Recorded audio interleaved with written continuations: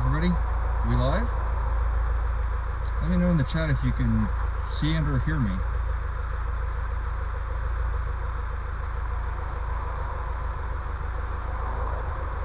Let me know where you're watching from, where you're not watching from. Especially if you're watching from space.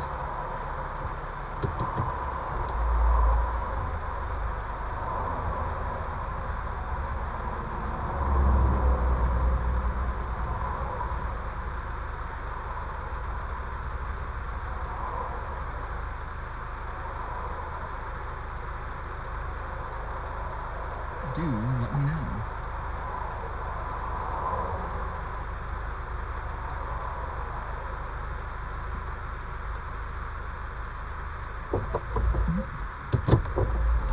Here's my turn.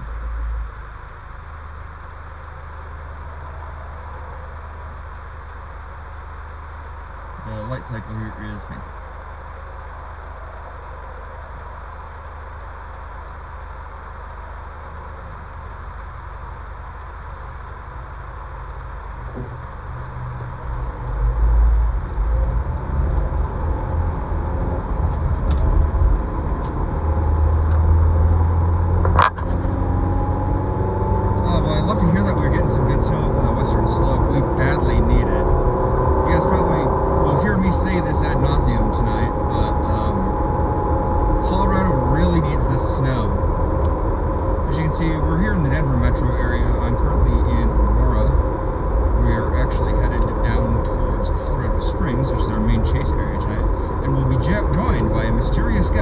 Definitely never seen on this channel before.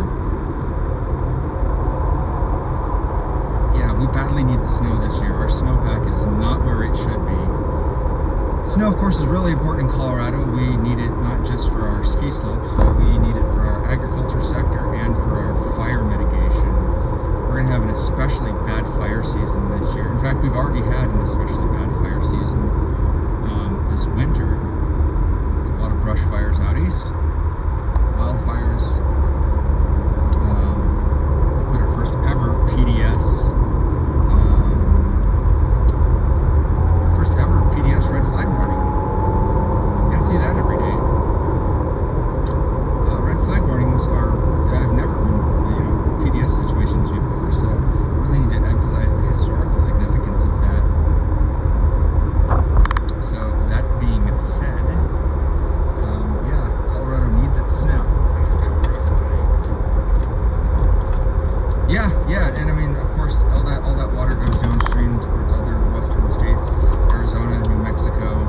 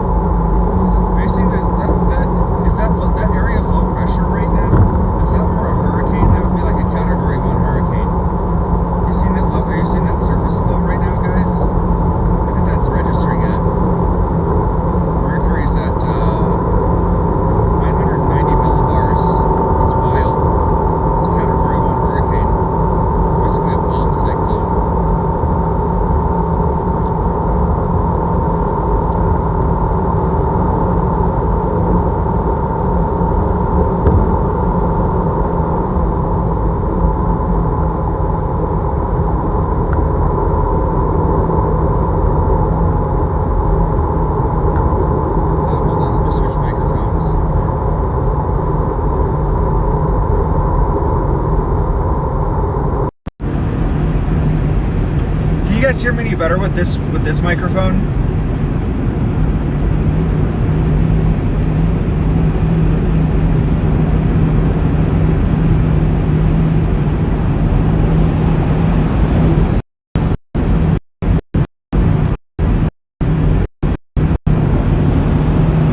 Nice. Okay, cool. Yeah, okay, sweet. Well, I'll switch to using this one.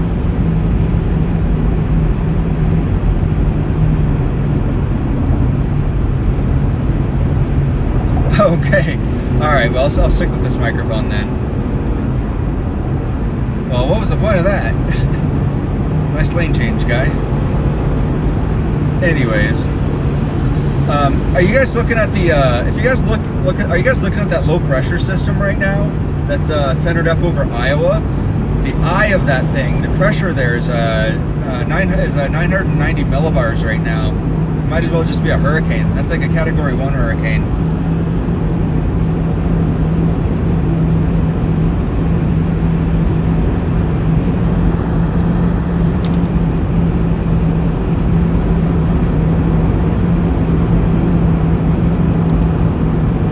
Well, that's fine. I wasn't saying anything useful before, Justin.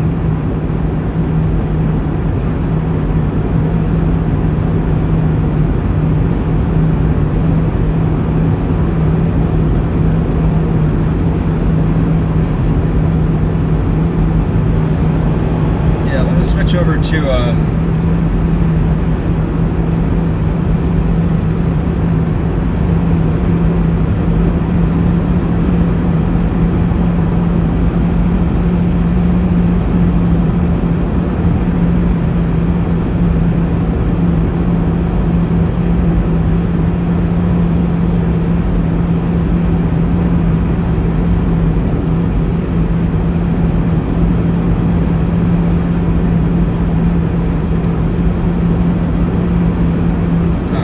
the latest HRRR.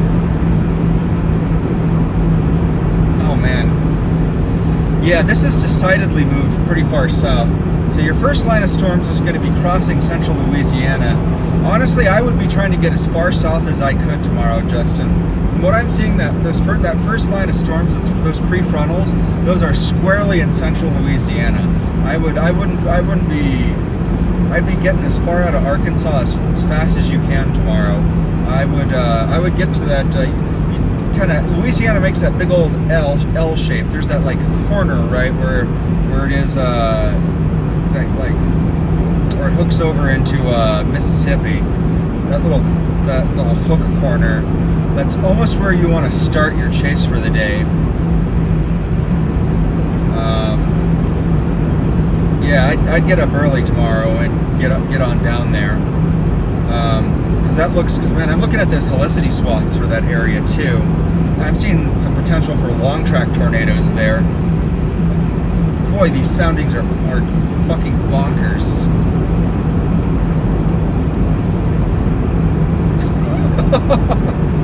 That's a tornado, all right. Man, that's got a crazy horseshoe shape on it. I just picked a random spot out ahead of one of these supercells, and it just gave me a PDS tour. So, yeah, I would go for, Justin, I would see to get out into central Louisiana as fast as you can tomorrow. I think those prefrontals are going to deliver. Yeah, I'd leave tonight and, get a motel car camp and then get up in the morning, because it's looking like these things are probably going to fire a little earlier in the day.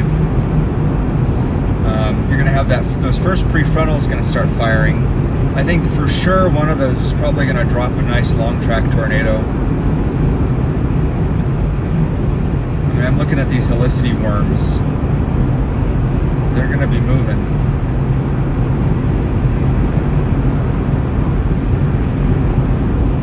I think the other thing you got to watch out for too is, I think this also has some potential to get ugly too. So I think you also got to be safe around this as well. I think the other thing you got to be mindful of too is it definitely looks like you should probably also be mindful of the fact that you're probably going to have to make a river crossing as well. So that's, I think, something you got to be thinking about too. But I think you're definitely looking at these storms, those prefrontals popping off in central Louisiana and then tracking into Mississippi. But yeah, you want to be right in the middle of Louisiana when these storms start to go. I would definitely position yourself to the east of these storms, so that way you have the ability to intercept them going north and south. There's definitely going to be a big old storm chaser conga line bunched up on these.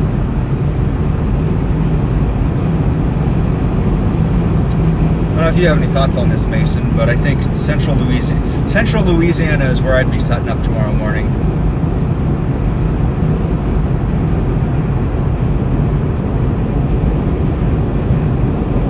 I mean, I'm also looking at these wind barbs too. It looks like we got pretty good. I mean, we got some of these I've seen some kind of big temperature inversions on, but it looks like you guys are going to have a pretty healthy wind shear in this environment too.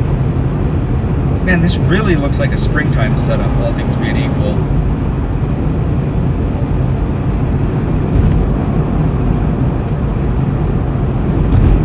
Yeah, I'd get down there as fast as you could. All right, we're starting to get into some snow, folks. As you guys can see, we're getting a few big fluffy flakes. Vicksburg. I think John McKinney's out there tonight.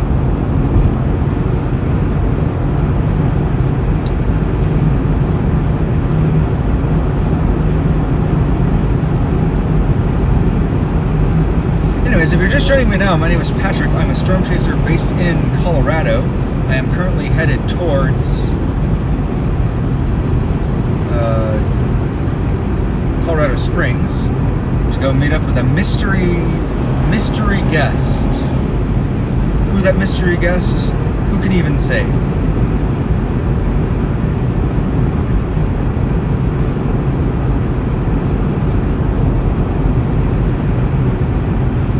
Who can even say who that mystery guest is? We just don't know.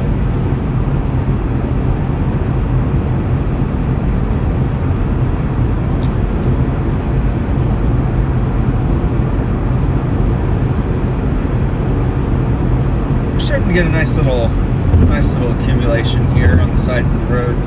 Yeah, we're not even into the heavy snow yet. This is just a nice little dusting, nice little light dusting.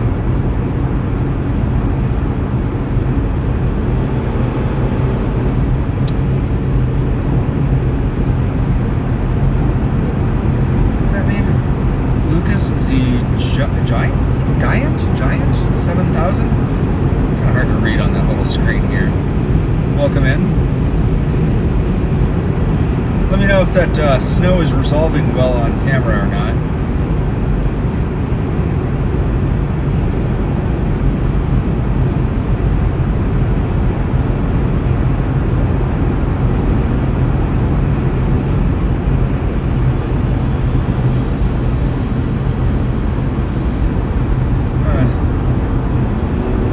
Well, yeah, it's because when you're up in Canada, you guys have two seasons. You have snow and construction.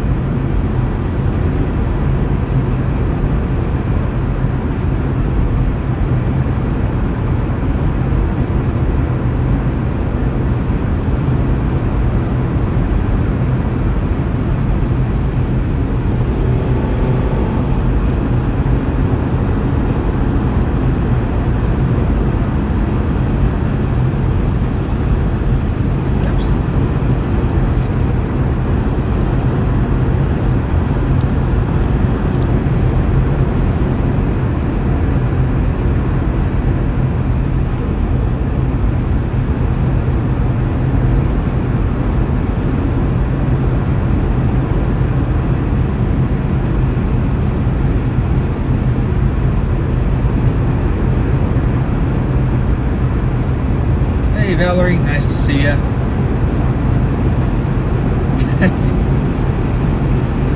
Well, we're headed down to Colorado Springs to check out, that's where the real snow action is going to have. We're going to be picking up a mystery guest who is definitely not somebody who's on this channel all the time. Definitely a real mystery.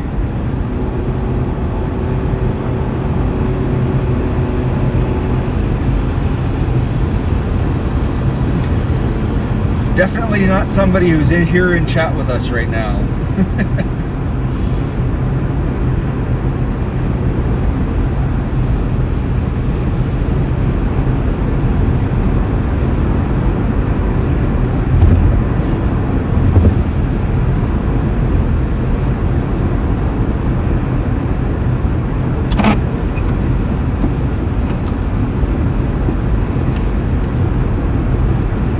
Yeah, Justin, the only fluid I was actually really leaking back there was the wiper fluid. You saw that patch job I did on my reservoir back there.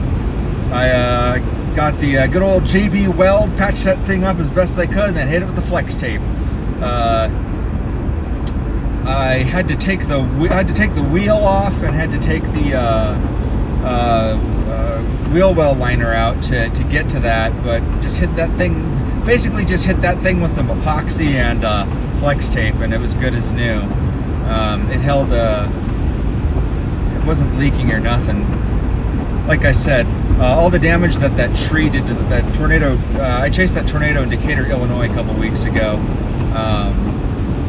Garage, all the damage that this car accumulated from that chase was like $3,000, and I was not going to pay all that for all that, so I just did all those repairs myself and patched it all up for about $50.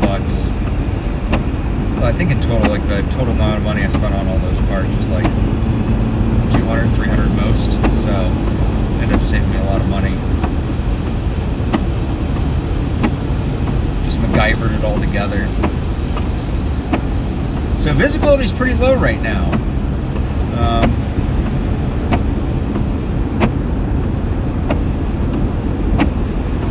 Now, a common complaint that you get from people who do not live in Colorado is, why don't they put salt on the roads here? And I'll tell you why. There's a reason that this vehicle is still running there's a reason I'm driving a 20-year-old vehicle right now. There's a reason the bottom hasn't rusted off this thing.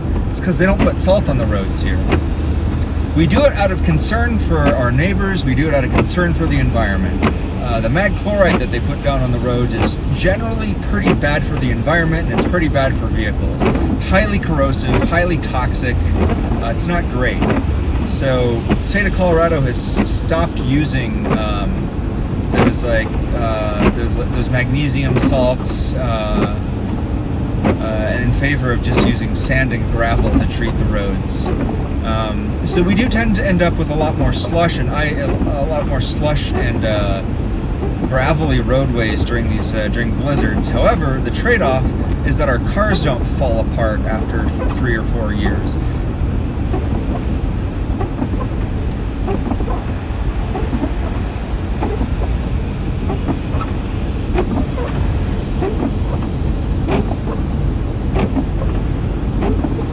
Yeah, we don't salt the roadways here in Colorado. I know that was like a controversial decision that the state made a few years back, but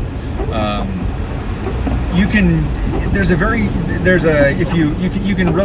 really tell the difference. Like if you look at like cars in Iowa versus cars in Colorado, the bottoms are rusted out of all the cars in Iowa and stuff. Cars here just don't rust, and that's because they don't put all that crap on the roadway.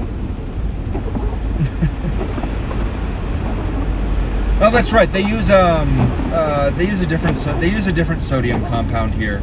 They don't, but they specifically aren't using mag chloride here.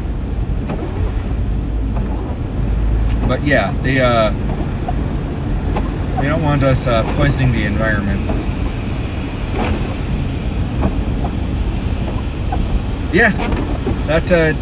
Yeah, cars last forever out here. It also helps that we have a semi-arid environment as well. Most of Colorado is a desert,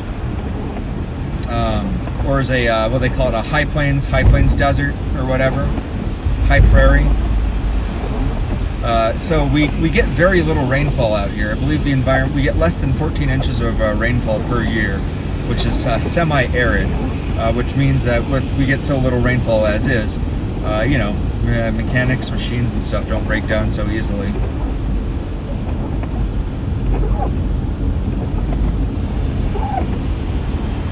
Yeah, Yeah, as much as I was complaining about all the work I had to do on this vehicle earlier this week, I mean, I can buy a secondhand used Subaru like this and it runs great.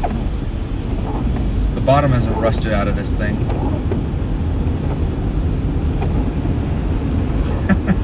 Well, say hello to the doggo for me, Justin. Good boy. Good doggy. Alright, we're going to take things slow coming in here. So as you can see, yeah, we got a little bit of buildup on the roadways. Yeah, we have not gotten a lot of snow here in Colorado this year. We have had very little snow. It is we're gonna have an incredibly bad. We've been having an incredibly bad year for snow. In fact, we've had historically little snow this year. You guys have probably heard me harp on and on about that in previous streams, but we have had so little snow. It's to the point that it's dangerous, in fact. We had our first ever PDS red flag warning. My back windshield wiper is making fart sounds. I think I need to replace that windshield wiper blade.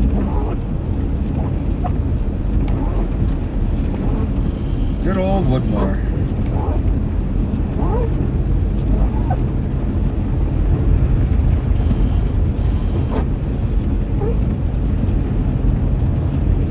Mason, where was that cowboy ass motel that we stayed at on the way down to that oil center storm chase we did last year? What town was that? That was a southern Colorado town. It was Wood something. It wasn't Woodmore. Yeah, first ever PDS red flag warning. The fire risk was so high that they had that the power companies here blacked out a bunch of areas. Where are we right now?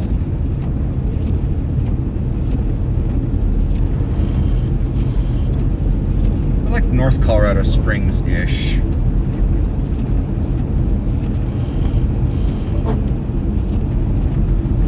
Hey!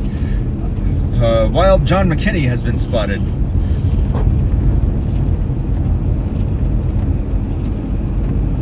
Monument Hill. I'm sure there's a story behind that name. We're getting some much needed snow. Also, for anybody in chat here, please make sure to go check out John McKinney's channel. I know he's going to be chasing in Arkansas tomorrow. On that note, also make sure to go check out Justin R. Winddancer Media's channel. He's a local Arkansas storm chaser. He's also going to be in Arkansas, Louisiana tomorrow.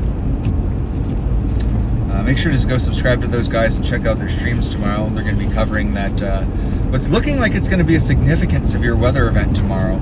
I actually had originally planned to be out there tomorrow. Hey, Mr. Twister, nice to see ya. Boy, the whole gang's here tonight, huh?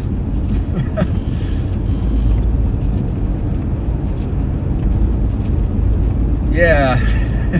Oh, that's right, Mr. Twister. Were you affected by those by the blackouts that we had for the PDS red flag warning? So, spoiler warning, we are in fact en route to go pick up Mason. Mason will be joining the stream here in a couple minutes.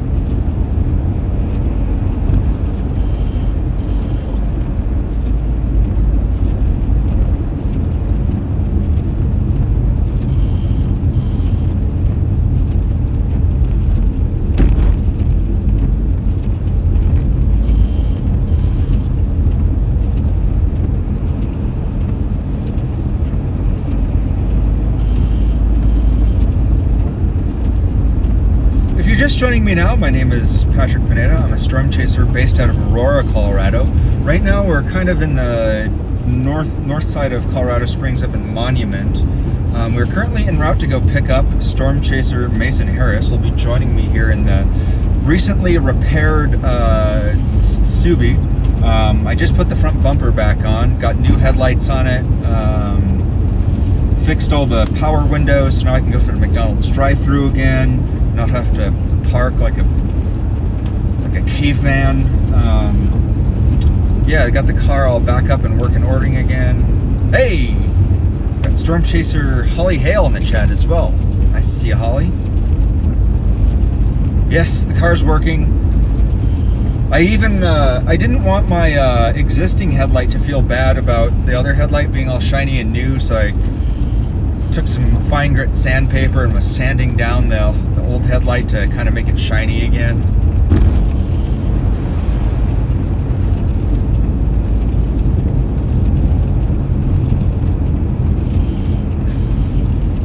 We are expecting, looks like about a foot of snow here in Colorado Springs, so that is what we're going to be doing. We are going to be picking up again. We're going to be picking up Storm Chaser Mason Harris here in a couple minutes. He'll be joining us on tonight's chase. I finally have a vehicle large enough to fit him in it. I think Justin is I think Mason's a full head taller than me. He wouldn't have fit in my last two vehicles.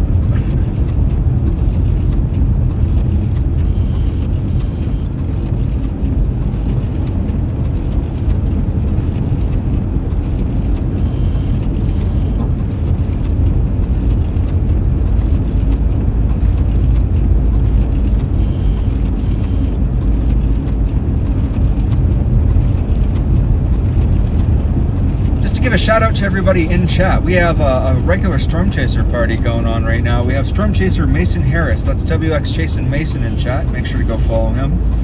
We have Storm Chaser Holly Hale. Make sure to go follow. She's an Illinois-based Storm Chaser. We recently did a collab chasing the Decatur, Illinois tornado. I believe that got a rating of, is that EF2? I think, if I remember right. Make sure to go check out her channel. We have Storm Chaser, the great John McKinney, good friend, good personal friend, who's absolutely phenomenal. Has done a lot to help me out personally, help this channel out. Absolute honor to have him here. Make sure to go check out John McKinney's channel.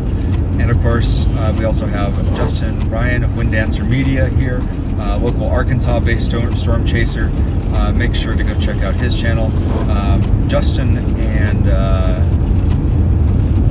and John are going to be in the South tomorrow, probably Louisiana, Arkansas, Mississippi area, on what is anticipated to be likely a significant severe weather event. All hazards possible, tornadoes, damaging winds, hail, probably central Louisiana, Mississippi tomorrow. Make sure to check out their channels. They are probably going to be going live to cover that tomorrow. My name's Patrick Pineda. I'm based out of Aurora, Colorado. I'm here in, I don't know, Hawaii? Can't really tell where I am right now. Make sure to subscribe to the channel. Hit the subscribe button.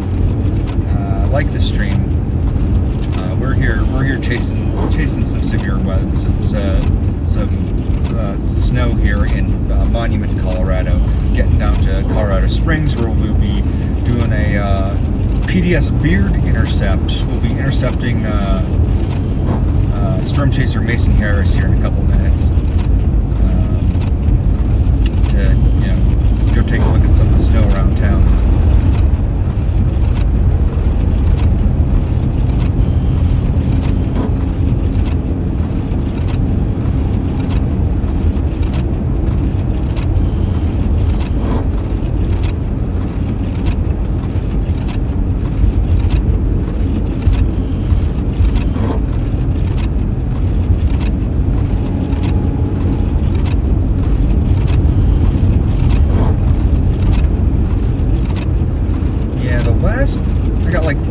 Big final maintenance task to do on this car, and that's the catalytic converter.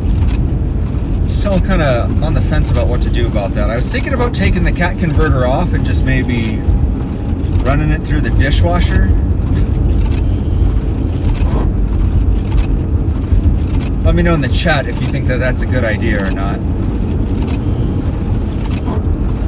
Maybe soaking it in a tub for a couple hours, maybe overnight. I'm not really sure how bricked the catalytic converter is, or how chalked it is or not. If it's, I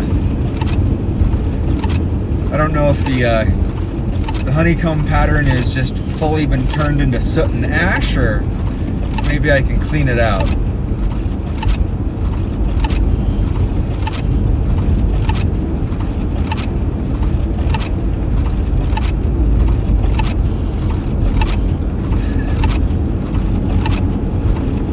640.90 and some rice. I feel like I'm missing the context.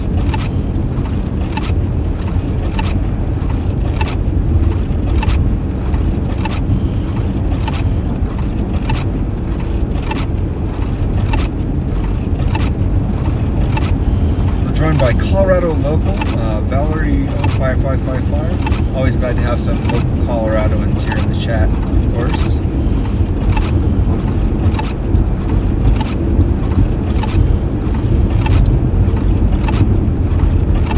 Oh, nice. Oh, we're talking computer parts. I need to get a new graphics card, guys. Actually, I need to get a whole entire new computer. My build is over 5 years old. My graphics card is like 10 years old at this point. I'm still rocking an RX an RX 580 from, that's like a 10-year-old graphics card at this point.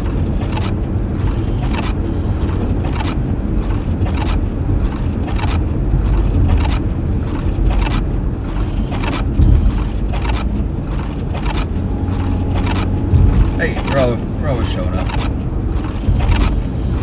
I know I need to build a new computer here soon. I know, but it's also like prohibitively expensive. So, and like I've been playing a lot of indie games lately, so it's like I don't really have any need for it. But I do kind of want to play Battlefield 6, so kind of on the fence about it.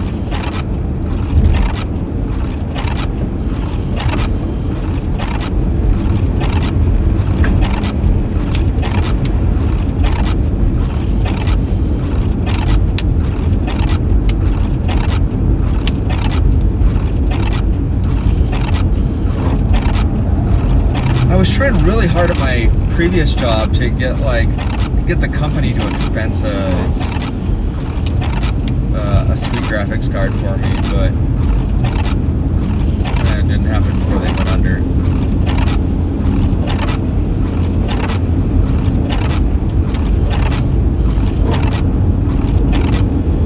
Yeah, see, the main reason I need to do something about my catalytic converter is it keeps throwing this code P420, which means that like the engine's all mucked up, and it keeps intermittently throwing a check engine light up for me. And the other thing is like my gas mileage in this vehicle could definitely stand to be a lot better than it is. If you're just joining me now, my name is Patrick Pineda. I am a storm chaser based out of Aurora, Colorado. We're here covering some winter weather here in Colorado Springs. We're also en route to go pick up storm chaser Mason Harris, who will be joining us for tonight.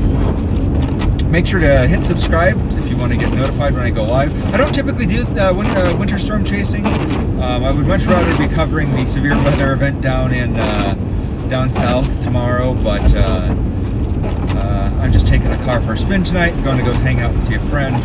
So it's definitely time well spent, to say the very least. If you subscribe to the channel, you can definitely anticipate seeing some more storm chasing out west. I primarily cover severe weather in Colorado, Kansas, Wyoming, Montana, New Mexico, and Oklahoma. So if you want to see storm chasing out west, this is the right place for it. And a lot of Nebraska. Saw a lot of Nebraska tornadoes this year. If you want to help support this channel, you can become a channel member. Channel members get access to a Google Drive folder where I put all my high-res photography that I do on these storm chases. Channel members also get access to hand-drawn pixel art emojis that I drew myself, as well as cool hand-drawn pixel art status badges that show that you're cooler than everybody else. I don't remember how much I set the price for the channel membership. It's like $3 a month or something. So $3 a month, you can show that you're cooler than everybody else in the chat by becoming a cool criminal. We also have a Discord server. I think I have a link somewhere in the doobly-doo. So consider joining the Discord, where I mostly just rant about cars. Sometimes also watch horror movies and stuff, or talk about Star Trek, whatever. So consider joining the Discord if you want to hang out.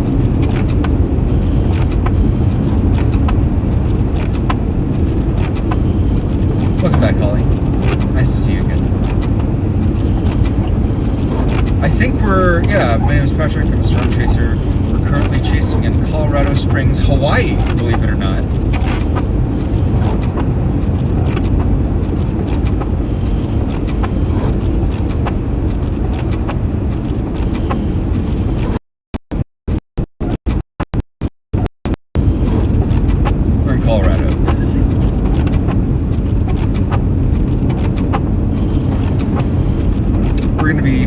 Storm Chaser Mason Harris here. Just a little bit. Again, I don't typically do winter storm chasing. We're mostly taking the vehicle for a test drive. The Subaru's been in pieces in my garage all week, so mostly getting it out here. I'm noticing that my tires don't have as much grip as I would like them to have. I have to do the quarter test. I think I need to put new tires on this thing. Actually, I definitely need to put new tires on this thing.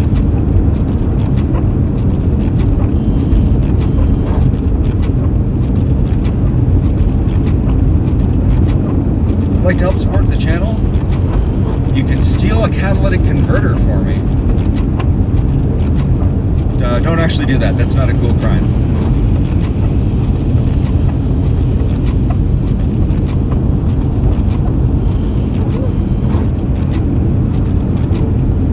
We're now getting into Air Force Academy right about now. As you can see, the road conditions are things are pretty slippery out here right now. There's a reason I am driving very slow right now. It's because the roads are pretty slick. As I discussed earlier, they do not salt the roads in Colorado, and that's primarily as an environmental concern. It's a controversial decision that they made here, but as you will notice, vehicles in Colorado are not covered in rust, and that's because they don't salt the roadways here. They do put sand down to help give a little bit better traction on the roads, but they don't salt them. That's again, I think a positive choice because our cars don't fall apart as a result of that. Also, it's better for the environment and all that, so I'm broadly in favor of this. It does mean that road conditions are a little bit worse, but the other thing is that they found that the roads don't fall apart. Like they're not having to fix the roads as much as a result.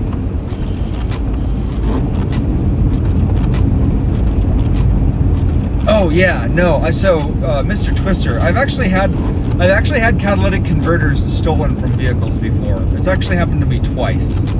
Once when I was living in Minneapolis, the catalytic converter got stolen from my 1995 Honda Accord. They just cut that right out using a handsaw. They just cut it out from under my vehicle. And then had one stolen out of my Subaru. So just parked on the street. So if you're not careful, just leaving your car even in your own parking lot. So catalytic converters. So the reason your vehicle has a catalytic converter is the gases exiting your exhaust they're poisonous. They're bad for people, bad for the environment. So putting a catalytic converter on your exhaust, they have rare earth metals that react with those gases that make them not poisonous and help reduce emissions. So generally better for the environment, better for people, so you're not breathing in, poison when you're standing near a vehicle. So catalytic converters, good for your lungs, good for the environment. The rare earth metals that they put inside of catalytic converters are worth a lot of money. If you just go on eBay right now and search for catalytic converter, the catalytic converters sell for thousands of dollars. So the reason that people like to steal them is because you can melt them down and get their rare earth metals out of them.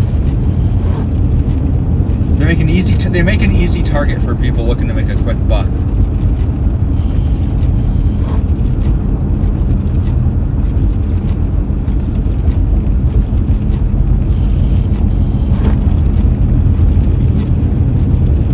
That's why people will go after them with a hacksaw, is because they're not actually interested in selling the part. It's not the part that's actually valuable. It's like I'm trying to think what's in them. They have like gold and silver and other rare earth metals. I don't know exactly what's in them. Yeah, Garden of the Gods is pretty. So, Southern Colorado is one of those places that has a lot of cool spots in it that, I say that as though Colorado Springs were part of Southern Colorado. I love going to Chaco Canyon, Alamosa. Love getting down to Great Sand Dunes. Right now I'm in Colorado Springs. I think I'm in Air Force right now. Is my current location displayed on screen? I can never tell if that's actually updating or not. Sometimes it works, sometimes it doesn't.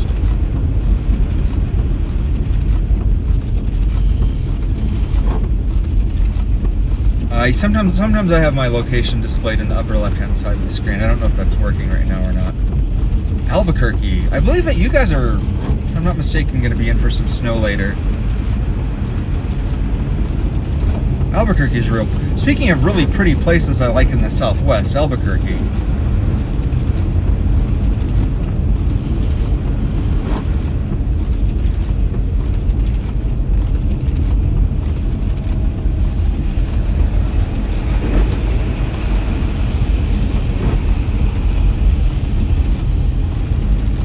Broseph over here just plowing on forward with his blinkers on. All right.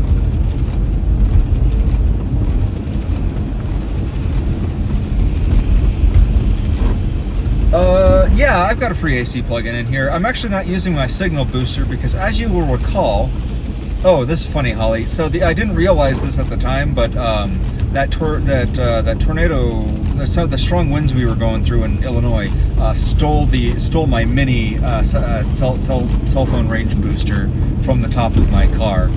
Didn't even notice it was missing until later. So now the only thing I have is my big signal booster.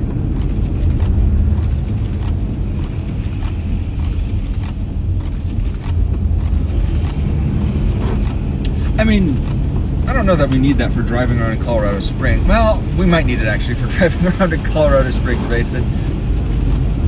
Yeah, I've got the big signal booster. I'll show you what you guys what my kit looks like when we get over to Mason's place. We're gonna go. We're about. Let's say how far are we? About 20 minutes out from doing a PDS Beard intercept. Yeah, about 20 minutes out from intercepting Storm Chaser Mason Harris. If any of my mods are in chat right now, if I can request one of you guys to post a link to John McKinney's channel and to Justin Ryan's channel, make sure to link those guys, because tomorrow they're going to be covering what is anticipated to be likely a significant severe weather outbreak tomorrow.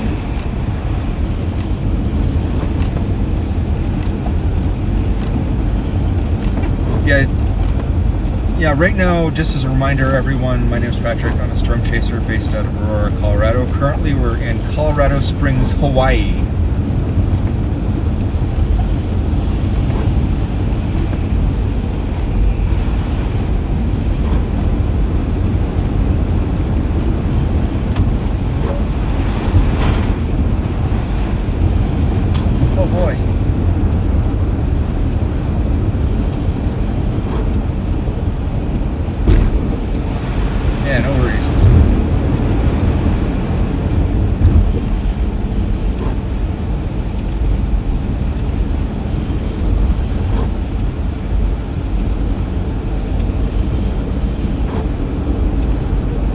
Oh dang, we got the Mustang right here. I don't know if you guys can see that.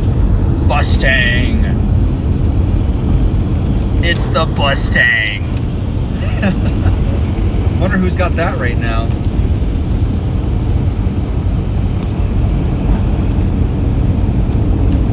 Anyways, we support public transportation in this vehicle.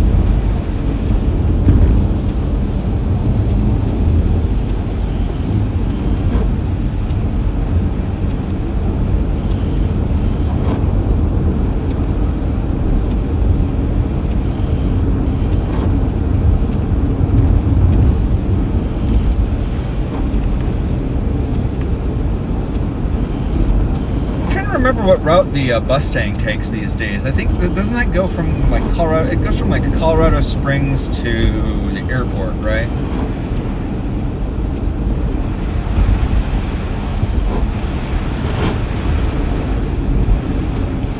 Oh, Carol Ann, I don't know if you noticed this, but we're in like a historic drought right now. All you have to do is look at a patch of dry grass weird and it'll set on fire right now. as much as you don't want that snow, we very badly need it. We're going to have an awful fire season if you don't get some snow down there. New Mexico's getting this drought just about as bad as we are up here. Oof. Things are going to be awful this summer if we don't get more snow. I mean, things are already pretty bad.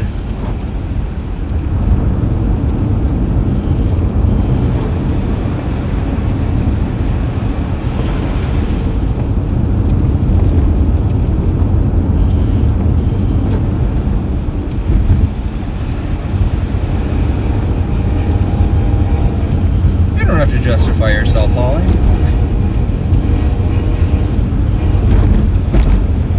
Somebody honking at me?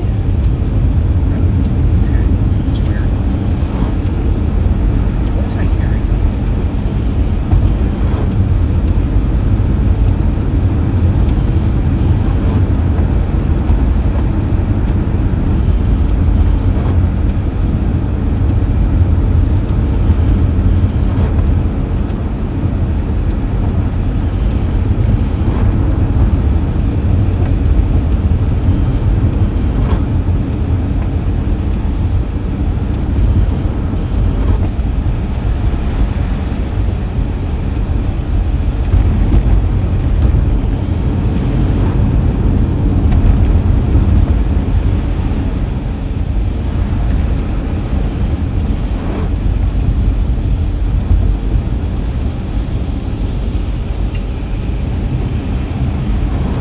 Yeah, I really need to emphasize how horrible of a year we've been having in terms of like our low snowfall. So getting snow in Colorado isn't just for the ski resorts. Our agricultural sector out in eastern Colorado depends very heavily on us getting good snowpack in the winter, because it determines, you know, what crops we can grow, where we allocate water for, and all that water goes downstream. That water goes to New Mexico, it goes to Arizona, it goes to Mexico. It's the Rocky Mountains are, you know, the huge source of water for everywhere out here. So it's really important that we get that snowpack replenished every year. And this year, it has not been replenished yet. Second of all, it's also hugely important as a fire mitigation measure.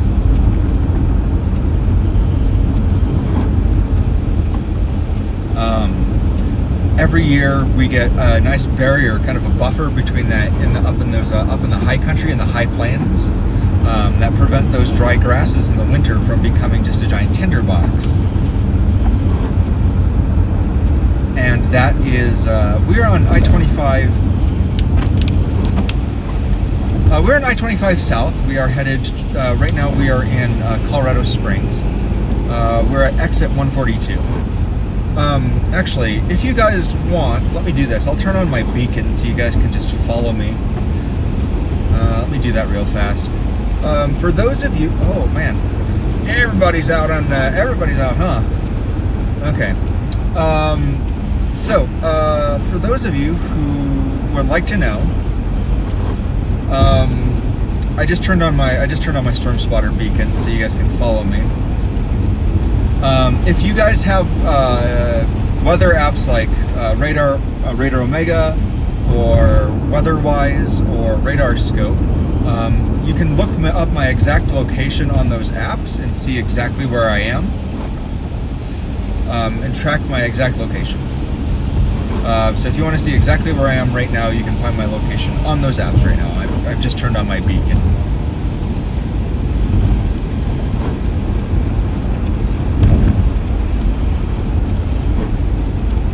Well, Valerie, we're going to be taking kind of a tour of Colorado Springs here in just a minute. We're going to be going to pick up a friend. Party all night. Rolling through town. Where are we going? Yeah, we're going to be going through Colorado Springs here in a minute. There we go. So as you guys can see, we're starting to get those nice big fluffy flakes now. It's really coming down now.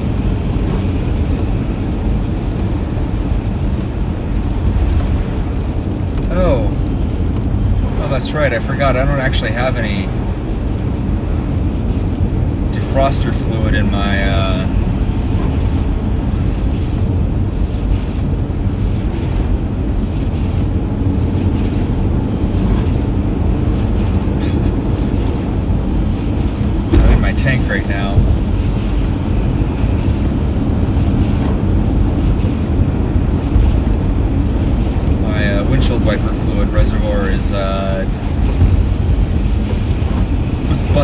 pieces by that tree.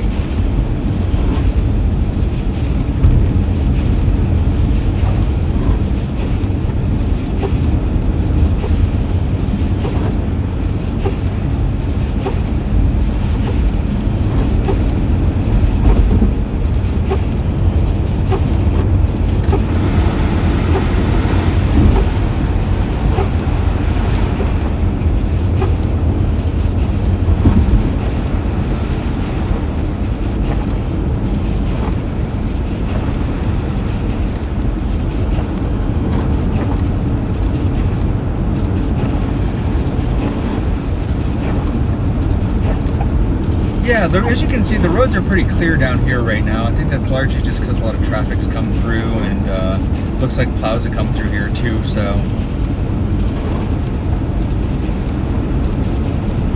Oh, I think my exit's coming up here if I'm not mistaken. Gotta do. Get off here, East Lyman. This is my exit.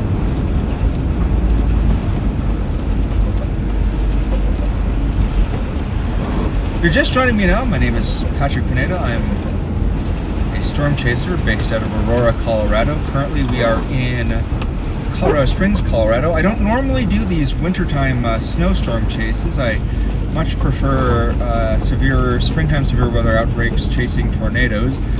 My typical chase region is eastern Colorado, western Nebraska, Wyoming, Montana, New Mexico, and Oklahoma.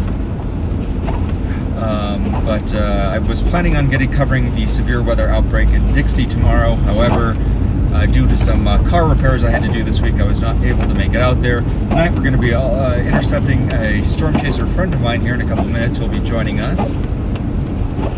So we're covering, tonight's drive is mostly about taking the car out on the road to test the repairs I did to it to see how well it's handling. It seems to be handling great, although it is becoming more clear to me that I think I need to put some new tires on this bad boy.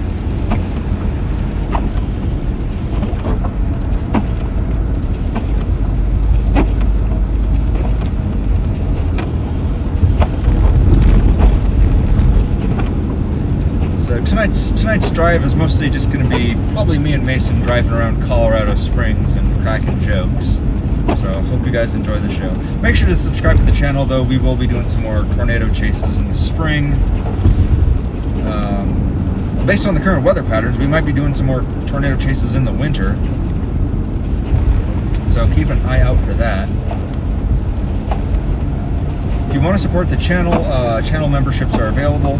Channel members get access to exclusive content like I release Google Maps files doing breakdowns of chases. I release high-resolution photography from my chases to channel members. You also get cool hand-drawn pixel art emojis that I drew by myself. And some pixel art badges that show up next to your name in chat that show that you're cooler than everybody else.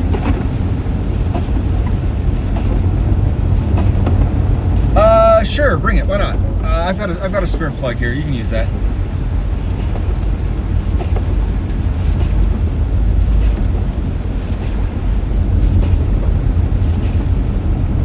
I don't know how good the reception is going to be with all this snow, but yes, I saw that tornado this morning.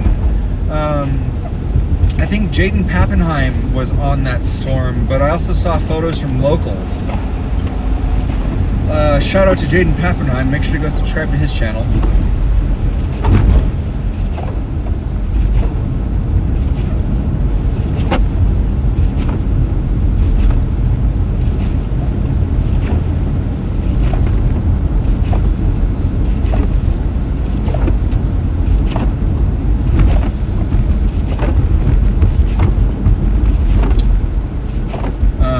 We have a bunch of really talented storm chasers in chat right now. Among them we have Storm Chaser Mason Harris, Storm Chaser John McKinney, Storm Chaser Holly Hale, Storm Chaser Justin Ryan. I'm sure there's others. Am I missing anybody?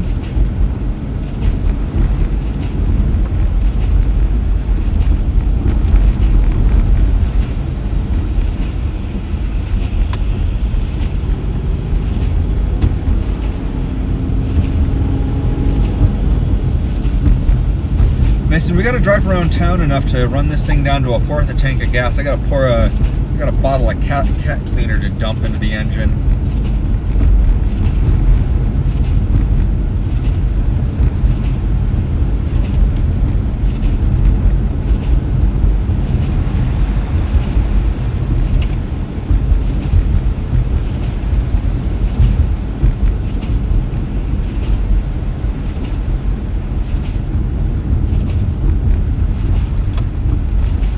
Anyways, back on the topic of the catalytic converter, jury's still out about whether or not I can actually take this thing out and put it in the dishwasher.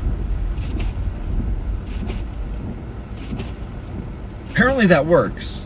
Apparently you can actually take the catalytic converter out of these things and just pop it in the dishwasher. Apparently that does can sometimes fix these things.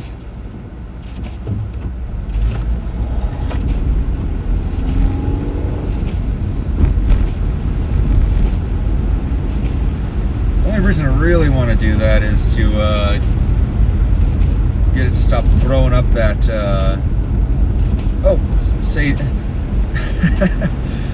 tell Tammy I say hi, and tell her I'm not a coward, tell her just my car broke down.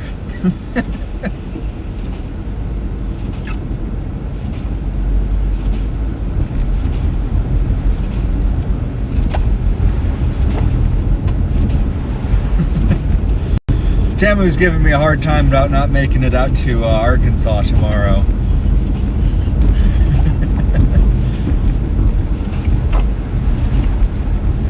I really wanted to make it out there. I was planning on getting out there tomorrow. I just didn't. Like I said, my car got beat up by a tornado, and I was just decided to do all the repairs myself, and just didn't get enough. The parts didn't arrive here fast enough.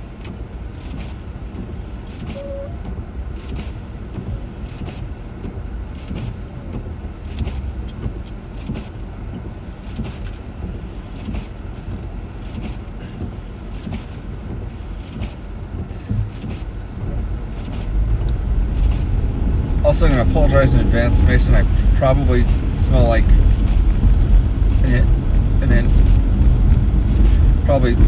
a car engine. It's because I've been underneath my car all day.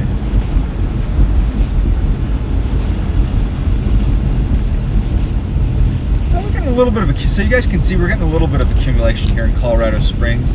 Now, forecast called for nearly a foot overnight. I don't know if what we're getting right now is what I would call, this doesn't look like that.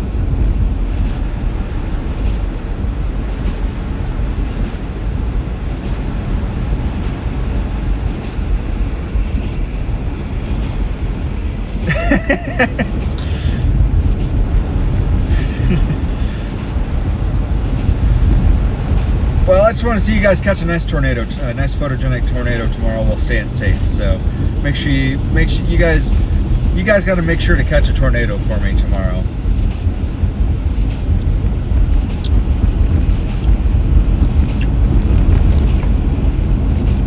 Always am.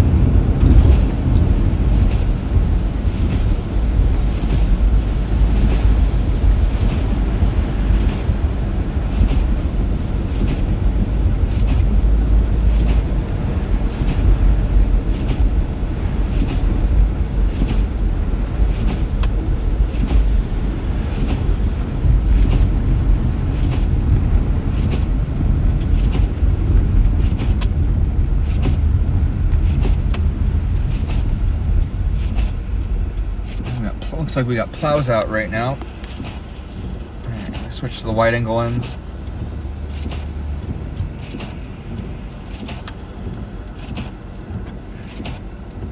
You can see more of the streets here. Adjust the camera angle. Yep.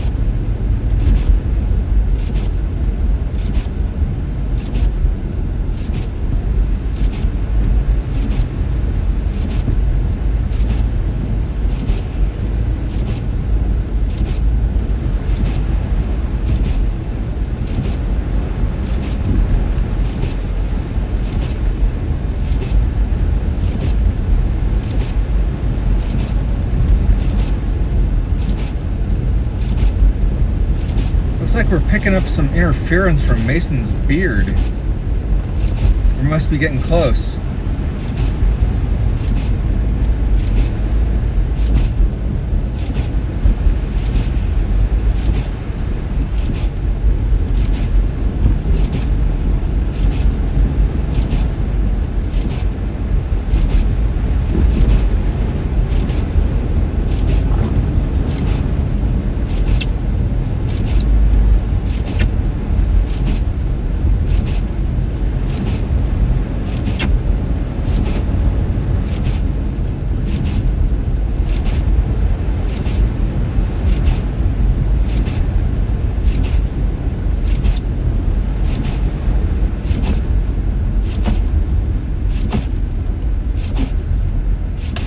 I always get a bad signal up here in Colorado Springs.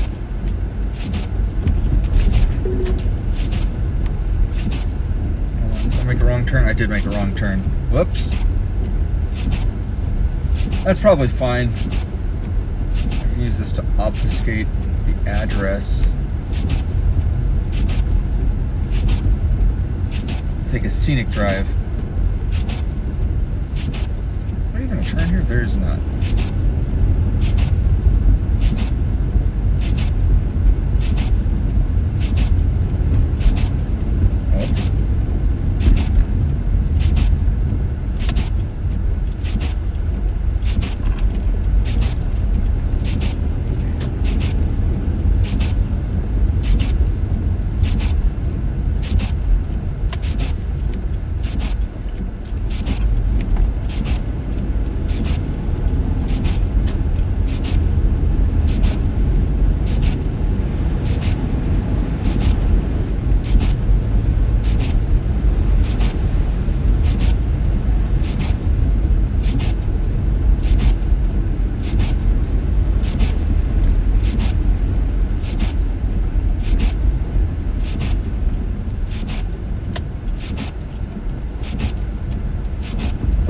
Alright, if you're just joining us now, my name's Patrick. I'm a storm chaser. I'm based out of, I don't know, somewhere.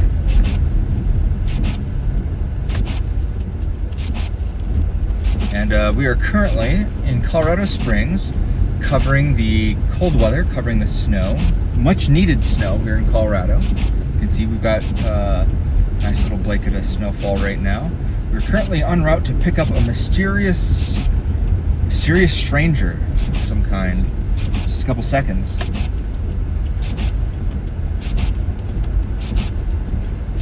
And for privacy reasons, we're gonna switch the camera.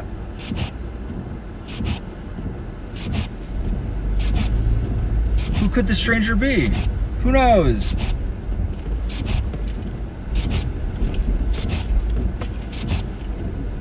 Who could this stranger be?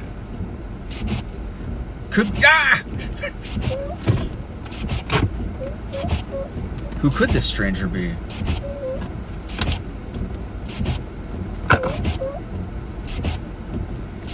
Well, we'll be getting in the car any minute now.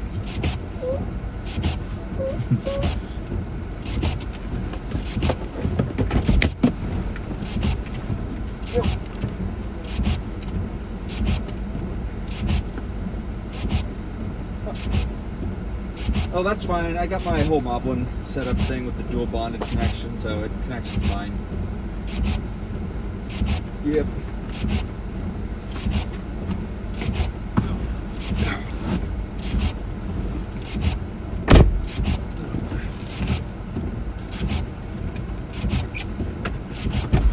I've already got some shoveling to do. Oh no, a mysterious stranger. Who could it be? Oh no. It's definitely not that guy that was just in chat. Welcome, Mason Harris. Storm Chaser Mason Harris. The short beard version. Oh, he is short bearded today.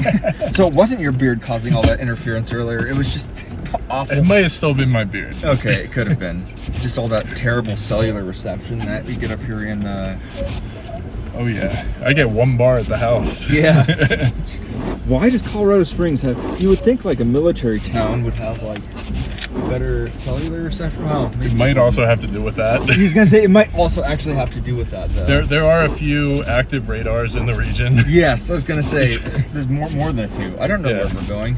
Anyways, welcome Storm Chaser Mason Harris. What's up, guys? Great to be here. Anyways, that's Storm Chaser Mason Harris. I don't know where we're going. So what I actually need, my secondary goal for the night actually, is in order to use that bottle of catalytic cleaner converter, I need to get my gas tank down to 1/4. So tonight I actually have to deliberately waste gas.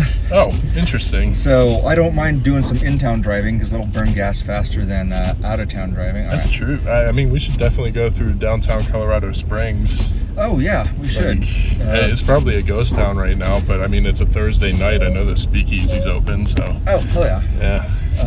If you either want to put in directions or just give me directions, we can Just, how do we do this? Yeah, I don't know. I don't know what's in downtown Colorado Springs, but here, I'll just X out of that, and then I haven't actually had any reason to go to downtown Colorado Springs. downtown Colorado Springs. Start. The There we route go. may be affected by winter storm warning. Route takes major roads. Detours not recommended. Take I'm him just- to just take him to Cowboys. Just realizing that you installed that. What?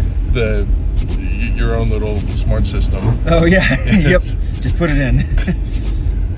I'm so envious of you tech guys. You guys have such big brains for this stuff. Oh, dude, I just follow a YouTube tutorial, man. That's all. Damn. I need to get on that wagon then. Yeah, it's. I had no idea what I was doing. I was just like, all right, do this, do that. I just put a lot of faith that whoever I was following on YouTube actually knew what they're doing. I think the thing I'm most proud of is that I got the stupid window working. It hasn't worked. It's definitely a relief. You're gonna love that for the spring for sure. Oh well, especially- I mean, it's actually illegal to not have this working. You can Really? Well, I mean, you've seen all the videos where if people are having trouble with this, you know, they open the door. Cops just assume that you're not complying and just, you know, shoot you. So, it's a good idea to have this working. Yep. So, anyways, it turns out this one was, a very easy fix. Snow really started to accumulate quickly on this roadway. Yeah, well, I think it's because the temperature, right? Because once that road, the blacktop absorbs a lot of that heat during the day, so it just naturally kind of melts it off. So once that temperature gets down below freezing, then it starts to really start accumulating. Yep. What kind of tires do you have, by the way? Old ones that need to be Old ones replaced. that- I've got all weather, but I did do the tread test, and they're a little thin, so I do need to replace. They're balding, so I do need to replace them. I highly recommend getting Falcon Wild Peaks. Really? Yeah. I just got a pair for my car. It's the smoothest it's ever run, and I mean, I haven't had any issues in rain, snow, any of that. So the reason I was able to, And they're all-terrain tires. so the tires I had, the first set of tires I had on the Chevy before I replaced them were those, what do you call them? Those directional tires. Mm-hmm. Those were fantastic tires. Yeah. I really liked those. Like you could feel the difference with those, especially. It's a shame that you couldn't transfer those over. I mean, like you saw how weird looking the tire. I don't know what it is with those Chevy Malibus because they're kind of supposed that car's kind of supposed to be like a little sporty, you know. Mm-hmm. So like those tires wouldn't go over onto anything else. Brian Moore says, "Man, I love love the snow. Yeah, it is pretty. We're gonna go through downtown Colorado Springs and just take a look. It's gonna be real pretty down there, so it'll be a nice little scenic drive. I'd say it's a real relief that we're getting this snow, because we're at a record low snowfall at this point in our winter out here in Colorado, and there, prior to this, there was no snowpack anywhere east of the Front Range. So, it was really starting to worry me. Like, I'm still going to be worried after this event, because it's. I mean, it's still bad. It's so bad. We're still under our necessary snowfall totals for sure. I mean, we're probably looking at 5 to 8 inches of snow from this event, and that's definitely not going to be enough. We are in a significant drought as is, and with no snowpack, it's especially if we have a dry spring like last year. Wildfires are going to be a big concern in late summer and throughout the fall. Yeah, definitely. If you're just joining us now, you're hearing the voice of Storm Chaser Mason Harris, who's in the vehicle with us. That's WX Chaser Mason on YouTube. Currently, we are in Colorado Springs, Colorado, tracking this incoming winter storm. We got some nice big fluffy flakes. Yeah, we're getting a good moderate snow band right now. Yeah. There are heavier ones further south. They are making their way farther north, so we should encounter those anytime now. Actually, check that. In fact, radar scope.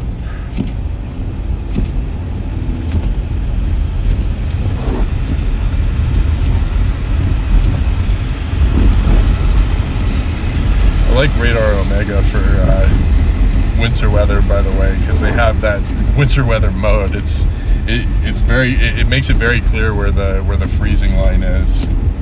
Oh, I do have Omega installed on this tablet now. Oh, nice. It's crazy that you can have your directions and the radar open. That's awesome. Yeah, I got an Android tablet specifically for that reason.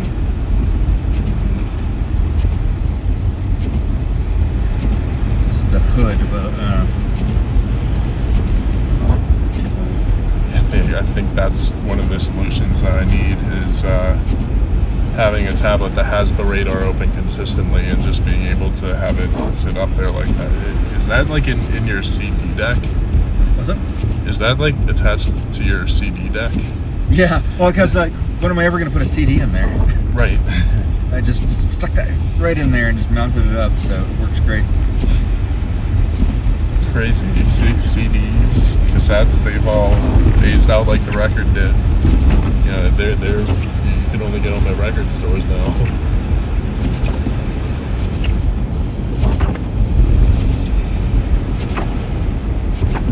Yeah, back in the day, Colorado Springs used to have this reputation for being like a trashy town, but like it's never been the case. Southside is. Southside where I live, that's I won't lie, it's not a good part of town. I mean, a week after I moved there, somebody tried to break into my car. Oh, damn. It's really bugging me that I couldn't find that Starlink case with the extra cable. I have no idea what I did with it. It'll turn up. Yeah. Well, there's a whole ton of boxes that I didn't open when I moved. So I'm assuming it's either in there or I lost it, which is fine because there's only a power cable in it. But I was also hoping to upgrade the Starlink to the performance panel in a couple of years. The point I was making earlier about why we don't use salt on the roads here in Colorado is, I mean, what is this? And we'll get around this guy here soon, but like, you can always spot people driving the old trucks or old SUVs from the 80s, and like they're not rusted out beneath them. Yeah. And actually, you probably noticed that with the with that Honda John's old Honda that I had parked in the driveway. Mm.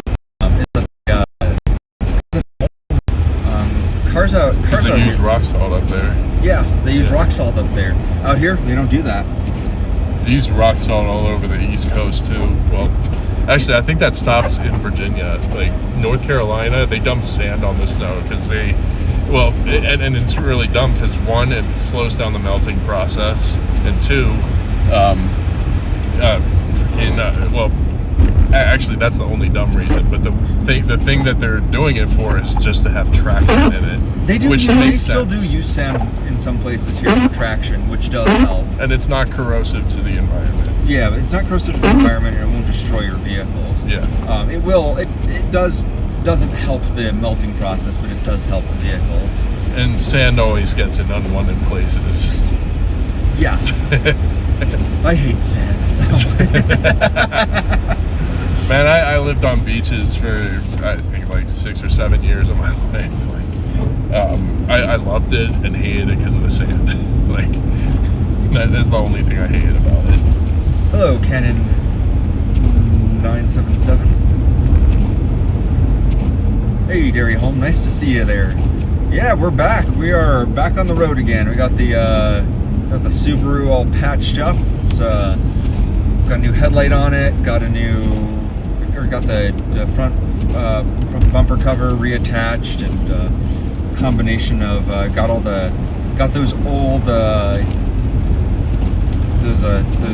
Subaru OEM. I don't even know call those weird push pin things that hold all the plastic bits on. Were all dried out and crackly, and they all broke when I popped them out. So I had to put new ones in. Then I got some zip ties and put it on. So it's all on nice now. The car's all.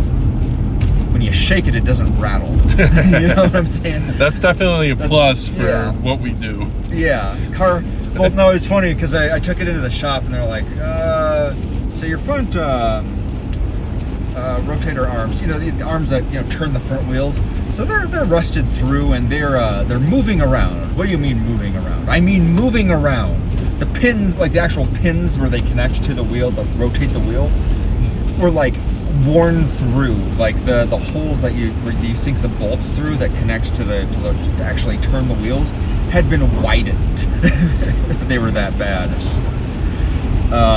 It was like, oh, well, that's not good. So yeah, I put some money. So I did pay a lot of money to have that fixed.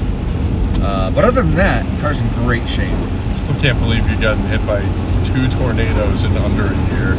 I didn't get hit by a tornado this time. That was a tree. The tree came out of nowhere. This car ate that, as Holly points out, that this tree ate that branch like a professional. That would be correct. To be very fair, a very, very kind local gentleman came out with who we parked next to, came out with a chainsaw and just cut that shit right out from under us. I was trying to figure out what the jack point for the vehicle was, and and as I was doing that, he just got under there and cut that thing right out. So fearless, absolutely fearless. Very much owe that man for getting me out of there. This feels so bad. John didn't check his text, and he drove all the way out there to get me. So I owe him for that. Oh, there it is. That's rock salt. Yep. I guess maybe the. Oh well, that's probably just warm water. It's probably just boiling it off.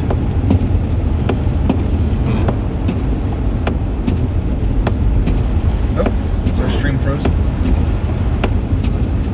Sure is.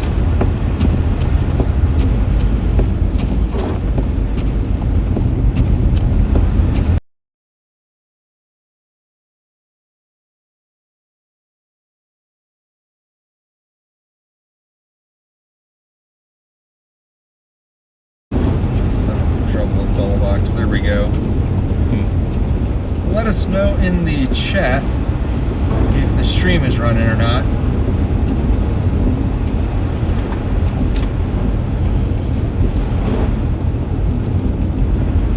I'll check on my phone. Yeah. Well, 142. Is that 142? Did I miss the turn? No. Next one. That's 141.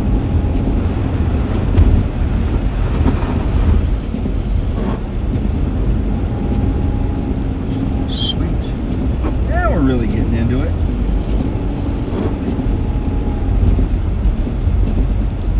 Nice. That looks good to me. Nice.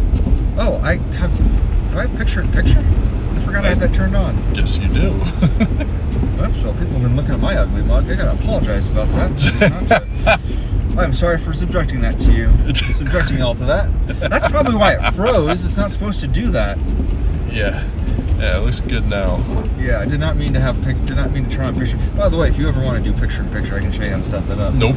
Don't want to do it. How many people we got watching right now? We got 123. Really? Yeah. 23 people want to see it snow in Colorado? I mean... Get a life! I'm incredibly grateful for y'all being here. Thank you so much for watching. Yeah, this is too. Thanks y'all so much for being here. We do more than just winter storm chasing. We definitely have a strong preference for tornadoes. We definitely do that. We would much rather be in Louisiana. Is this? Oh shit! This was the exit. Didn't even notice. Swear jar. Felt that fishtail. I definitely felt that, but that I think that was more your quick jerk to get on the exit. Yep. Put my heart up in my throat for a second. It's like, oh boy, just fix this car. Right. Don't need to fix it again. You go right. Yeah. Sweet. Yeah, Anyways, thank you so much all for being here. My name's Patrick. I'm a storm chaser. I'm currently joined by storm chaser Mason Harris. Make sure to just subscribe to his channel. That one. Nope, that's fine. That was on purpose. Faking. just checking to see if you're awake. Man, I'm locked in. We're here in Colorado Springs, just taking a nice jaunt through downtown. We're just trying to run the car out of gas so we can fix the catalytic converter. We normally do storm chasing here in eastern Colorado, western Nebraska, Wyoming, Montana, New Mexico, and Oklahoma. We were doing some shenanigans here in Colorado tonight, just covering the winter weather. It's crazy. These roads have not been treated. In the Rockies is absolutely right. We are about to FAFO tonight. Not wrong.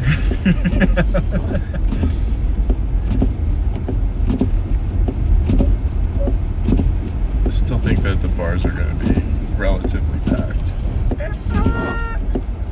Back it up. What are you doing? It's fine.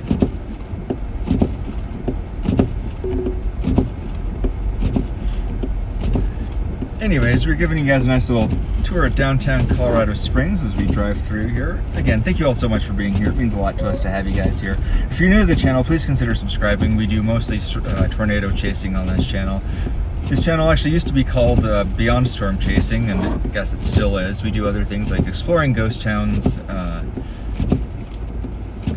doing stuff beyond the weather. Yeah.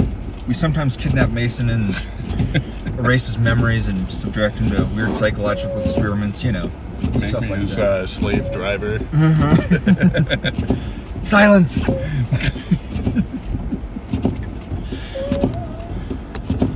We have fun here. Yeah. Cool crimes only. Cool crimes only. We do cool crimes on this channel. Allegedly. Applying googly eyes to things that don't normally have googly eyes is only sometimes a crime. It's only vandalism if you get caught. It's true. Don't get caught, guys.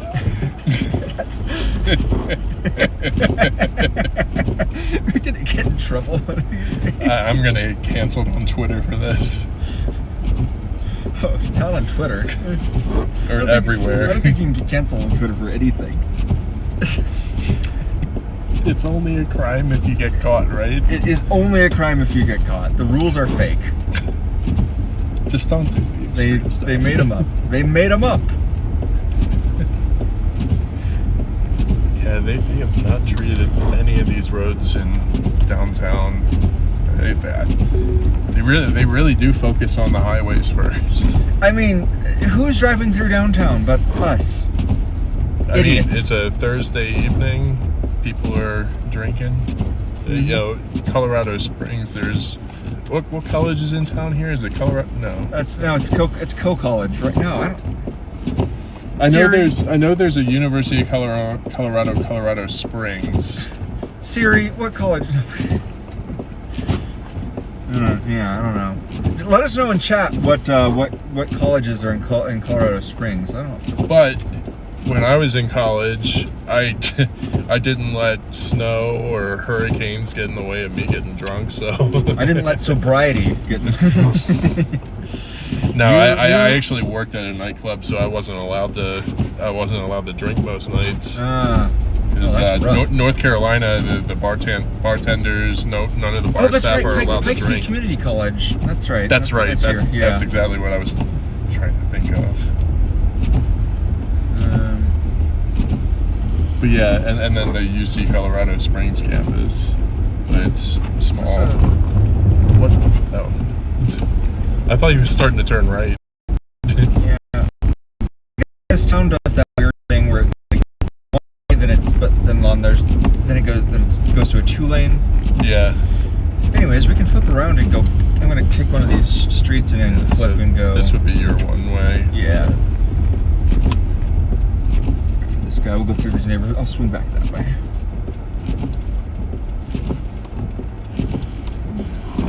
Anyways, if you're just joining us now, that's weird of you. You should have been here earlier. My name is Patrick. I'm a storm chaser. I'm joined here by my good friend Mason Harris, also a storm chaser. We are currently in Colorado Springs. We are just driving through, just showing the town, showing what the current level of snow is. A little bit of accumulation on the streets, sidewalks and stuff. These areas haven't been plowed yet. Colorado does prioritize the highways. We're just kind of showing you the pretty downtown areas. We're kind of trying to run the car out of gas so I can put your additive in there. Yeah, treat the catalytic converter.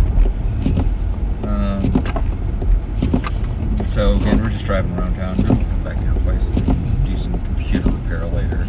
So I don't know. We'll probably be live for another hour before we wrap up the stream, if that. Still can't believe that happened. Yeah, I mean, it's still there. It happens. I mean, we'll deal with it. If you're new to this channel, this is beyond storm chasing. We do more than just storm chasing on this channel. I explore ghost towns, sometimes do some gaming. It's a variety channel. I do whatever. I still kind of yet to find a rhythm or a niche for this channel. It seems like the storm chasing of the dries draws the biggest audience, and I'm incredibly grateful that all of you are here. So I'm glad to have you guys here on the channel. It means a lot that y'all tune in for this stuff. As long as I'm having fun, you guys are having fun. This channel is supported by a bunch of incredible other storm chasers who are all very frequently moderators on this channel. John McKinney, who's been very supportive of me and this channel. Make sure to go check him out. He's a longtime supporter, good personal friend. He's going to be down chasing tomorrow's anticipated severe weather event in the south. Storm chaser Justin Ryan, he's going to be his Arkansas-based storm chaser. Make sure to check out his channel. He's also going to be out there in Louisiana tomorrow. Make sure to check out storm chaser Holly Hale. She's a Illinois-based storm chaser. And of course, my friend Mason Harris, who's currently in the car with me. Make sure to check out his channel. We frequently collaborate.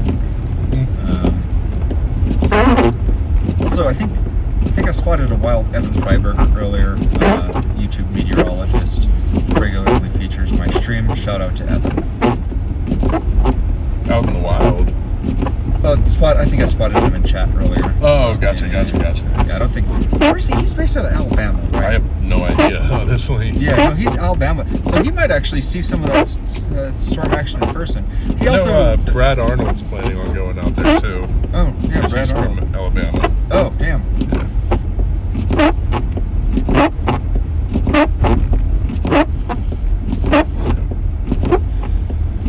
Well, Tintin, we actually want to be praying for the snow, not for it to go away. We are actually in an incredible, 40-year drought at this point, but we're actually in a historically bad year for not getting enough precipitation. We need the snow right now more than anything. We need to have a snowpack.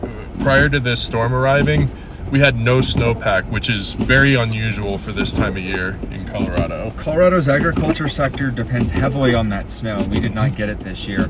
Our farmers, ranchers need it out east. Our drinking water supply. Our drinking water supply depends on it. And it's not just Colorado. New Mexico, Arizona, Mexico depend on this water. So, I mean, there's a lot of places downstream of us that need this snow. So, California, they've been struggling for decades, and now all of a sudden they're not in a drought anymore. Like, the entire state is green again. Like, they've had immense rainfall with all these atmospheric rivers this winter. That's a good thing for them, but for us, we've been having we've been having a terrible drought for years and years.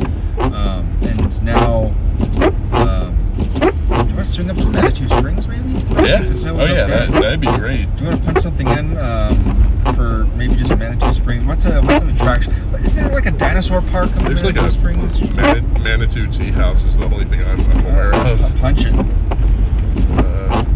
We're gonna route up to Manitou Springs, check on the snow up there.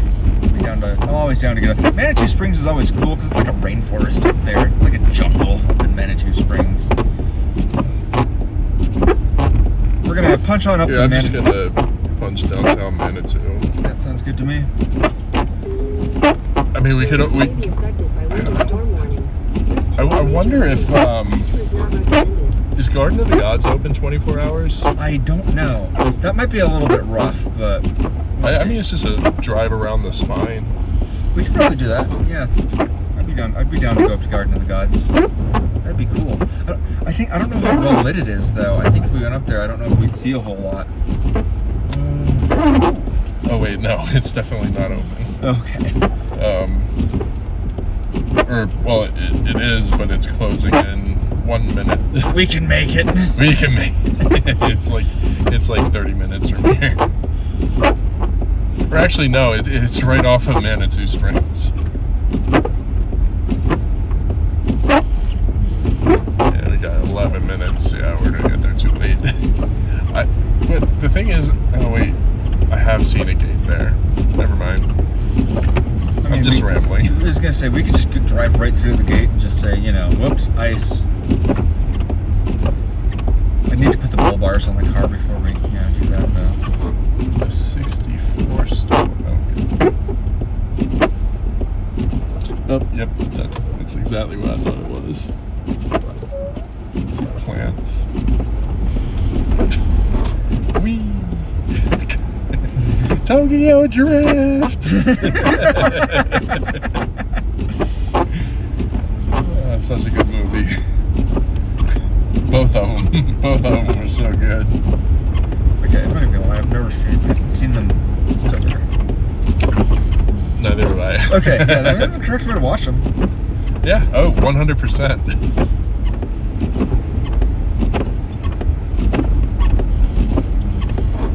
Make responsible choices, folks. Yeah. It's a late night stream. I don't think we're gonna have any young people watching.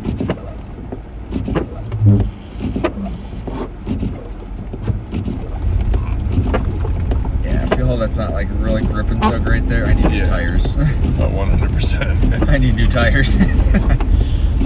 Yeah, Falcon Wall Peak all-terrain tires are incredible. Like they're great on normal roadways. They're great off-road. What is this turn? Are you seeing that? It's just a normal turn. It just curves. Okay, but this is okay. But look at this. That's angle, telling man. you to drive through that house, by the way. Or is that a house? No, that's like apartment buildings. That is an angle. Yeah. That is an angle. Oh man, that's a turn.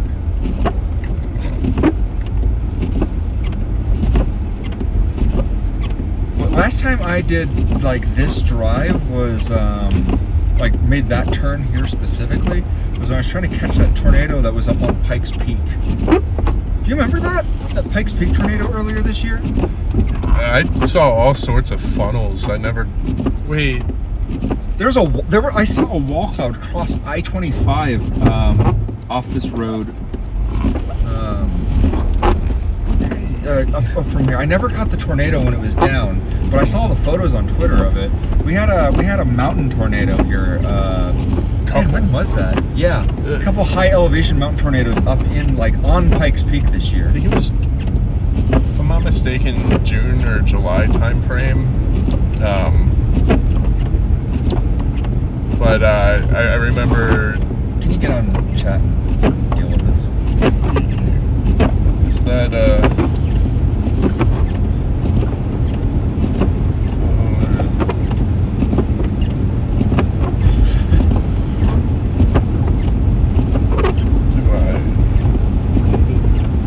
Yeah, you can just delete the comment. Maybe just time them out for a while. I'm not a waste of proselytize. that's the first time, so probably not.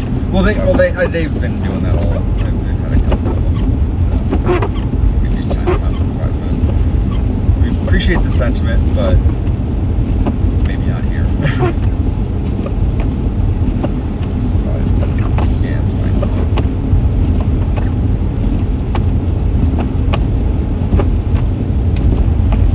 Thank you. Yep. Yeah, I don't. The only two things that I don't want in my chat are religion and politics. Yeah. I appreciate the sentiment, but you know, gotta keep the chat clean. Yeah. We get a little bit spicy in here from time to time. We can get a little bit. Spiciness is okay, like, you know, especially if it's engaging for the audience. We can have banter. Yeah. Hey, Tammy. Nice to see you.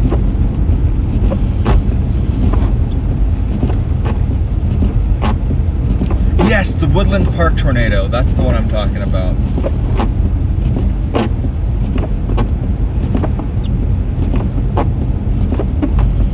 I didn't quite catch that one while it was down on the ground. I caught the wall cloud in the main circulation of that one. It was a very pretty supercell, but I didn't catch the tornado while it was down.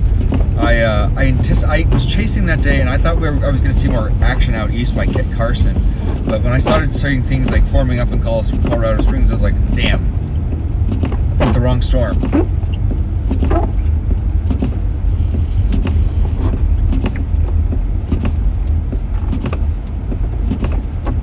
We have 178 people watching.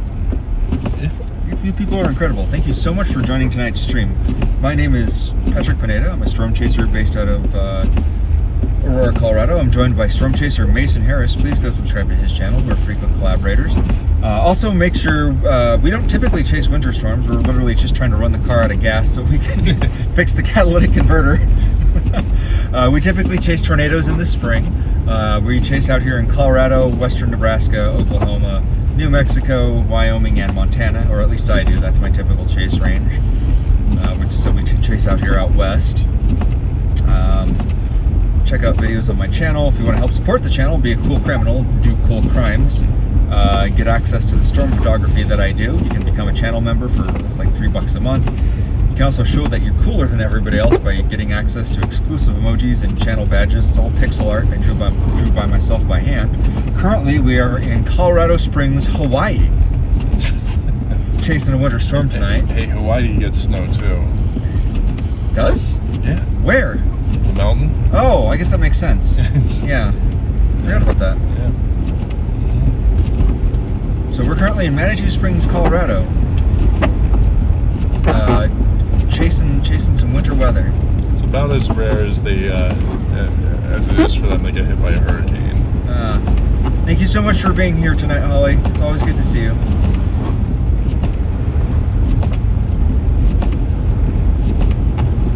It's just a vibe.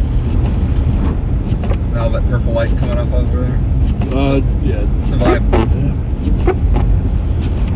Yeah. I'm just saying it's a vibe. It's a vibe. It is a vibe. So we're just driving through Manitou Springs, just trying to run the car out of gas. How much of a tank do you have now? A little short of half. But remember, the way that the little fuel bobber thing in there works is it's going to drop suddenly really quickly here. That's true. This is an older vehicle. Yeah, so we're gonna go to about a fourth of a tank here pretty soon. Especially since we're going uphill right now, we should have no trouble burning through this. And with how poor my fuel economy has been recently, see previously about the catalytic converter.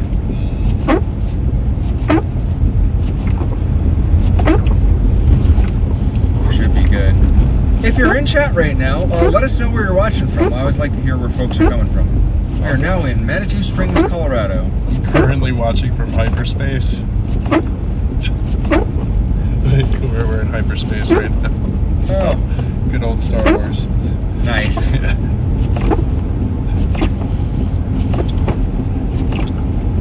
Yeah. Okay. Co-piloting the Millennium Falcon. It's a trap! It's a trap! Listen, this is a Star Trek con. That's true. I don't have my Starfleet bumper sticker up. I'm not a Trekkie, but That definitely describes me. I could probably binge watch it and change that. Dude, there is so much Star Trek out there. There's a lot. That show has got, what, 6 live-action TV shows now at this point? Oops, turn signals. I know how they work, probably. Oh boy, this is a sketchy turn-off.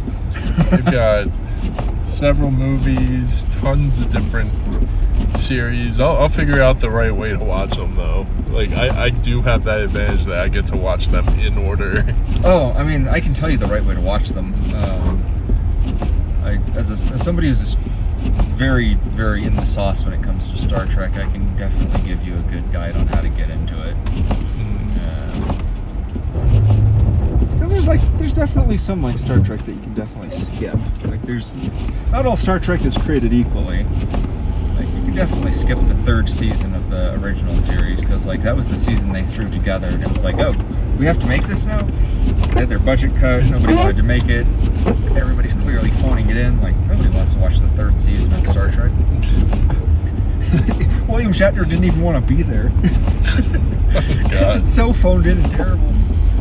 All right, let's see. Where's everybody else watching from? Let's see. We got Nebraska. We got. I have not seen a lot of William Shatner's work from when he was younger. Like all I've seen is from his like Middle Ages on. A pleasantly plump version. We're losing signal right now. I mean, it makes sense. We're basically in a cell phone dead zone. It's so weird. Hey, got some Romulan appreciators in chat. Oklahoma, Trinidad, Colorado. Nice. They're probably getting schwacked right now. Yeah, I was gonna say, if you're in Trinidad, you're probably getting dumped on. We got Trinidad.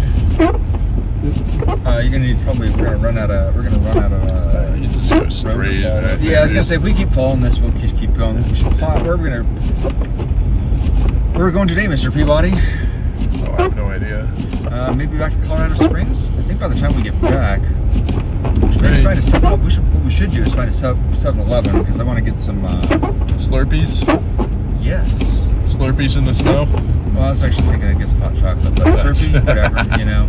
I'm a madman. I'm wearing shorts right now. So. That's true. I mean, that is pretty peak. I mean, look, we're in a Subaru. You're either wearing shorts or yeah. I mean, normally it doesn't bother me when it's like that dry powder that we typically get, but this is a wet snow. Like I made a snowball earlier out of it. Like it is pretty moist out there right now. Very damp.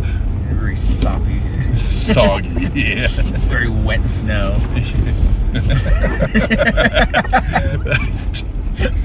Remember that New Mexico chase where we just went back and forth on that for like 10 minutes? We had fun. We had fun with it. That was hysterical.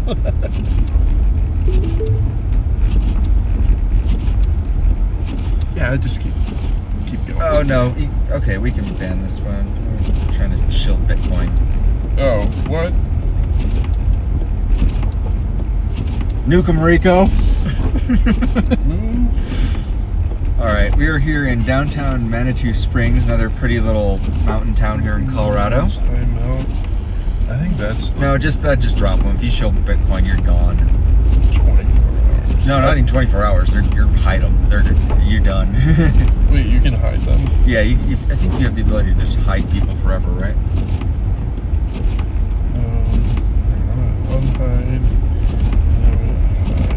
Yep. La Junta, Colorado. Oh, damn.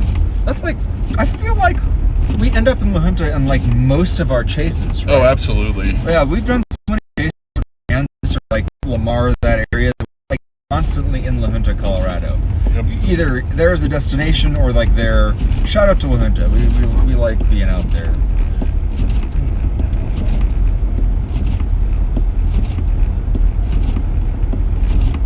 Why am I zooming in? Because Oklahoma had tornadoes this morning.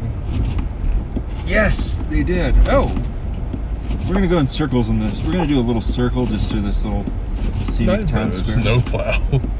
Yes, in front of the snowplow. Oh my god. Yes, in front of the snowplow. Okay.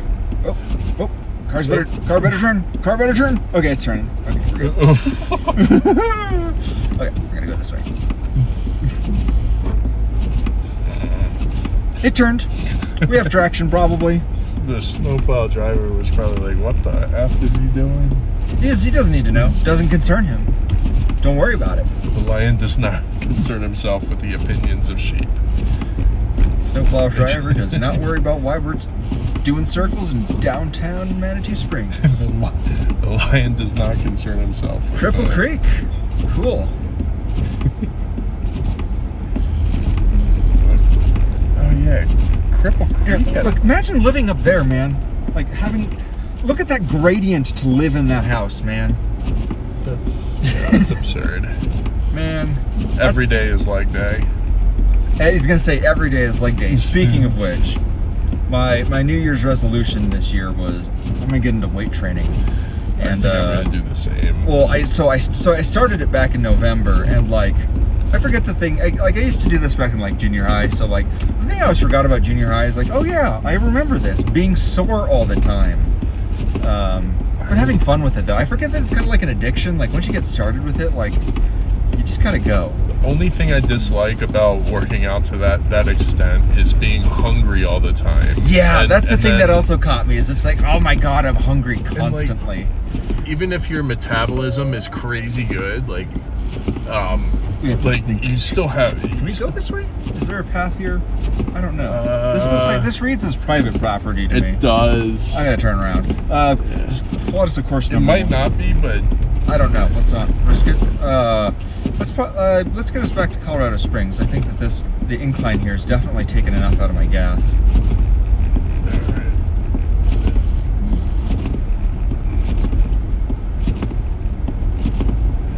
It's not the same anywhere as 1980. I think people are talking about, what Colorado looked like. You know, I'm 35 years old, so, like, I mean, even going back I came back here to Colorado after living away for, 5 years and stuff, but I mean, even just, like, looking at, like, the changes over the years that I've lived here, it's definitely noticeably different. You know, I've lived in Colorado my entire life. One funny story I have about this. Affected by winter storm warning. Good to takes major roads. oh, it's a winter storm warning. I thought it was a winter weather advisory. Yeah, it's a full-on winter storm warning now. Funny. So they might be expecting more than I was thinking. No, I think we're supposed to get like a foot and a half or something overnight. They've definitely stepped it up a little bit. Winter storm warning. It just says total snow of 4 to 7 inches. But I'm gonna tell I them. would not be surprised if, because the models leading up to this had a lot of it spread throughout Colorado, but like not these heavy bands over Colorado Springs. So there is a good chance that we could get double-digit snowfall. So we had I'm gonna tell an anecdote. My high school girlfriend, Uriah, when she was like a year older than me, so she was like the first out of my circle of friends to like get a car, right? The very first car that she gets, it's just like this. It's like this. Is this freezing over? It is. It is starting to freeze over. Wow. It helps. Well, so in trying to troubleshoot, like again, tree brand just absolutely wrecked my. Also, don't have my defroster on, so I'm just. Oh, gotcha. Yeah. That makes sense. Yeah. So she was the first among like my group of friends to get a car in high school, and so she did. Got this piece of shit Oldsmobile that she drove around. white Oldsmobile. It's like an 80s car, and you know, like they built them in the 80s, like boats, right? Super wide, crappy car. She was super excited about it. Does Swear Jar not exist on this channel anymore? I said, nobody's calling me out for it. Like, look, this is on Storm Chase. It's late at night. Nobody else is watching right now. There's 206 people watching, dude. Get a life, people. she gets this car, right? And she was always like, she was a speed demon, right? She's like, I'm so excited. So the first night she gets it, like, all right, well, you got to give me a ride home on this thing. Like, obviously, you got to see what this car can do. She drives me home, driving like 70 miles per hour, you know, and like in town, insane. She drives it home, crashes it, drives it. The first night she has it, she crashes it. So she lived in a subdivision, like, you know how subdivisions will have like those little, like, signs at the entrance to the subdivisions where it's like Cherry Hills, a place for cherries or whatever. You know what I'm saying? Like, you know, like subdivisions have like names. She drove it right through that, like seriously injured herself, totaled the car. It just so happened that that was also the first year that Google Street View existed. Google Street View drove by her house in the morning where the car was parked in her driveway and captured the car, and they drove by that sign the next day. So the only proof that she ever owned that car is captured permanently forever in Google Street View. In the morning, you can see her car parked in the driveway, and the next day when the car drove by, you can see the wreckage of like the destroyed sign in front of her, like the subdivision that she lived in, the brick wall she drove through, just destroyed it on the ground. The only proof she ever had that car for one day. Anyways, Oh my god. I'm reminded of that when the conversation in chat was Colorado wasn't what it used to be. I'm just thinking back, like when you look 20 years ago, almost 20 years ago, when Google Street View was a new thing. You look back on Google Street View, you can see how different my hometown of Fort Collins was. Remember when Remember that time that you drove your new car through a sign? I'm still good friends with her, by the way. Remember back when they were first starting to map those out and people were going out and doing the ridiculous stuff? Oh yeah. To be captured on this. Oh my gosh. The one that comes to mind is the dudes that had all like the spear fishing stuff on and chased after.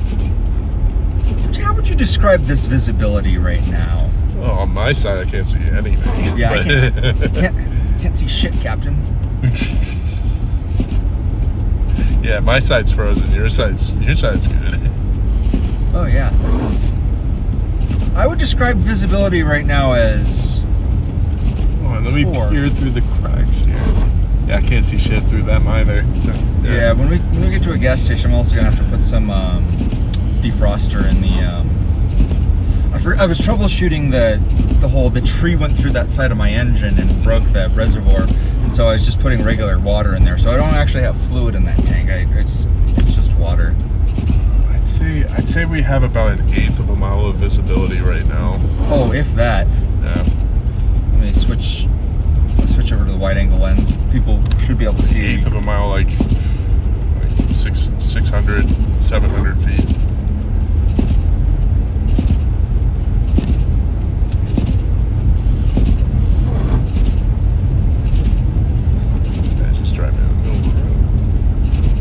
I don't know if I was thinking about passing him, but you know what? Nah, I think we're at a safe speed here. I wouldn't push it. I'm not good. I mean, we're going 30 on, it's supposed to be 70 here, but I'm good with it. I wouldn't push it with, 2 to 3 inches on the roads. there's about, yeah, we're starting to push about 2 or 3 inches of buildup on the road here now.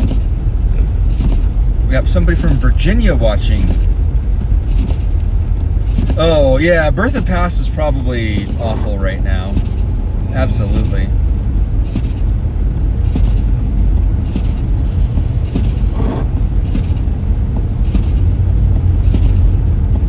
We had thunder snow to kick this off, by the way. Yes, we did. We did have a thunder snow today. We had a full-on snow supercell pushed through Fountain in southern Colorado Springs. Snow supercell.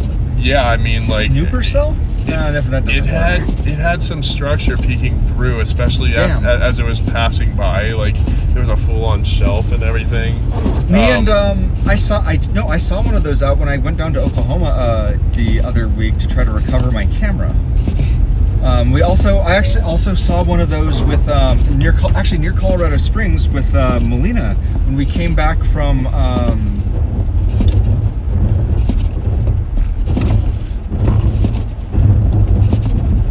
That's what we call tactile feedback on the brakes.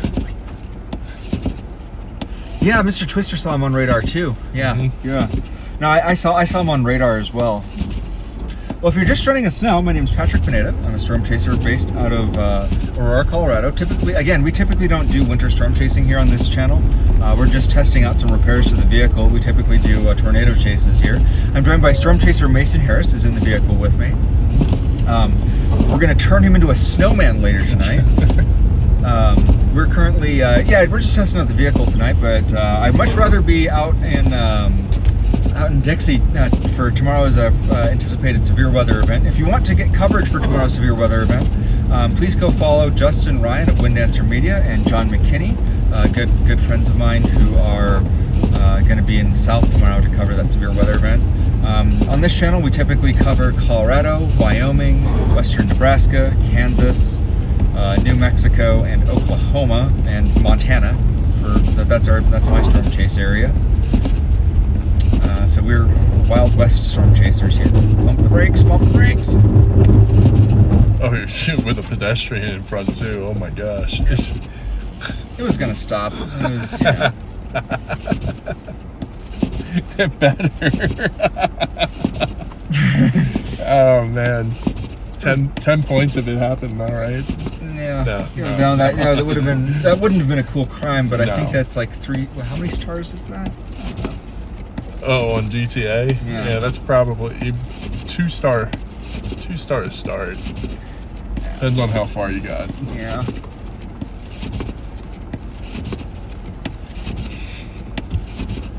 I'm joined here tonight by storm chaser Mason Harris. Let's switch camera real quick. I'm joined here with storm chaser Mason Harris. Oh hey. Oh hey.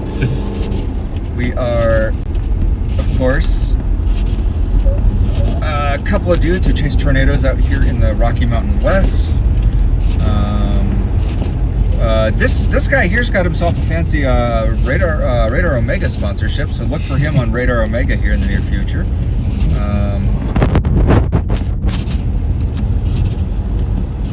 This year, just to cite some stats, I did all the numbers on this. So I saw 23 tornadoes last year. I put 33,000 miles on that car. I think, what was that? I ended up streaming 300 hours last year, so we're coming up in the world of storm chasers. We're really glad to have all you guys here tonight. We're incredibly grateful and thankful to have you guys here. Thanks for joining us on the ride tonight. It means a lot to us. We're going to be winding down here pretty soon. I think once we get gas. There we go. See, look at that. We're starting to see that drop in the gas tank. We're mostly just testing out the Subi tonight. For those of you who aren't in the know, the car that I'm in right now has been under maintenance all week. I had done a collab with storm chaser Holly Hale, who's in chat right now, I believe. A tornado threw a tree at us last week, and that tree in this car did take that tree like a champ, but did some damage. And spent the better part of the last week repairing the car. I got the car all fixed up, and we're just taking her out on the road. It's getting heavy now. It is coming down pretty good right now, yeah. Get off the old app. Let me get back on the Omega. Yeah. Oh yeah. Oh yeah. Oh yeah. Especially out east, there's a very heavy band out there right now. But the snow shield is definitely pushing northward. How far east?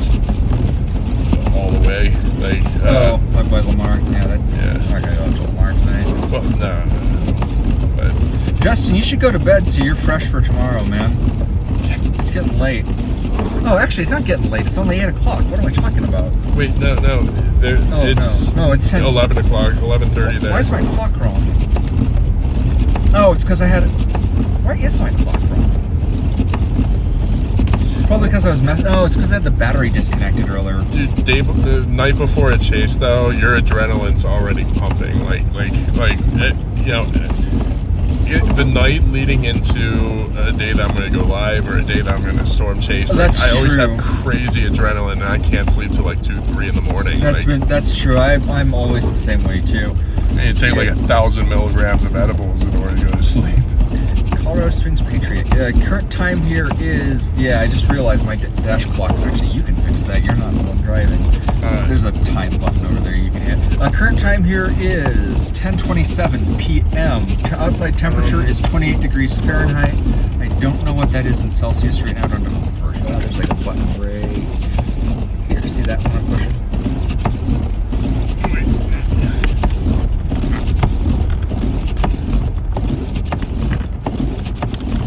Yeah, I betcha.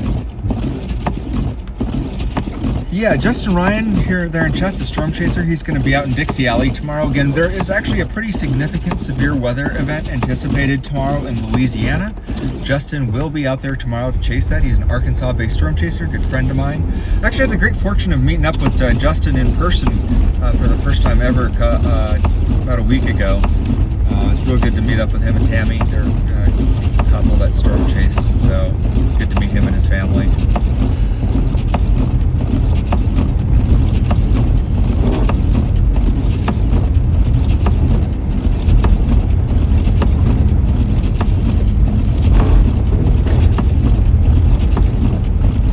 Oh, hey, do I see a wild Interstate 25? Yep. Wild Interstate 25 appears. Everyone's favorite highway. I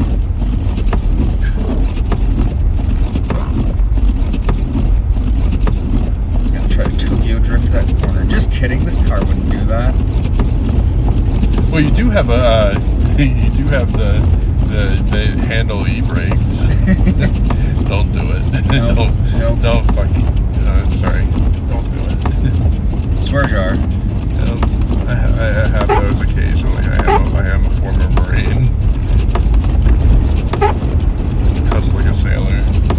I'm trying so hard not to, but We're allowed to curse on these late night snow streams. It's I fine. do it during my chases too. Like, I'm not terribly concerned. I mark them all 18 and up anyway. So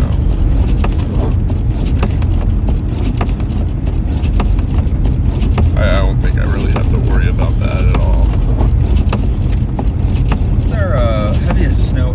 We should maybe find a good heavy snow in our immediate area we can get into, because it's definitely lighter here than it was in Manitou. Like Cimarron Hills.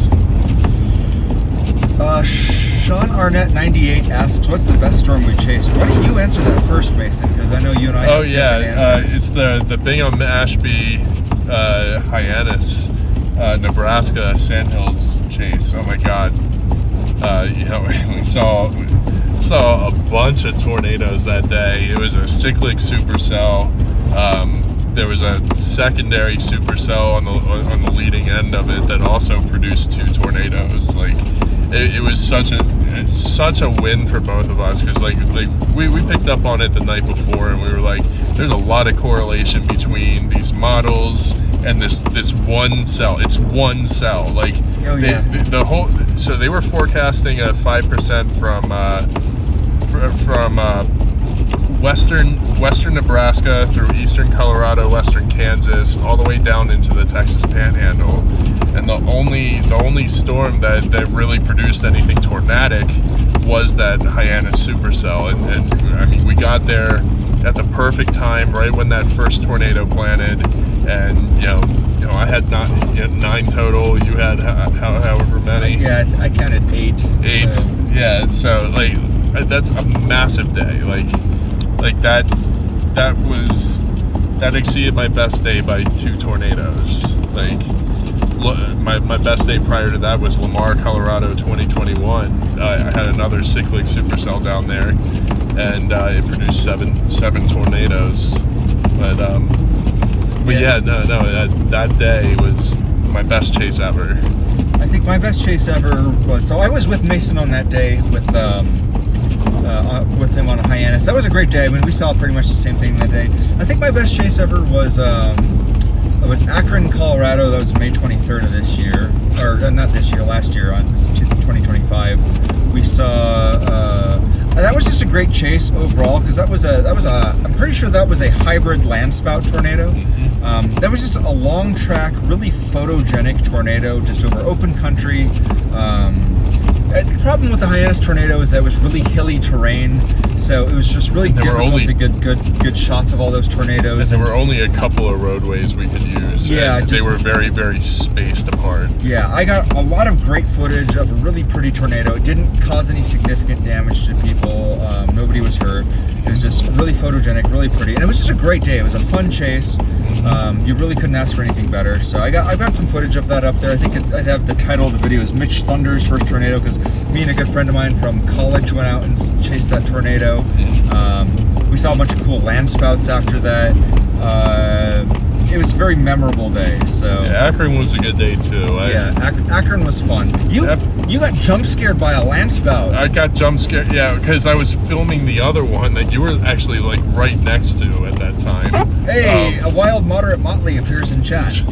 Moderate Motley, what's up? Nice to see you, Motley. Speaking of other storm chasers, please go check out Moderate Motley. But yeah, you were like right next to that landspout when I was viewing that other one from maybe a mile and a half away, and then all of a sudden, 50 yards behind me, I had that other one spin up. Alex Russell, he might have put that on his on one of his pages, but he 0-metered that landspout. Yeah, I think that was definitely my best chase day. Was that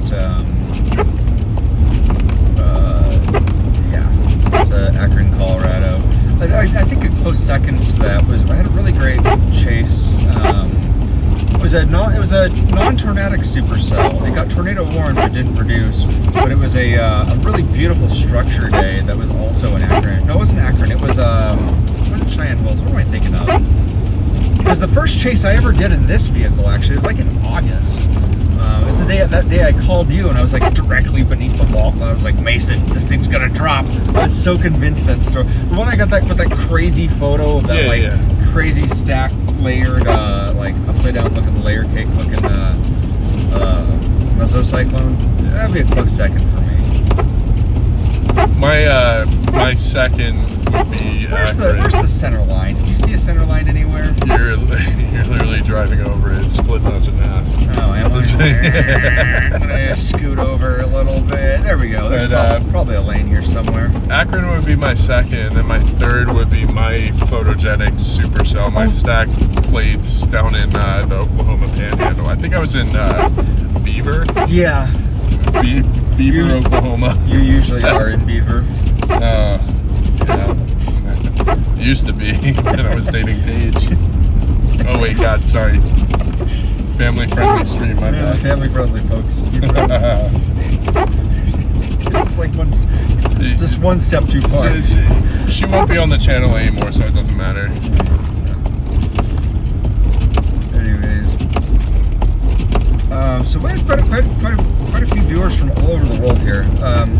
Just taking it back to where we started with, folks. As usual, as always, we're very grateful that everyone is here tonight. Thank you guys so much for joining. If you haven't already, please consider subscribing to the channel. This is a relatively young channel. Well, I say relatively young channel as though I haven't had this channel for 17 years. This is fairly new as a storm chasing channel. This channel used to be where I hosted all my animation projects. Outside of storm chasing, I am an animator. They made an indie video game that you've probably never heard of, and some other things. My name's Patrick. I'm a storm chaser. I'm joined by my good friend Mason Harris. We're both storm chasers. We typically chase tornadoes out here in Colorado, Wyoming, Nebraska, Kansas, Oklahoma, New Mexico. We make exceptions for decent snow setups. Yeah, and tonight we're mostly just brutalizing my car because we feel like it. Trying to fix the catalytic converter and test out some. Boy, I need to do something about that. I need to. You need new wipers. I do need new wipers. Man, and I just replaced them too. I badly need new wipers. This thing can't even focus. focus with this thing. We are currently brutalizing my car, subjecting it to some winter weather, testing some things out. We don't normally chase snow, but made an exception because we are in a winter storm warning presently. We do need to find, I do need to run myself out of a little bit more gas tonight. Okay, I can take you down a route that goes east of town a little bit, and then we can pop a Yui and then come back. See if we can, why don't we see if we can find a, let's see if we can find us a, maybe a 7-Eleven before we drive out. I gotta get some, Popo, stop out. I don't know if that cops me. That's, I mean, the station is literally 2 blocks from there. No, probably was a cop. I mean, he abandoned the vehicle in the middle of the road there. No, I guess only a cop would do that. And didn't look like there was anybody in there. Yeah. I'll swing by Circle K and pizza. Well, I can do that. Oh, the gas station right by my place. Oh yeah, we can do that. Yeah.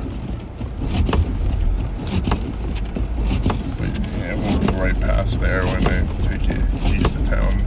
Drop in chat who you think has the best gas station pizza. Who has the best gas station pizza for you? For me? Yeah, what's your favorite gas station pizza? I mean, I get the I don't know what they're called. They're not Hunt Brothers. It's the other one. But the little personal pan pizzas. God, this is icy right now. Yeah, we are slipping. So the reason the guy in front of us is going so slow, I don't know if you guys can see the traction on the vehicle ahead of us. He's having a hard time gripping the road. His tires are straight up spinning. Yeah, and ours are also straight up spinning. I don't know if you feel how bad we're fishtailing Oh yeah, out here. well, I mean, we're having to pump the brakes because of this guy is also not helping us at all. Yeah. We're not we're actually not handling as bad as that guy is, honestly. Yeah, he's not having a good time. I thought these tires were kind of bald, but I actually did just have the tires rotate. Also, I got all-wheel drive on this thing, so we're handy. All right, we got Casey's, we got Buc-ee's. All right, that's bad. No, you know what? I'm gonna lead on the law on this one. The Flying J's Pizza, specifically at the Cheyenne, Wyoming stop before you get to Colorado. Mm-hmm. They have the best pizza, but like only them. For some reason, I don't know what it is, but that location specifically has the best pizza. I have a very low bar when it comes to gas station pizza. So, like, as long as it's cheap and something I can grab and go and eat on the road, I'm not complaining. But I have a low bar for all foods prepared outside of my house. But today I just whipped up at the house I had a chicken and udon noodles, and I whipped up my own teriyaki sauce, and it was so bomb.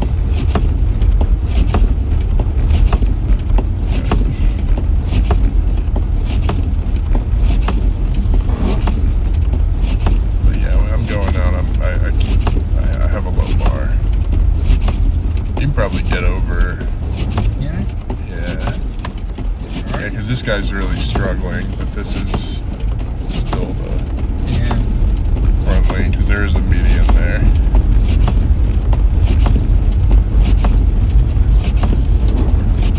Oh, this is going to have us turn up here. Wow. Visibility dropped even more. Yeah, we did lose more visibility. Were you going to route us somewhere to do another loop around? Because it looks like we don't need to route it at all. I'll just guide you through just it. tell me where to go. All right, well, we'll go straight. Well, there's the gas station up here though. We can stop there first. Yeah, so you'll definitely still make this left and go all the way down Jetwing, and then we can go to the Circle K there or whatever. Yeah, at the very end of the street. There's All right, get some sleep for real now, Holly. You do the same, Justin. You got a big day ahead of you, man. He's probably got that adrenaline rush going. Loves? I like it. And the funny thing is, every time I go into Love's, I don't think does Love's even have pizza? They do. I think they have the same brand as the Circle K. I can't think of the name of it though. Like, maybe they do, because I'm trying to think. Every time I go into a Love's, I think, man, Because I get in there and I see, oh man, they got like hot food and stuff, but then I always feel guilty because they also like prominently feature their salads, and I'm like, oh, well maybe I'll just get a salad.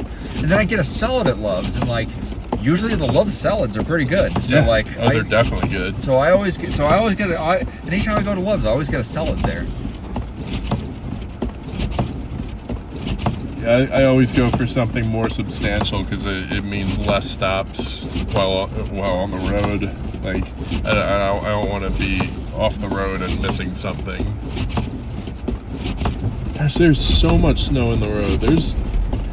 It's easily we 3 have or 4 inches. We'll do a depth test here pretty soon, but yeah, I think we have easily 3-4 inches of snow on the roadways now. If you guys can see what we're looking at, there's quite a bit of snow. So that winter storm warning is not unwarranted. And actually, in fact, if you look at these U-Haul vehicles, look how much accumulation we have on those hoods.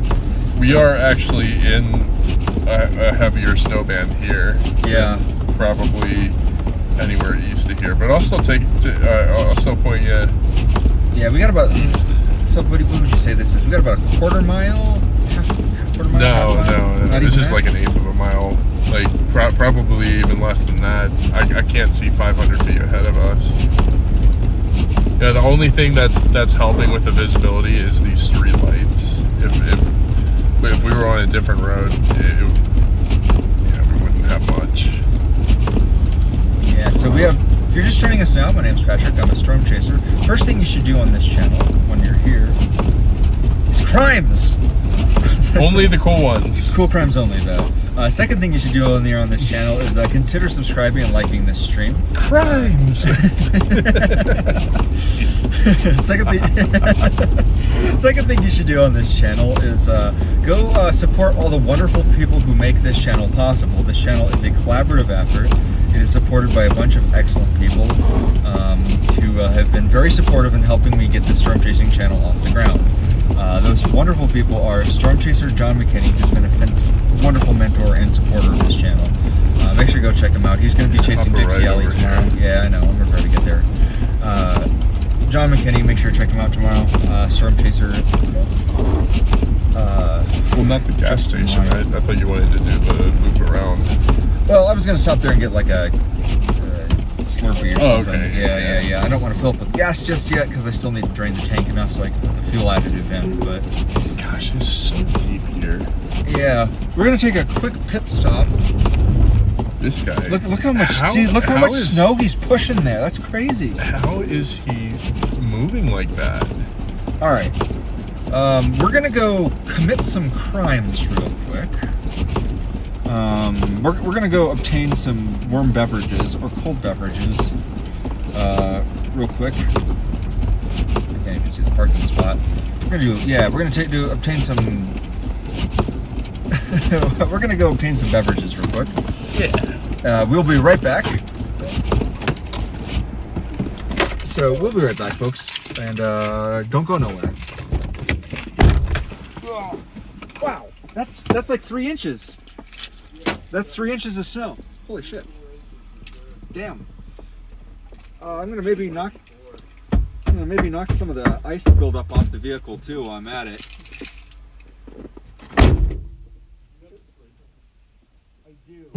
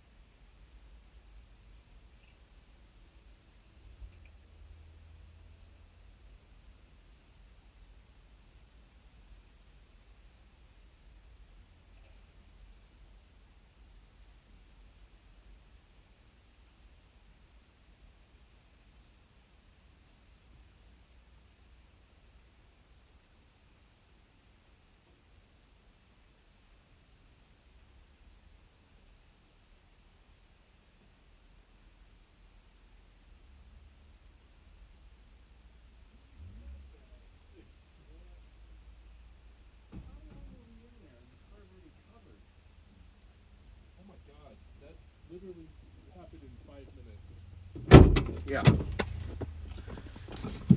We step away for 5 minutes and the car's already buried. Not bring it all in with me. Ugh. And I do anyway. Oh, you know what I meant to do while I was here? What's that? Get frickin' defroster fluid for the, I mean, just run in real quick and see. I believe that's what's in all those jugs out there. It's the washer fluid. Washer fluid. Yeah, well, I mean, it'll be defroster fluid that I can pour in there actually defrost this shit. I got the scraper here. I'm gonna put you on that. Scraper in here? I should have a scraper in here. I do. I got the big fancy scraper.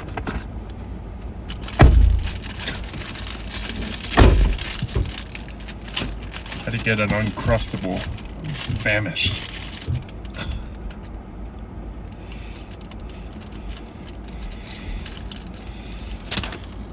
While I was in there, I remembered exactly what the other pizza brand was. Godfather's Pizza. I think it's the one of the better to-go personal pans. I'm biased because I live right next to this place and I get one pretty much every other day.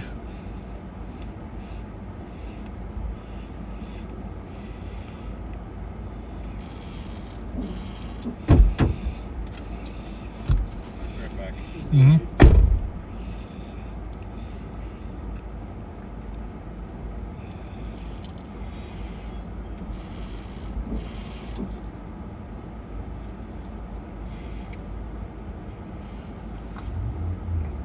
Oh snap, Great Lakes Tornado Hunters. What's up, guys?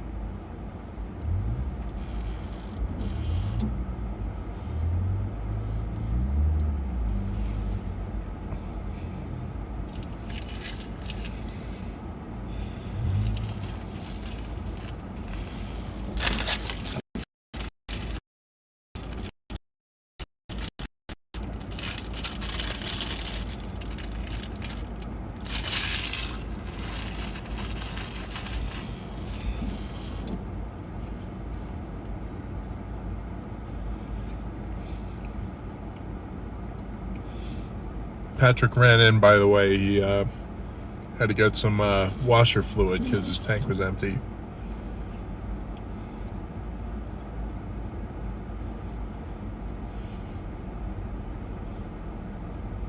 Oh, Fountain had that really heavy snow band earlier. Straight up a snow-producing supercell earlier this morning in Fountain. That thunder snow was insane. It's just like a constant rumble. All right, let's see.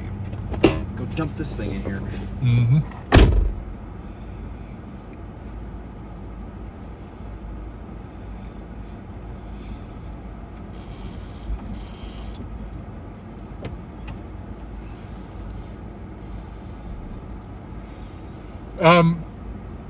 We're gonna blast a little bit to the east because Patrick's trying to burn some gas so he can put some fluid additive in for his catalytic converter. So I'm gonna take him down. Well, he's gonna take me down where I typically go and start my storm chases. I have a road that goes out to Lyman that right. I wouldn't even say we're going 5 miles east of here, but the snow is slightly heavier out there, and it's pretty heavy here right now, as you can see. Like, we were inside for 5 minutes, and the entire windshield got covered by snow.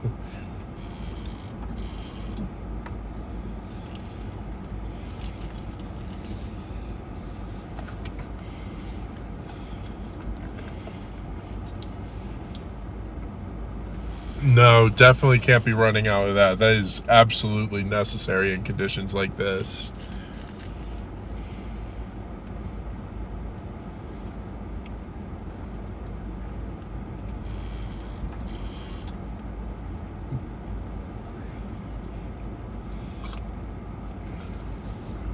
God, yeah, it had been about 3 years since I had last seen thunder snow, so that was super cool to wake up to. And Also, the structure as it passed through southern Colorado Springs, the structure on the backside had a full-on shelf to it. So I mean, it looked like your typical severe supercell, but it was a winter weather producer. It was gnarly.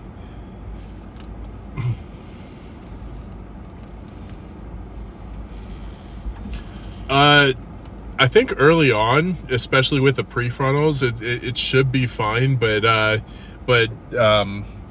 think it's all going to congeal into your typical QLCS mode later in the afternoon and early evening.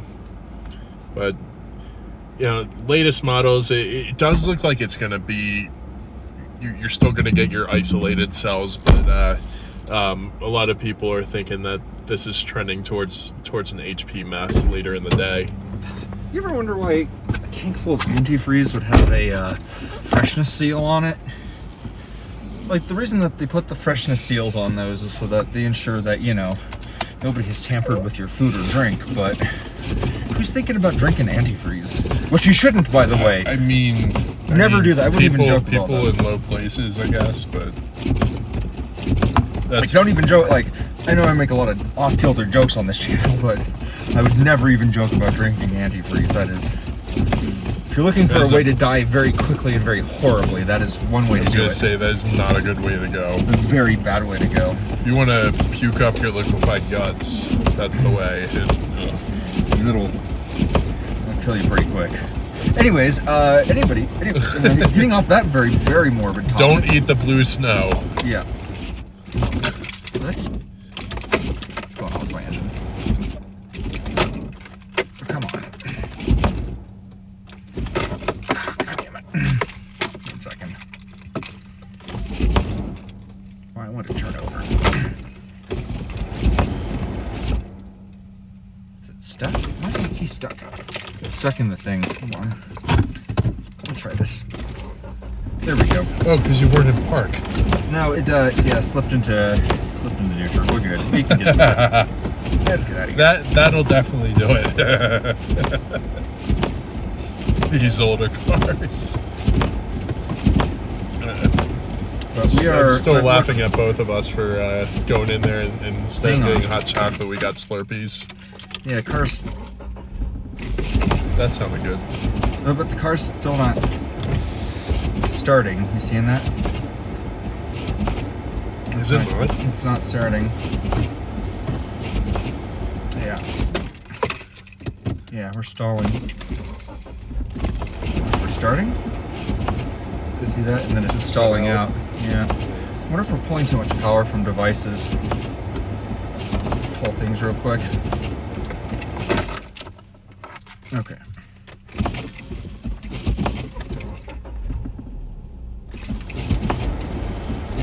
There it goes. Okay. Hold for a sec. Oh, it's... Let it hold.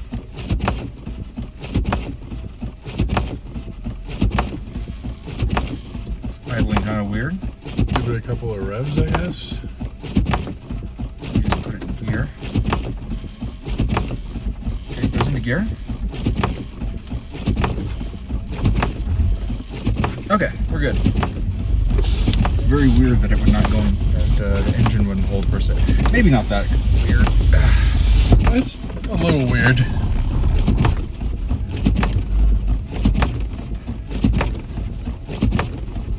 Okay, we're good.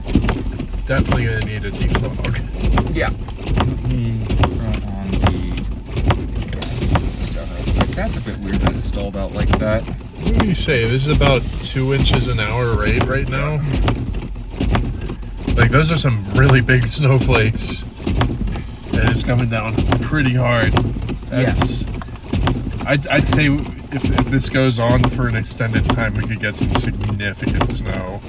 Oh yeah, look at how that burst of convection is starting to drift northwest. That's... oh my gosh. Yeah, we're about to have a really fun night. Yeah. Okay. What's going on? Let me default this real quick. Yeah.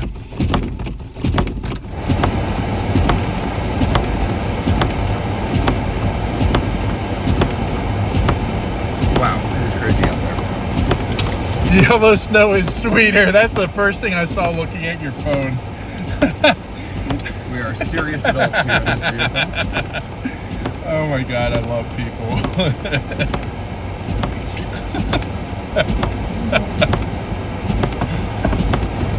Your viewers are awesome, man. We have a perfectly normal and not at all unhinged audience watching right now. It's the best kind. Gosh, these snowflakes are huge. We are in a 2013 Subaru Forester. Yeah. It's a bit weird that it was stalling out like that. It's not the first time my car's had weird electrical issues like that. It was definitely electrical. It's probably just the cold. Is a new battery in order? What? Is a new battery? No, I just put a new battery in. Oh, okay. It might have just been that I just spilled a whole bunch of antifreeze on my engine. So it's possible that it was that. You didn't put antifreeze in your oil tank, did you? No, did not. No worries, Justin. Justin, drive safe. Yeah, definitely drive safe, and seriously, best of luck tomorrow. I can't wait to tune in. Yep.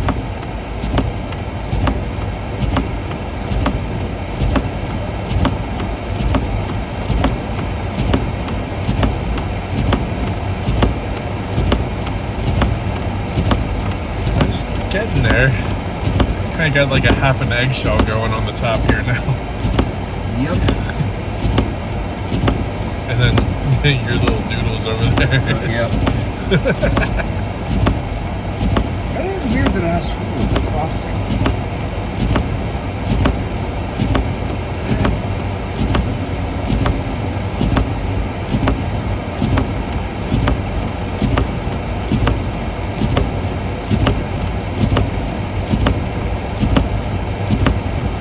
No less than 90 all the way. Drive safe, Justin. If you're just joining me now, my name is Patrick. I'm a storm chaser, and honestly, we don't need to chase this storm. Look how heavy it's coming down. Don't need to go anywhere. We are in the heaviest band of it here. That heavy band does stretch all the way out near Cheyenne Wells and Eads, but I mean, it seriously looks like we are going to get the heaviest of it here.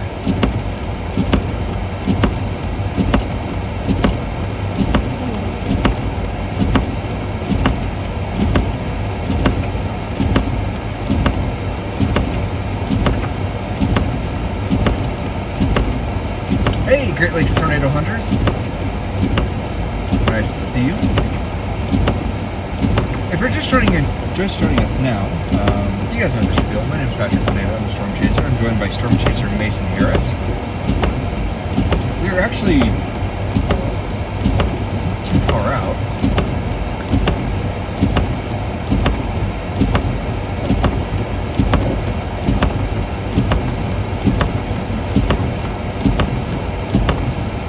Wait, Colorado Springs Airport recorded 4 inches of snow in the past hour and 6 inches total in depth. And Colorado Springs Airport is literally two blocks that way. Blocks. Yeah. This tracks. This does look like about 4 inches in an hour. 6 inches total. Yeah, that scans.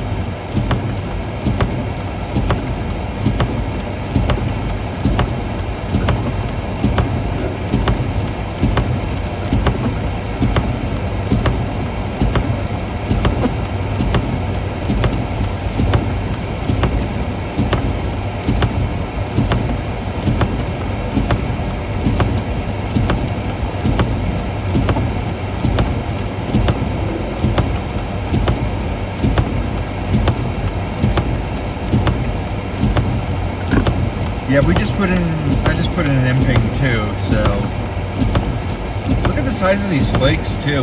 These are quite large. That is huge. That could be 4 inches an hour. Yeah, I mean this definitely has look of 4 inches an hour. Well, we're not the only ones having car problems. Look behind us. snap. They had to get towed. Yeah. Our current outside temperature is 28 degrees. You know, I think probably the reason I was having electrical issues is, you know, maybe opening up your car in a snowstorm is not the savviest idea ever. It's like getting rain in there, though. Like, is it really that bad? Well, I did, like I said, I did double most of that one. That's not sealed from the precipitation, though. Like, it's good to... Yeah, but I did actually know.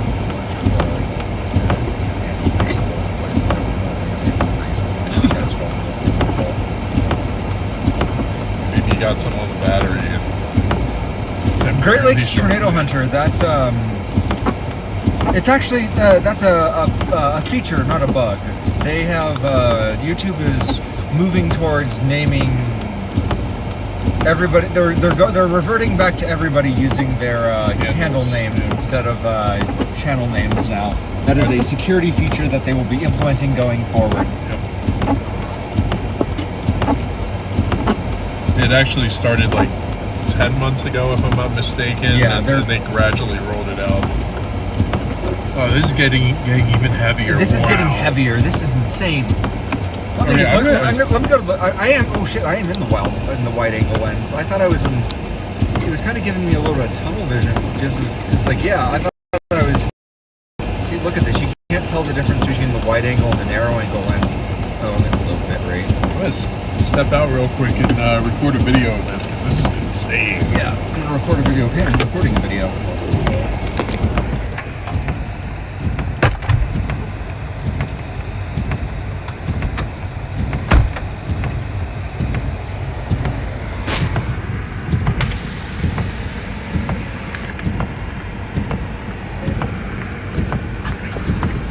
We're literally getting inches of snow.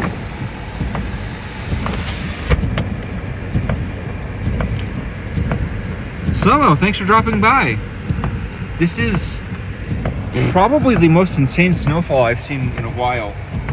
This is pretty heavy blizzard conditions. What do you guys think? Should I just abandon Mason here, drive off without him? Make him hitchhike home?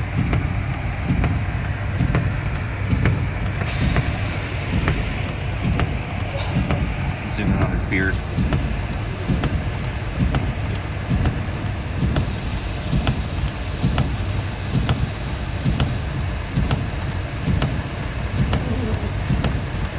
Guys, it's Colorado. You don't wear pants in Colorado. Who wears pants?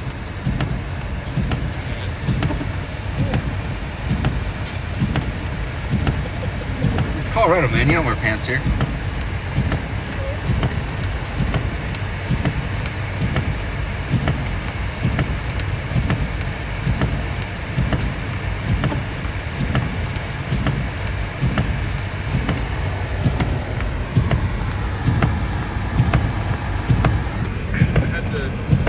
That for Twitter because I'm gonna get it better at social. Wow, I'm covered in like a quarter-inch of snow already. I was out there for a minute.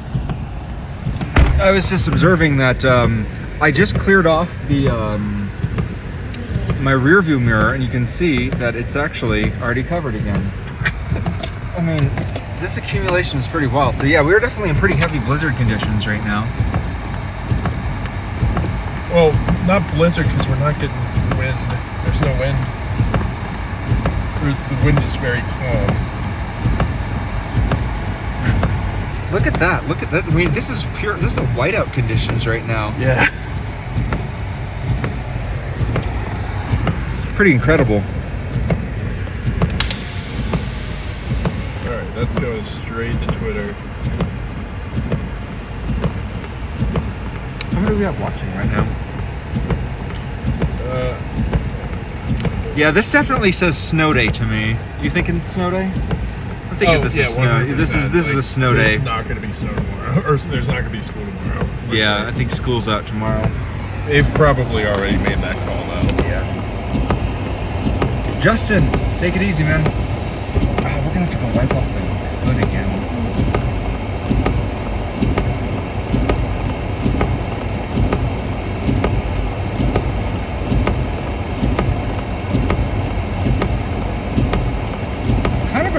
drive out of this spot because, like, I think I might get swamped. I mean, this vehicle rides way higher than any of my previous vehicles, but, like, man, I think we could get swamped in this.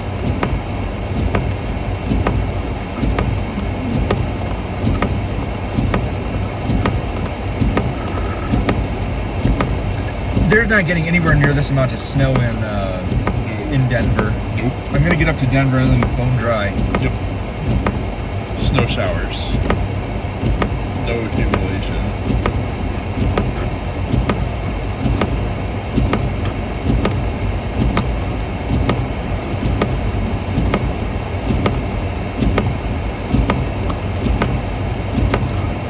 I remember '97. I was a kid back. I was a small child back then. That was the first year we had a snow day, but I remember that one. 7 years old.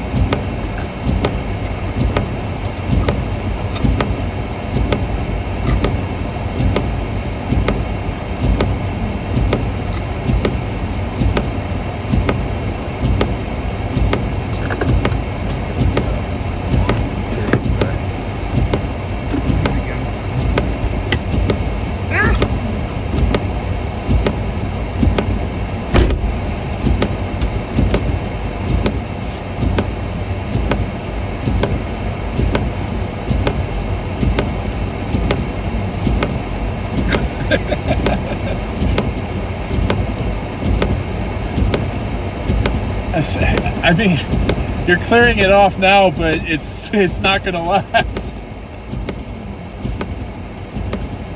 I'm gonna actually film a video of it without standing in it.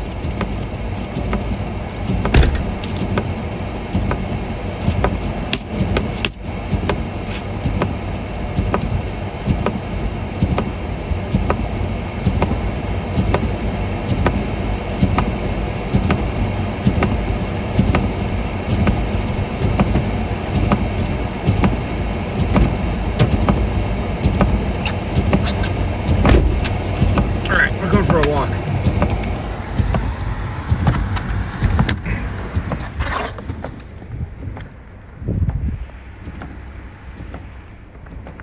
Yeah, we're getting poor connection out here. You have the interceptor.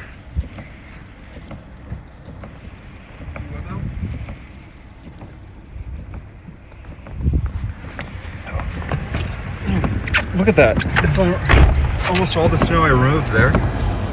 Yeah, it's already starting to accumulate on there again. I'm gonna get further into the canopy.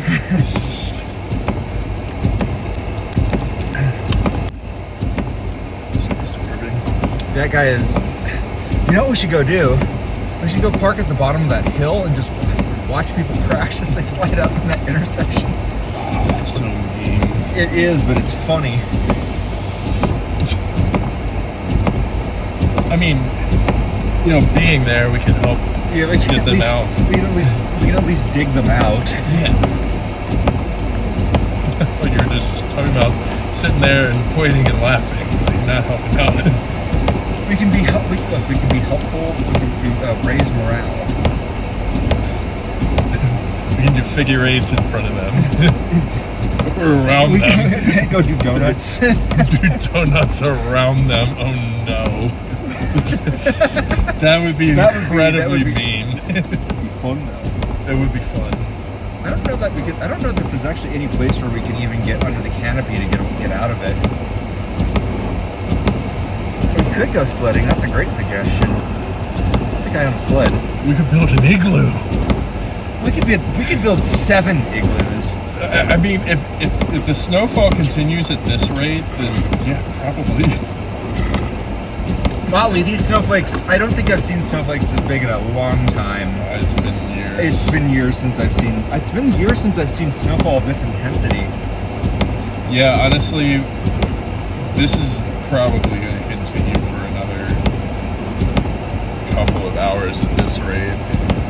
Like, we if it continues like this, we could easily see over a foot. This is insane. If you're new here, so hey, if you're new here, let's do the channel introduction again. Oh yeah, we could cardboard box it. actually Cardboard have box it? What do you mean? sledding. Oh! Yeah, that's not going to work for me. I'm 300 pounds, man. Oh, damn.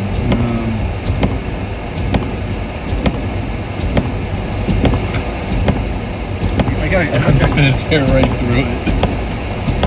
Let's do that loop you were talking about. Yeah. So out of here, top of left. We're not supposed to do it. And then at Who's the gonna stop me? Snow, maybe. Out here, you make a left. I don't even know where the lanes are anymore. Dude, the quality of the streets has degraded so much just in the last half hour we were at the gas station. Yeah, it's so deep in here. Like, we probably picked up another 1.5 inches since we stopped there, maybe 2. Easily.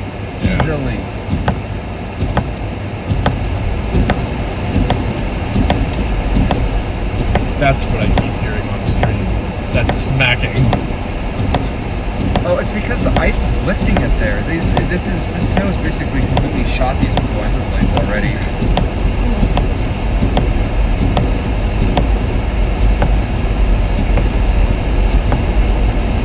How are we doing on viewership, by the way? I don't have eyes on it, but I think so. Let's take a look. Man, this 299 viewers. incredible. All 299 of you. Thank you so much for tuning in. Seriously, they're pulling a late night. It is, yeah. It's almost midnight here. Well, I think, man, we're gonna get that many people. We're gonna just keep going. We're gonna ride this one out. Yeah, 100%. It's not every day that you'll get this kind of viewership with a small channel. Yeah, I was gonna say it's a great opportunity. If you're new here, first of all, thank you so much for joining. Please consider subscribing to the channel. We don't pull snowstorm shenanigans like this that often, so if you're new here, definitely consider subscribing. We mostly do tornadoes on this channel, so this is kind of a one-off for us. We're mostly just out here to subject this vehicle to some abuse, and abuse it we have. But yeah, no, like this is a, we weren't expecting it, but like this is actually a pretty substantial snowstorm. Yeah, this is actually pretty substantial for us. I'm actually jealous that I'm not live. I mean, you can change that. I got the Wi-Fi hookup in here. You can live. Nah, dude. Nah, I wanted to ride along for this one. Up here, when that next lane opens to the right, that's gonna be your exit. Yeah. What lane? It's there, trust me. Okay, I believe you. I'm sure there's a lane around here somewhere. I mean, like all the way to where that shelf of snow is over there. But yeah, you're gonna want to get over because your exit is coming up. It's Platte Avenue in 1/4 of a mile. Yeah. So I'd say visibility is down to about what, 1/8 of a mile? 1/8 of a mile. I mean, without these lights, it's gonna be way less than that too. Is that brake lights or? It's brake lights, yeah. But he's over by where that exit is. Oh, right isn't gonna help me. No, that's your exit right here. I take a flat. Yeah, you take a flat.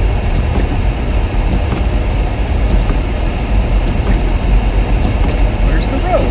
Yeah, we almost.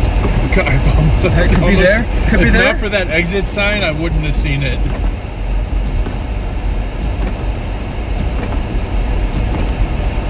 Yeah, so this is the route that I typically take out to WW Clyde thanks you. Thanks, WW Clyde, for thanking us. I don't know who that is. Clyde. Left. Yeah, because you want to get on that road up there and make a right. Oh, this is sketchy. Yeah. Real sketchy. Actually, I think it was that, but you can turn right here and get on the same road. Okay. Love that for us. Oh boy. I just can't see ish right now. Yeah, this is. Whoa. Oh, this feels crispy. Yeah. This is real. What you're gonna hear that crunch when we turn. There's a crunch.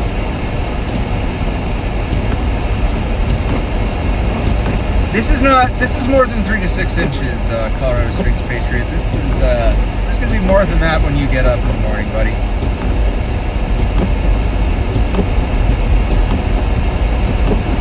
You know, I bet we could make a couple bucks right now, get some snow shovels. Just go knocking on some doors. downforce. Hey. Oh, my back could not take that. No, I would have a heart attack.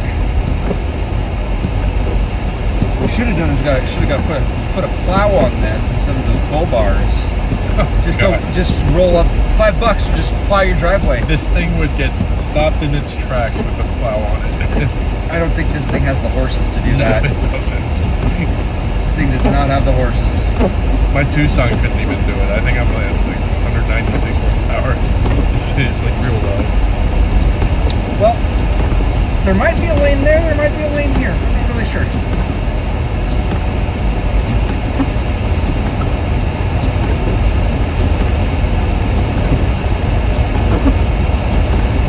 No, I didn't know Peterson was right here. Space Force Base. How are we doing? They're going left.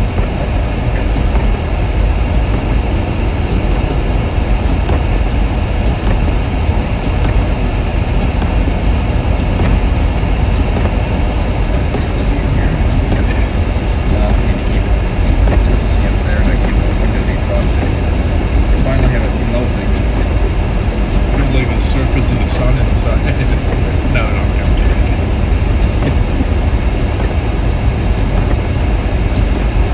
But yeah, up here I would normally go straight at this light towards Lyman, but I also like to, when I'm going out towards Lamar, I'll just hang a right up at this light.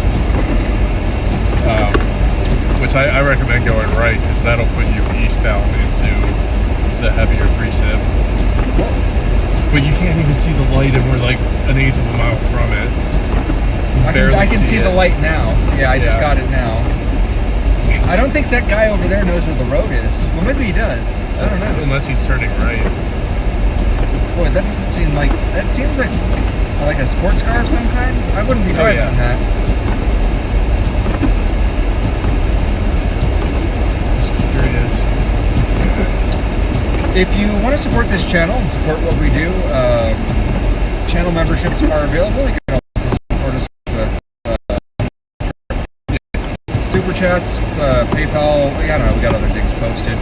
This car needs a new catalytic converter. We were planning to steal one tonight, but Junkyard's under a foot of snow. yeah, we couldn't get to it. So.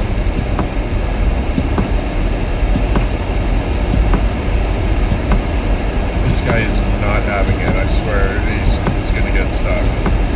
We're gonna have to dig this guy out. That car is way too low. Did you bring a shovel? I did not bring a shovel. I didn't think to.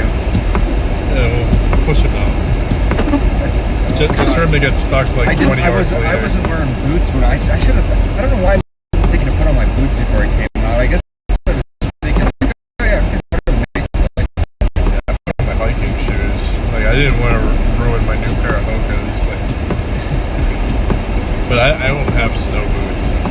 I got big old snow boots. I got hiking shoes. I usually wear for this kind of thing. I was just in such a hurry to get out the door. I didn't even think, oh boy, that guy's on a bad time. Is he sliding?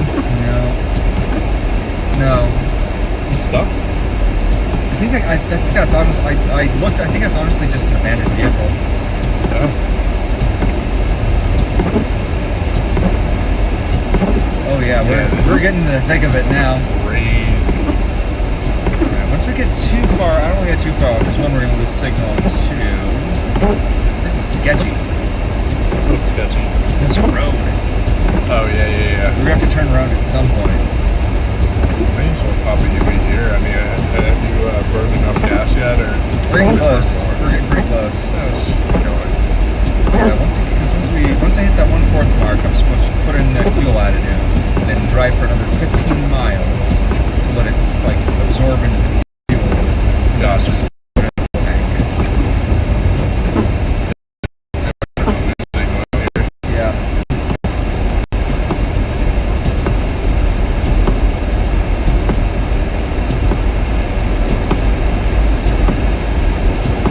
You may just want to pop a UE here and head back towards Powers Boulevard,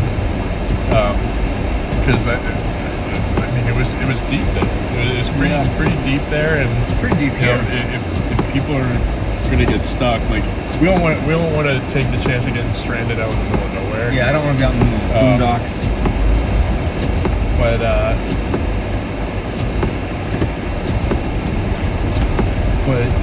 I mean, at least on Powers, yeah, it's deep snow, but we'd be more in a position to help people. Yeah, we'll be better off. Whoa! That's how you eliminate a few points in the turn. Yep. Just. Oh, did you feel that? Oh yeah. That was just the car gliding on that ice. You did like half of the turn, and then the car did the rest.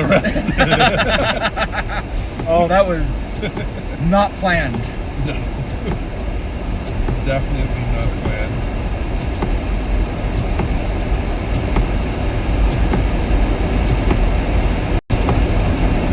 The flakes aren't as big out here. No, they're not as big, but it's definitely still coming down at a heavy rate here. I think we go back west because yeah, back. Yeah, I think pushing into town. Also, it's easier to resolve like things when you actually have light sources to kind of resolve them. Right now, it's kind of turning into a big blurry mess. So naturally, you're gonna make a left at this point. Stop at this light. In the left lane. Working on it. There's a lane here, I'm sure. We're gonna turn left here, right? Yes. Is this the right road? This is the right road? This is the road that we turned off of, right? Yeah, I think so. Oh, that guy's going way too fast. Like, dude, I would not be going that fast. In a Kia Soul? Hell no. No, that makes me uncomfortable. Where's the road? It's somewhere. I mean, there's tracks here, there's tracks there. Yeah, but that could be driving through a construction site for all we know. driving through a tractor's tracks. Yeah, see, look at that. How do we know that we're not just on like the site by the side of the road where they're going to install like a new 24-hour fitness? It's an educated wish. We're just vibe driving right now. ChatGPT, where's the road? Where's the on-ramp to Powers? Oh wait, no, we turned too early. Did we? Yeah. We went through 2 lanes. Okay, so we can pop a Yui here. Okay. Oh, that makes me nervous. You have plenty of road to do it with. Yeah. And nobody's coming from over there. If there was... Well, okay, the good news is that this side has been plowed. So there's traction here. Never mind, there's an ice skating rink here. That's what we should have done. We should have brought ice skates.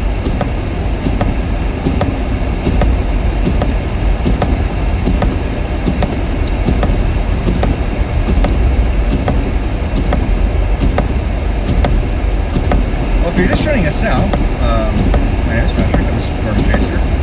And I'm joined tonight by Storm Chaser Mason Harris. We're Tornado Chasers. Tonight we're chasing a big old snowstorm here we're in winter storm warning, actually.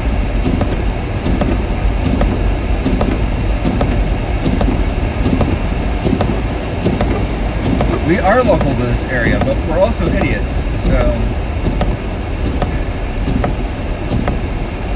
Mason lives here in Colorado Springs. I actually live up in Aurora. Which way do we go from here? That way? Isn't that the way we just came from? We came from there. Oh, okay. Yeah. So, hold on. Did we want to go down another light? Yeah. Okay. I'm so disoriented. Is he stopping? Is he not stopping? Yeah, What's he doing? He stopped. Is he stopped? Yeah, he just... Okay. braked really late.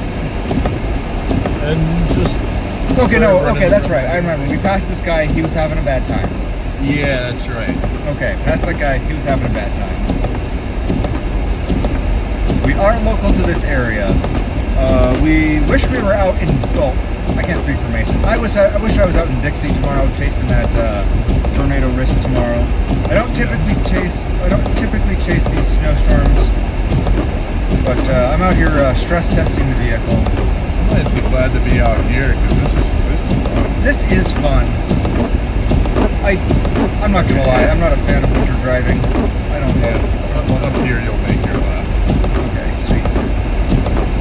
Now, do you want to go further up Powers and still burn mileage, or? Fort Carson delayed school until 10 a.m. Maybe we can. They're going to cancel. Actually, it might actually be useful to viewers at home to actually pull up. What am I talking about? School cancellation. Yeah. Find out what's done what. So we're back in a more moderate band. Probably still getting about 2 inches an hour, but there's another heavy band to our south that's pushing northward. So we could very easily pick up some more significant snowfall in the next couple of hours, and it's building in behind it too. Like, this is going to be an all-night thing. Yeah, we're definitely getting a lot of. Where are we? Let's put the radar again. Hey, pugs. What radar am I on right now? I'm on the wrong radar. Hey, You're on the Denver. Yep. I'll pull that radar up real quick. Yeah.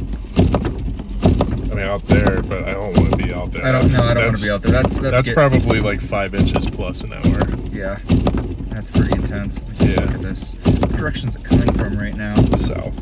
Oh, we're gonna get hit by another band here in just a second. And it's building in behind it. This is It's about to get intense again. Yeah. Oh yeah.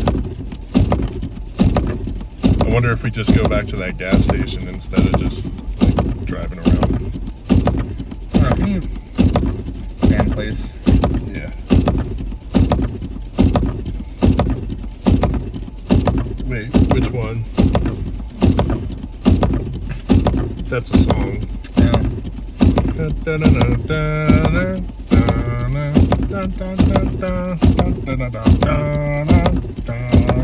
That's all I need. Dirty Heads is the name of the band that sings that song. Oh. They're pretty good. I've seen them live a couple of times.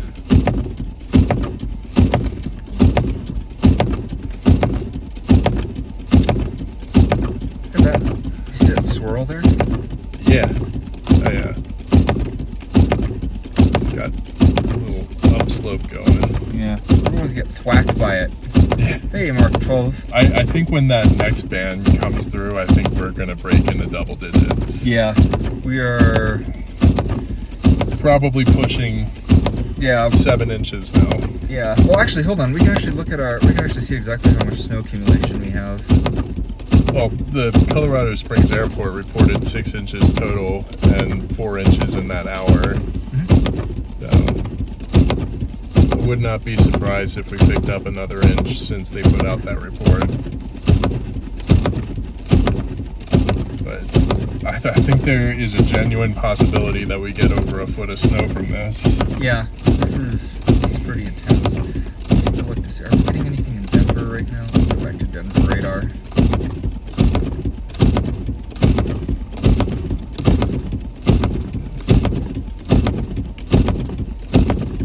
Not really. Nothing in Denver. Again, like some freezing ice rain. We're getting some freezing rain, but that's about it.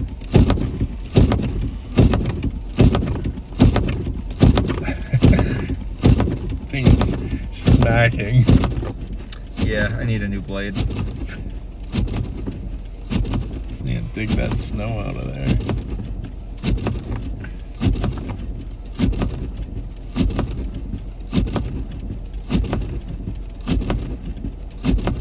Say what's taking this light so damn long. Maybe we didn't. Well, actually, it might also be that I'm like sitting out in the intersection a little bit. Oh, there we go. All right.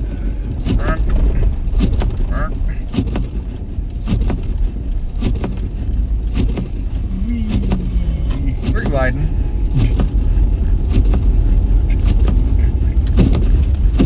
But you didn't answer before. Do you want to go further up Powers, or do you just want to go back to the gas station real quick?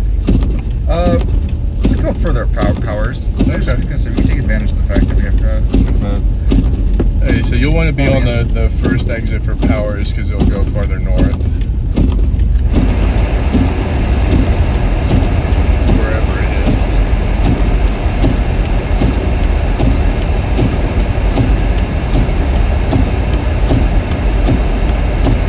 Peterson Space Force Base. they're grounded. Yeah.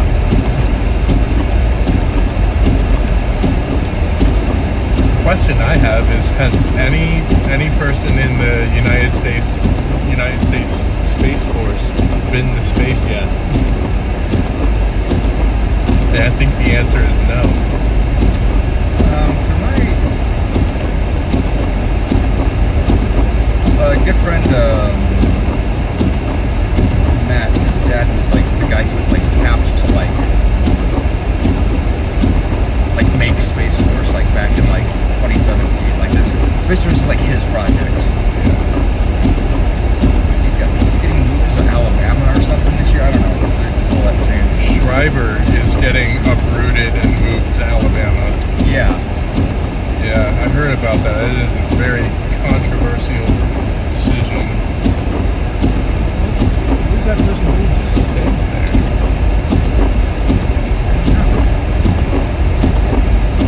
Pretty worried about that. I wouldn't be like, I was too. Yeah.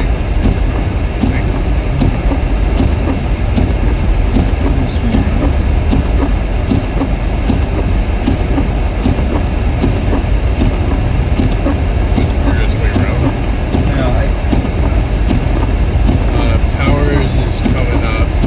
It's right there on where that right light is. which way are we going? I think no, that's not it. It's right after the light. So Powers northbound.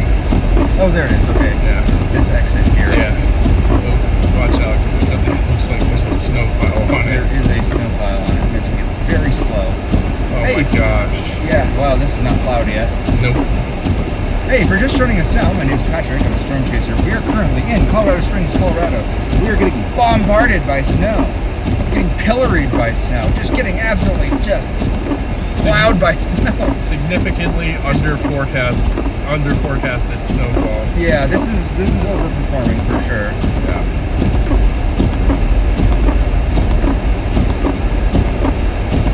I heard about that. NFL here is talking about that Java tornado. Did you hear about that? What? Java? Java, Southeast Asia. Oh, what? I didn't hear about it. I'm gonna have to look that up. Yeah, I heard about that. Indonesia. This snow pile is actually very concerning.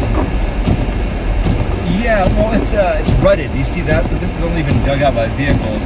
A small, vehicles with low clearance are going to have trouble with this. Yeah. I'm going to get out of this.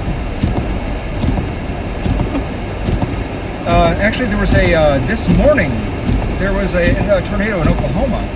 And, we're There were a anticipating, a few tornadoes in Oklahoma. Waffle House.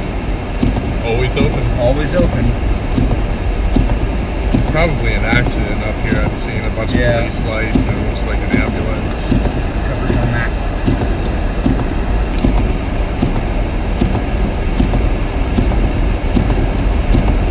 Oh, this looks bad. I can't see it yet.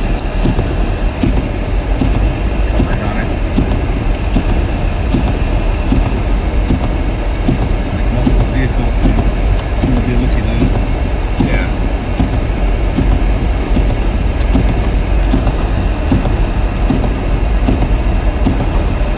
Oh, it's on this side. Might. Yeah, you might want to get over. This side? Yeah, because it's. Oh, yeah, it's in they're this blocking lane. off the left lane.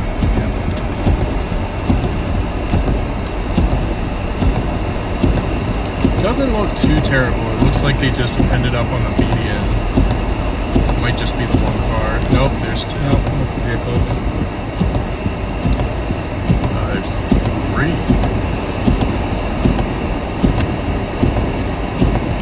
One, two, three.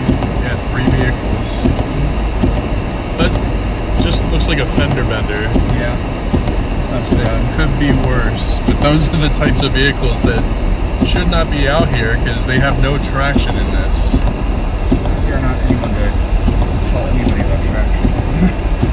I'm not allowed to talk about traction either because my lack of traction on Grinnell almost got me killed. I almost became the next. People in chat described me talking to you as a horror movie. What? Just because of my sheer panic? Yeah, they're like, "Oh, bro, this is turning into a horror movie." Yeah. Yeah. No, I very easily could have been the first storm chaser in years to get killed by a tornado. This is atypical of Colorado spring. Colorado, I mean, I think we were talking about this earlier. Colorado is it's a semi-arid environment. We do get snow here, but not like this. Actually, last year we had a snowstorm down. Well, I wasn't living here yet, but between Colorado Springs and the southern border, there was like 3 feet of snow all over the place. We typically tend to see heavy snowfalls like this, though, in the mountains.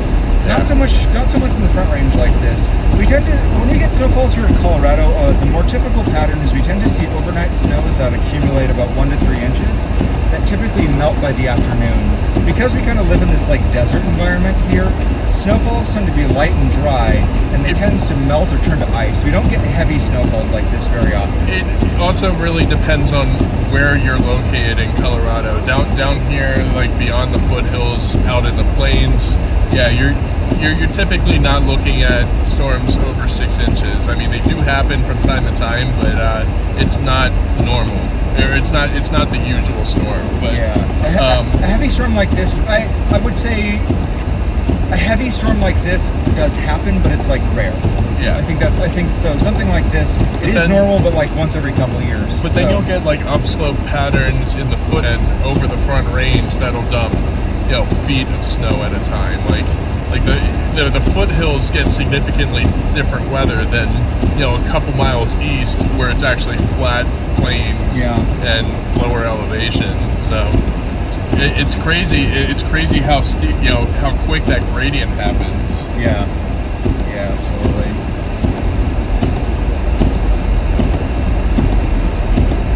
Yeah, and I mean, again, Colorado goes, just like anywhere else in the U.S., we go through seasonal, yearly cycles. So, we've talked about this at length, we're in a drought year. We're in a really bad drought year this year. Yep. This snow is not even going to come close to touching the kinds of snowfall that we need this year. Well, this is definitely a snowfall that we're going to need because there's a high water content, but still, we need a lot more snow than what we're going to pick up tonight. Well, we need it further north too, because that snowpack. I mean, we need it up on Longs Peak. We need it up on everywhere north of I-70 needs it badly, extremely badly. Yeah, if this pattern keeps up and the north stays dry, it's going to be a really bad year for wildfires. I mean, it already is a bad year. I mean, end of last year was a bad year for wildfires. Look how much that guy's wheels are spinning. That guy's on the gas.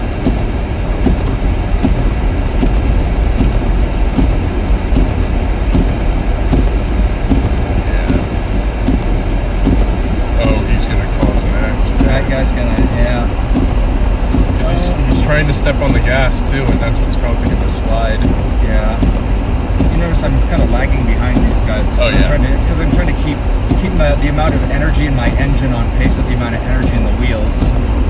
I know that I'm not accelerating much, but I would much rather fall behind than be involved in their wreck. Well, get involved in whatever's going to happen with either that or that accident back there. Yeah. Slow and steady wins the race.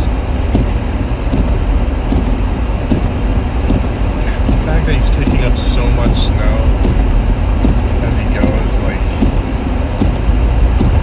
it's crazy. Yeah, and I can feel my back tires kicking too, so I'm even the speed even behind me. Let him win by. Okay, that's idiotic. Bro, I wouldn't be going that fast, man. I wouldn't either. And my car is, rated for that. Not that. That's sheer stupidity. Is he gonna stop at this light? Is he not? All right, we're gonna find out. Plow through it. Can he stop? He just just popped a curb. Yeah, he did just pop the curb. Buddy. Dumbass. Buddy. Ow. Douche canoe. Anyways. Did we learn, folks? Don't do that.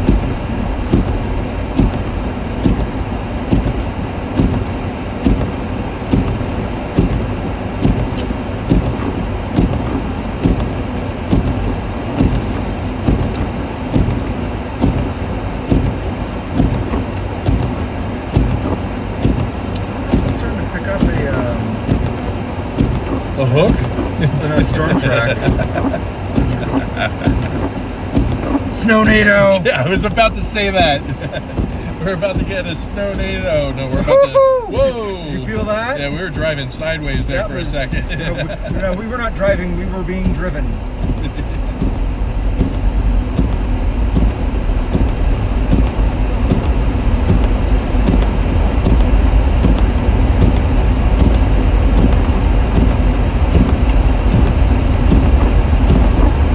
Okay, we're getting close to being able to use that fuel additive. So, Papa Yui soon. Yeah, well, I think when we get back to so again, the way it's supposed to be used is once I get down to that level, we gotta put in the Put it in and drive 15 yeah, miles. 15 Yeah. miles, yep. And then refuel. And then fill the full tank. I think. Oh, can I stop? Pump the brakes and then I'll stop. See, that's how you do it. Oh man, that doesn't look good. That does not. That look looks good bad. at all. We're gonna go look at it though. Oh yeah. All right, This lane's open. It looks like. yeah, we're gonna go take a look at that. We have what appears to be a multi-vehicle accident Another one. up ahead. 70 degrees in Little Rock. Must be nice. See, it's shorts weather somewhere. That's why I do it. Wasting away. I still think his cameo appearance in Jurassic World was hysterical. What's bro doing over here? I don't know. Prospecting for gold. Maybe he was involved in the wreck?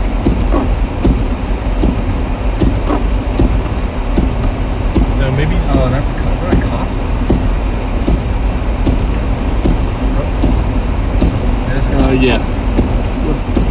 Alright.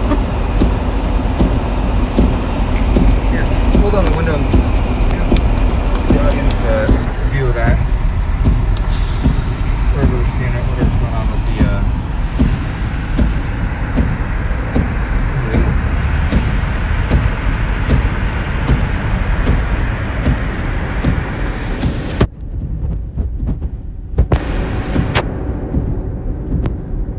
Oh yeah, he slid off the road. yeah, it's great. There's a few people. Yeah. Yeah, this is 1, 2, 3, 4. 4. Yep. Oh, buddy. Looks like there was a fellow chaser over there. Yeah, that definitely looked like a storm intercept vehicle of some kind. Yeah. Or off-roader. And this person, they're probably got out to help. Yeah. They would be really pissed off when they get back and all their windows are covered with a thick layer of snow. Yeah, that's kind of sad. I don't want to inject myself in that situation. I mean, if it happened right in front of us, that's different. I would feel inclined to stop and help out. Yeah, well, that situation right there is not the kind of thing I would involve myself in. Well, after the cops, after the first responders show up, yeah, that's where I'd pull my exit to. But like being there immediately after it happens, I mean, you kind of have to. I firmly believe in that Good Samaritan stuff. It might as well pop the Yui here. Yeah, it's going to plot us a course home. I don't need to. lights and just powers, and then he gets into Circle K. I stop. Will I stop? Turns a lot here? Yep, there's no sign, so yeah. Doesn't say we can't. Maybe it should be in the turn lane though. Yeah. Well, whatever. Now you're in the intersection. Am I? Yeah. Whatever.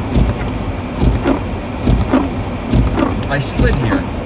Hey, You saw it? I felt it. Yeah. Hey, Robert.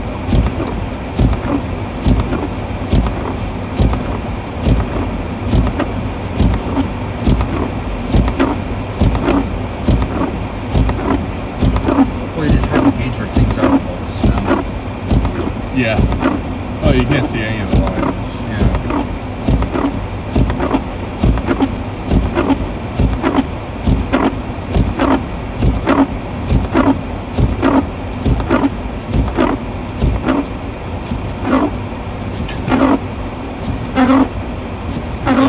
Definitely need wipers. I just replaced them. That's how I feel. Driving up here, I need new wipers every like 4 months.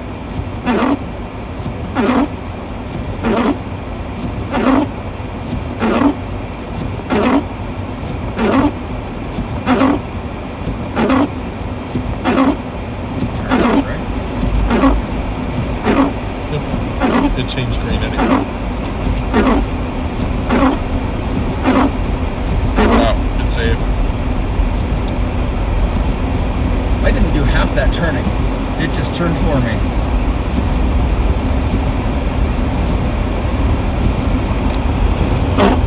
Alright, let's switch back to the wide angle. There's a cord in here somewhere that plugs into that to get the power.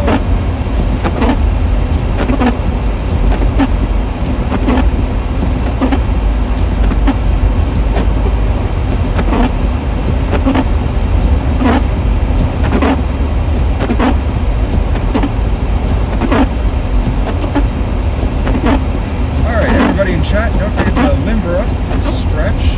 Well, hey, if you've been watching your screen for a while, don't forget to step away, get a drink, grab a snack. 300 people in chat. Well, all 300 of you, thank you so much for being here. We're going to be wrapping up here pretty soon. We are going to be, we're at almost at that line where we can add that fuel additive and then give it another 15 miles.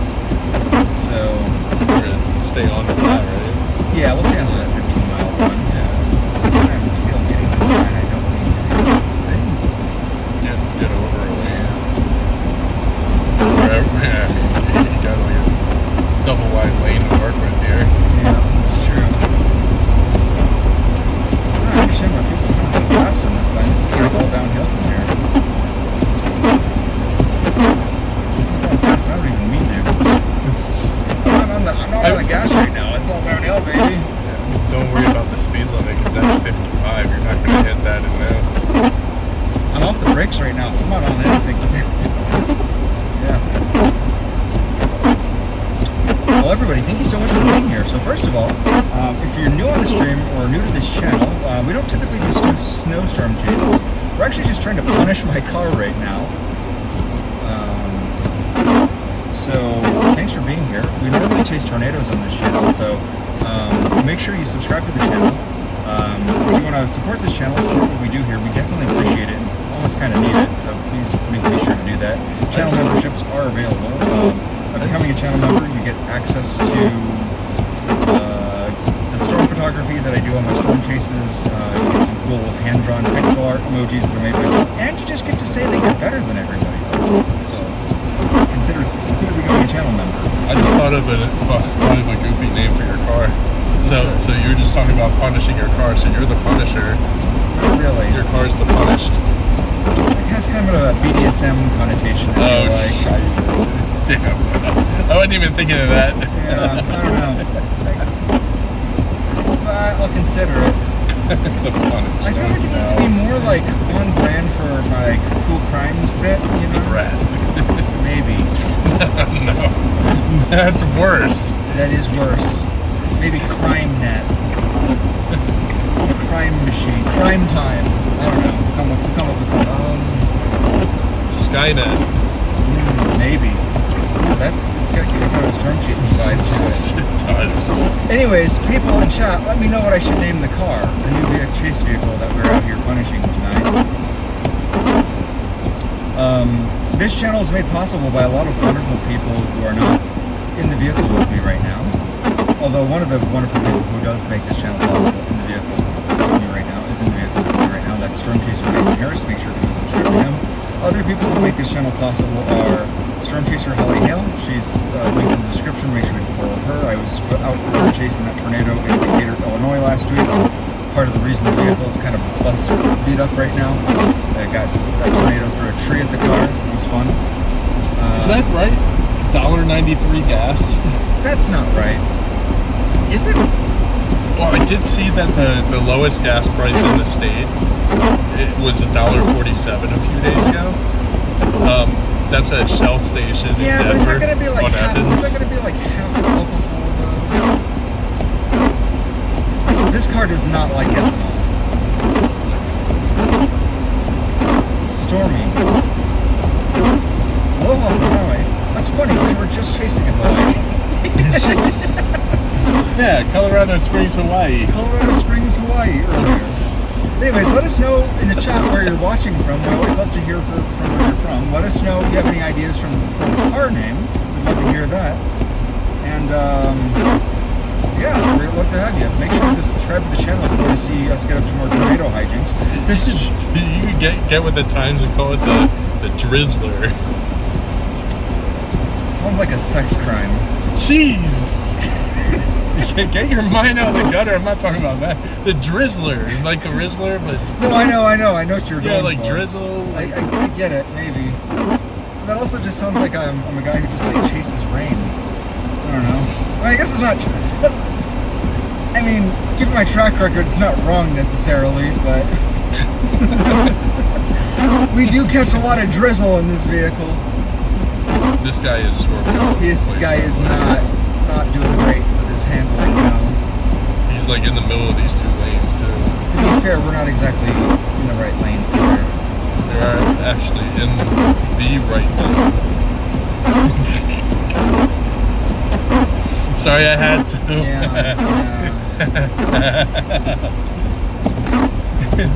The one on the right side of the road. Man, I need to stop. It's making me sound like a dad. I mean, to be fair, we are aggressively in at and into middle age at this point. So I mean, we're allowed to make dad jokes at this point. Definitely dad aged, but dad shaped. Far away from being a dad as possible, though. Thank you so much for the wiper blade fund. We know that we need new wiper blades. Thank you so much.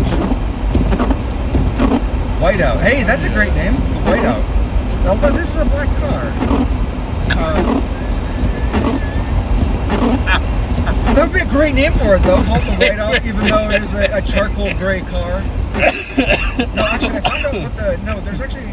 I was looking up the name, the specific color code for this car because I was there's a small crack in the bumper that I was doing some plastic welding on. I do need to spray paint it with the right color code. It's not black. It's gunmetal gray. No, it's like Subaru Pearl Black or something. I don't know what it's called. Anyways, thank you so much for the super chat. I appreciate it very much. Thank you. We appreciate it. Poseidon, it's always an adventure. Yeah, but it's the Poseidon adventure is specifically about a ship that goes down. I feel like that's just inviting disaster into our lives. You know, it's like nominative determinism.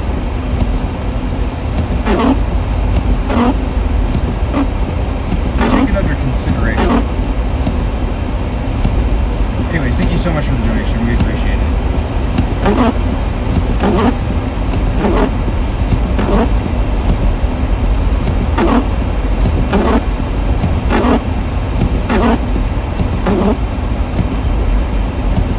One of the things I am going to do for the channel members is I'm going to buy one of those cursed sticker packs that you see on TikTok. They're full of like dad jokes. I'm gonna let the channel members pick the cursed bumper stickers and put them on the car. Like, you get to decide. Well, it's a Subaru in Colorado. What kind of Subaru owner would I be if I didn't put the worst bumper stickers on my car? You know what I'm talking about, right? You know, you see those people driving around with like Namaste, Summit. They got all the weird like hippie bumper stickers. What kind of Subaru owner would I be if I didn't put awful bumper stickers on my car? I'm just saying. Definitely don't want to rear end the ambulance. Nope. Pump the brakes here. They're for sure stopping. They are stopping. Please don't block the road. We're gonna let the emergency Oh, they're professionals. going. They're going. Okay, yeah. Don't like driving with hazards on, but I don't like. That's the edge of the road. We know where that is now, though. If we'd hit that with the Chevy, that vehicle would be cooked. I was glad you weren't going as fast as you were back there. Nope. That would have been The end of the vehicle. pretty bad. I wouldn't say the end, but you would have ended up in stuck in a drift. Close call. Glad you're replacing the tires soon. Boy, there was no indication that there's the edge of the road there. Nope. Other than there was no vehicle tracks. You still couldn't tell. Definitely not. There's no gradient there. Not at all.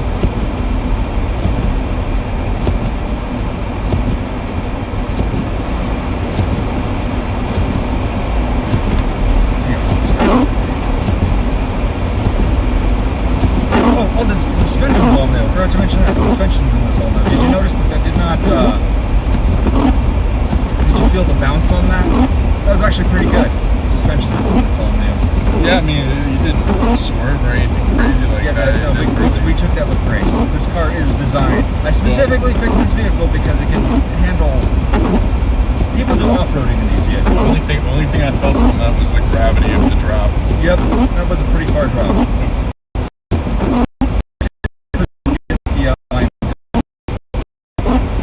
That's definitely important. Look at that. We're going straight. It's the first time we can let go of the steering wheel. We're actually going in the same direction that we were when I left the steering wheel. This car's basically like new.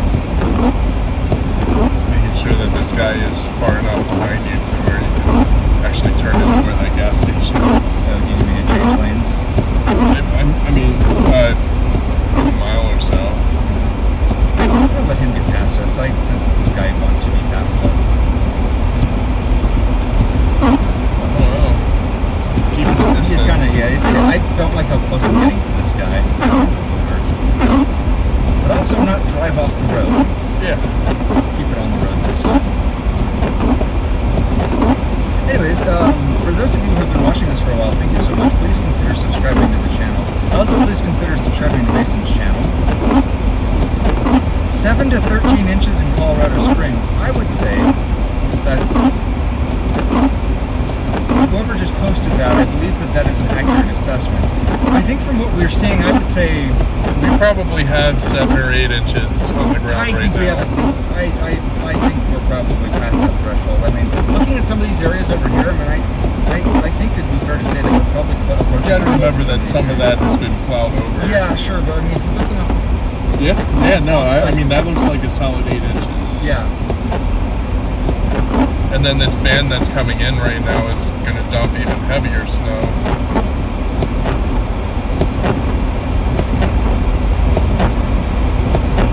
You're getting a lot of upslope flow right now. It's just going to further enhance this snowfall. Yeah.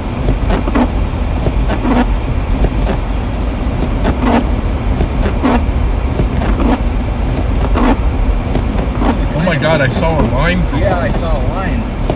We were near it. You'll want to be all the way to the right.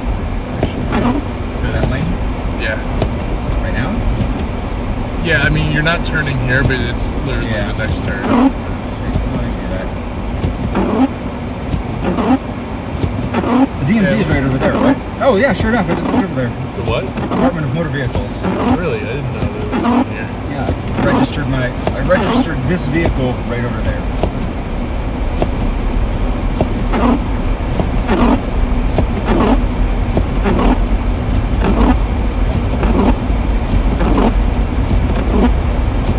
Wow. It's starting to come down again. Yeah, I'd say we're at a solid 2 inches an hour right now. Yeah. Should pick up here in a couple minutes. Scope and radar. Does seem like that big band kind of passed over there. Zoom out a bit. Yeah, the shield is definitely sliding further up north. It's starting to push into Castle Rock, but Yeah. I mean it's really starting to build in behind this. Like this band down here in Pueblo is going to push up on this band and just hit fill in. We're not going to have any breaks in this for a while. We are currently headed to Circle K. Yeah, that's it right there. Yeah, we're going to head into Circle K. We're going to apply some fuel additive, drive for exactly 15 miles, then fill the car up, and then probably wrap our stream at that point. Try to do some computer maintenance. Probably have a solid hour or so. No, he's not behind the other truck. This is going super slow. This is it right here.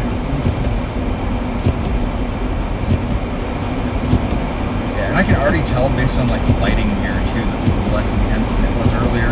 Oh yeah. It's much smaller flakes, but it's still coming down at about the same. Yeah, and we'll be able to actually gauge really well. Man, Oh, I thought you got stuck there. No. I was just trying to slow a little bit so you guys can actually see.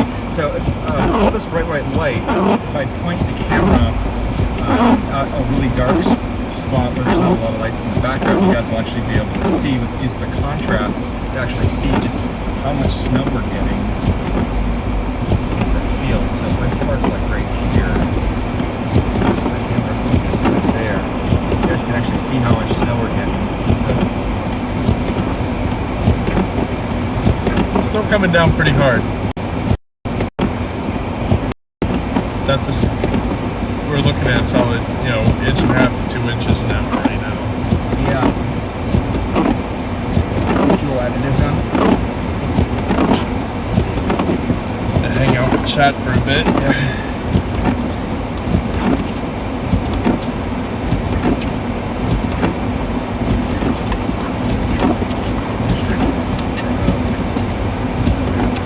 Actually, I'm gonna go in and get another Slurpee. Yeah? What flavor? Whatever the red shit is. Whatever the red shit is.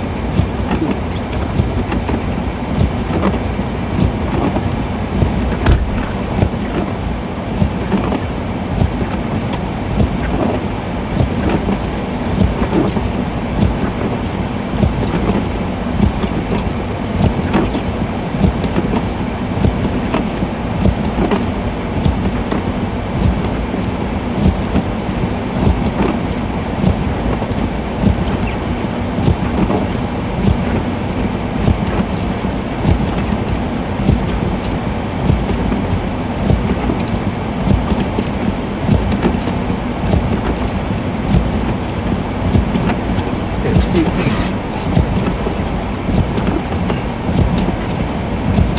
is what I'm talking about, right?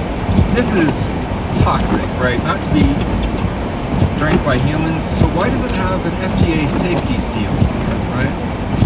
Like this is for cleaning my catalytic converter. So why does it have a safety seal? Anyways.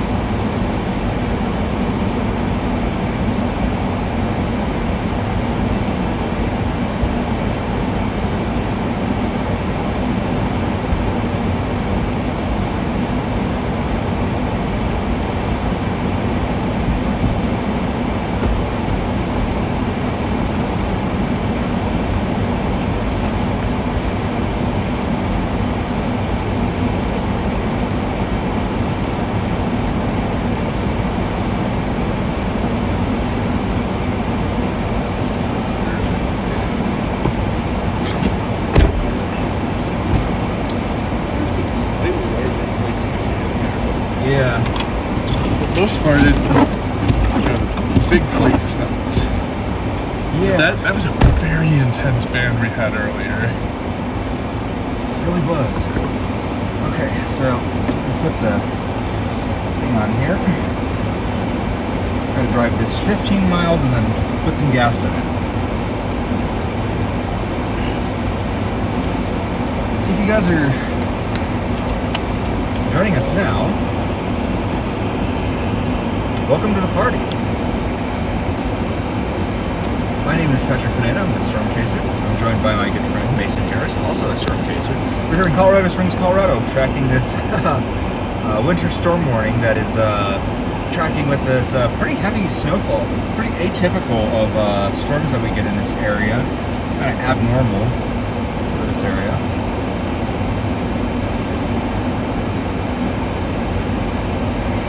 Road conditions aren't great.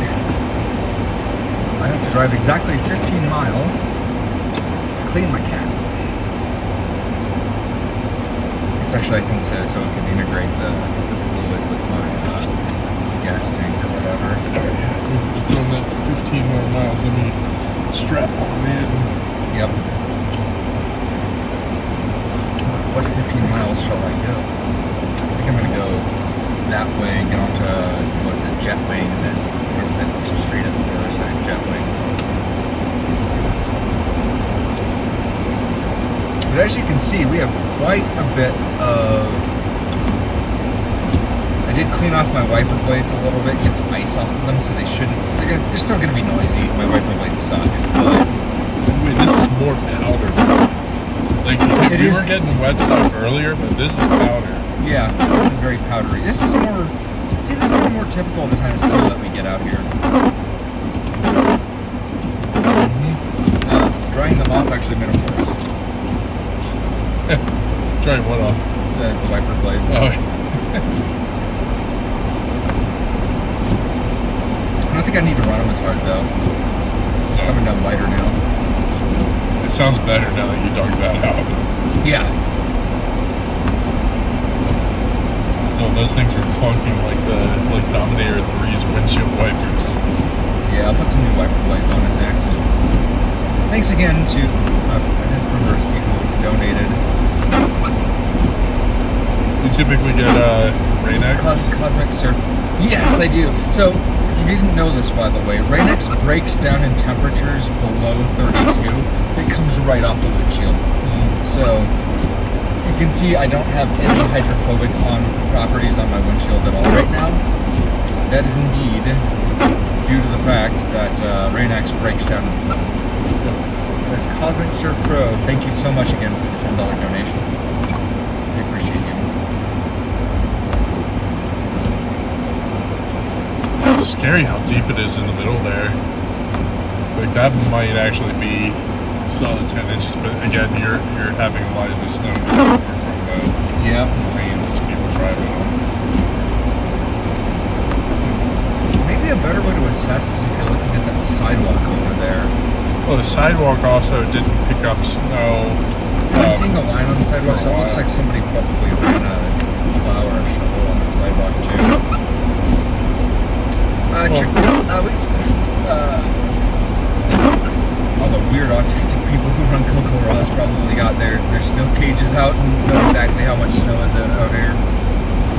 Coco Ross definitely will have good numbers on this tomorrow. My dad's been checking that Coco Ross rain gauge of this every single day, at the exact same time of day, every day, for the last 25 years. He's doing recordings too, isn't he? Yeah. My dad was at the very first Coco Ross meeting, by the way. I think I mentioned that.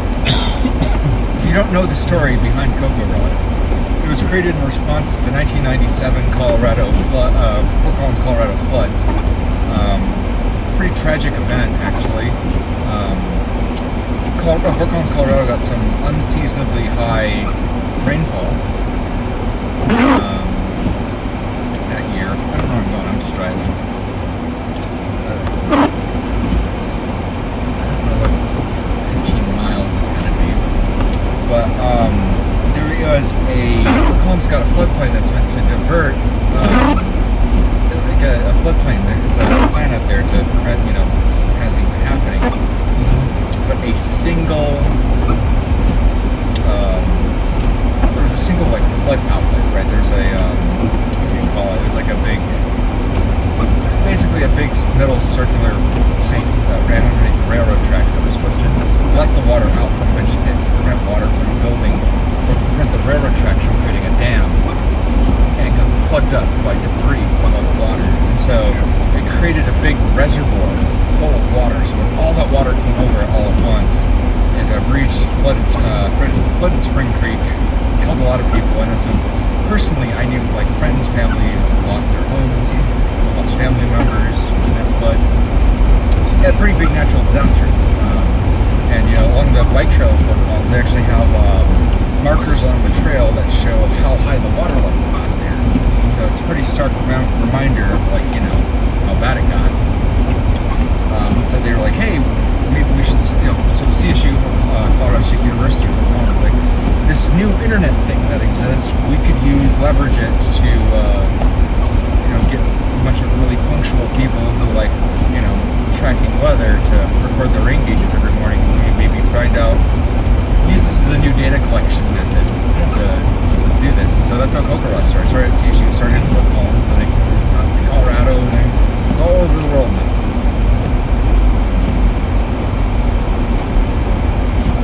Please don't spam emoji.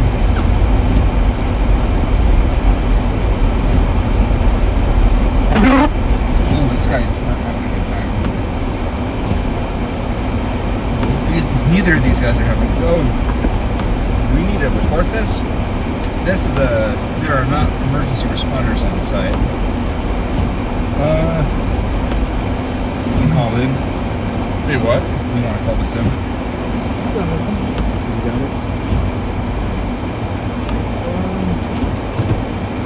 Oh, yeah. My phone's in use.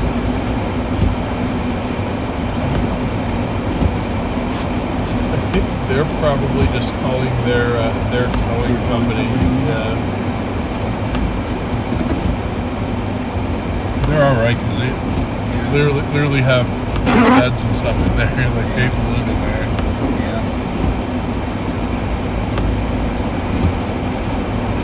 So I can throw in my orange vest, but I'm direct traffic right now.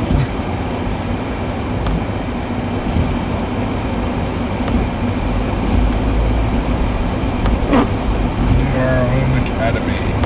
Yeah, this we got a troublemaker.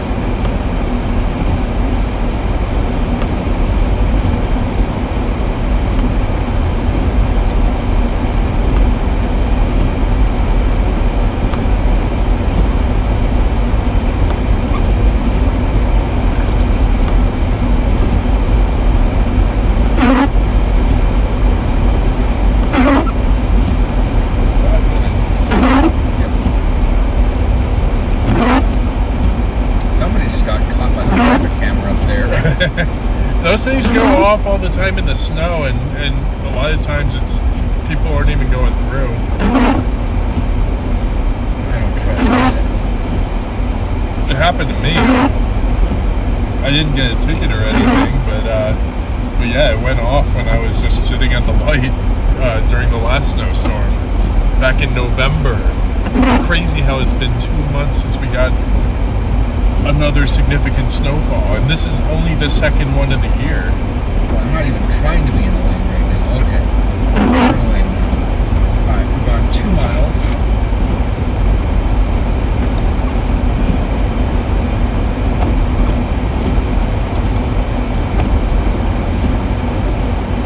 Just need to hit like that 8-mile mark and go right back to the beginning. Yeah. Get some gas. Probably at like 2 now. 2 miles. But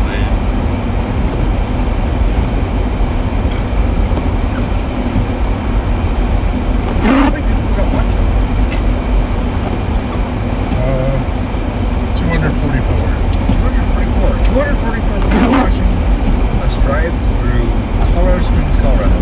Well, I hope you guys are enjoying this tour of Colorado Springs. We've been all up and down the town tonight.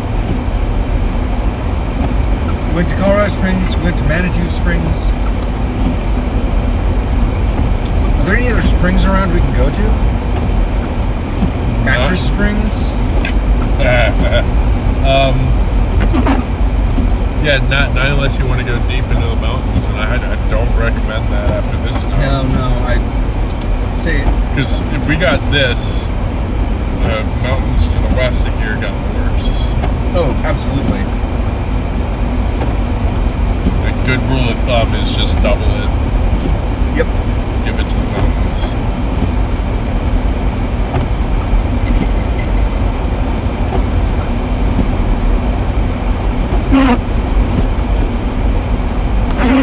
Don't like that feeling. What's that? Sliding? That's my tires having no contact with the pavement. Oh, Jesus Christ. No. Why is this guy... It's because of that.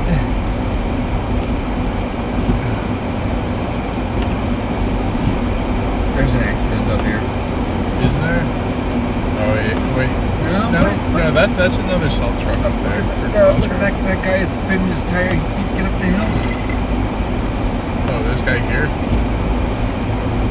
This guy's got his back door open, so maybe there is an accident here. Yeah, that's what I'm thinking.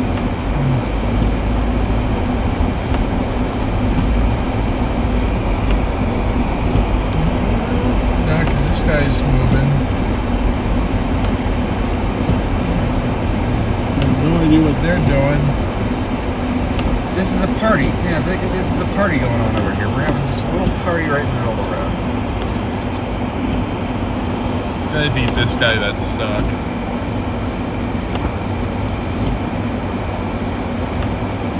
There's a party. Yep.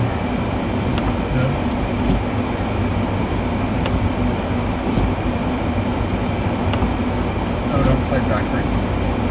Don't slide backwards. I think he's backing up intentionally. Need help?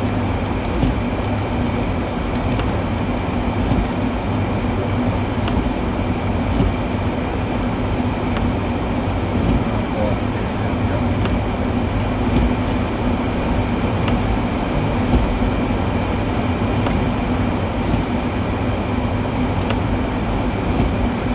Well, I mean, there's a bunch of people just standing around. We don't want to add to that. I'm trying to figure out which vehicles are. I don't know if there's any vehicles incapacitated here or what. Because it looks like the white vehicle can move.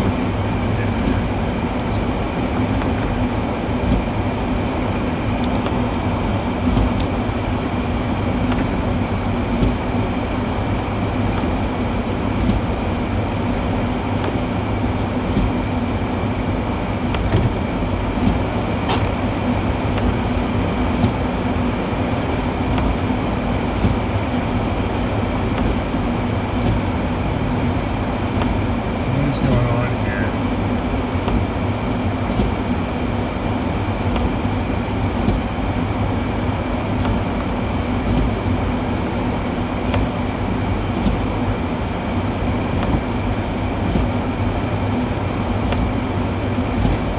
Well, the snowplow's not moving either. I don't know if you noticed that, but that plow up there ain't gone nowhere either. So I wonder if there's an accident up there. Or if these guys have all gone out because there's an accident up there and they can't go nowhere.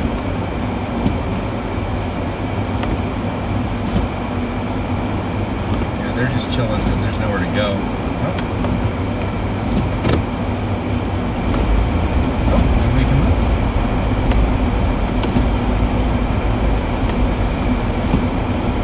Yep, I think that's what it is. The lift on that lift kit on that truck.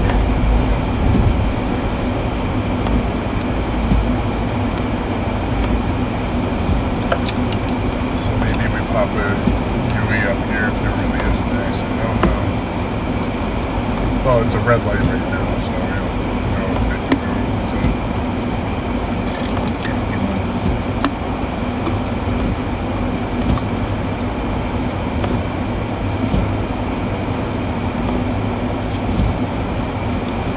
On the left is where that huge raid was. What huge raid?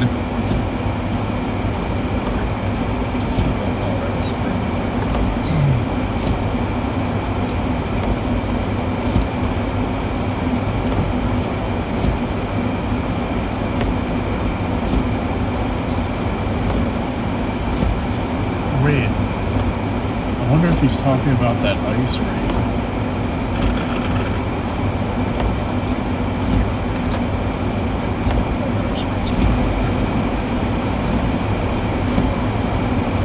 That truck is not equipped. Oh my gosh, that truck is having all those problems. Like I said, those weirdly lifted trucks that, like I said, so pointless.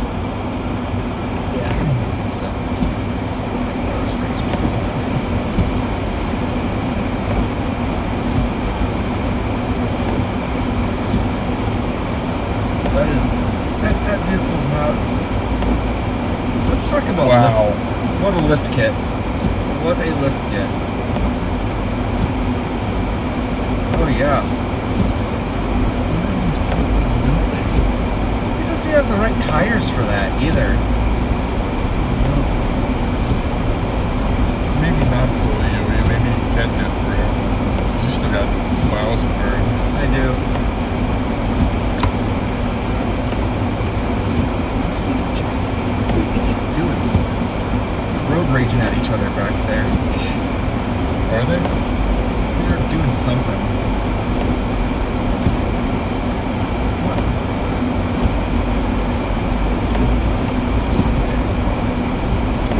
Be in a lane or not be in a lane?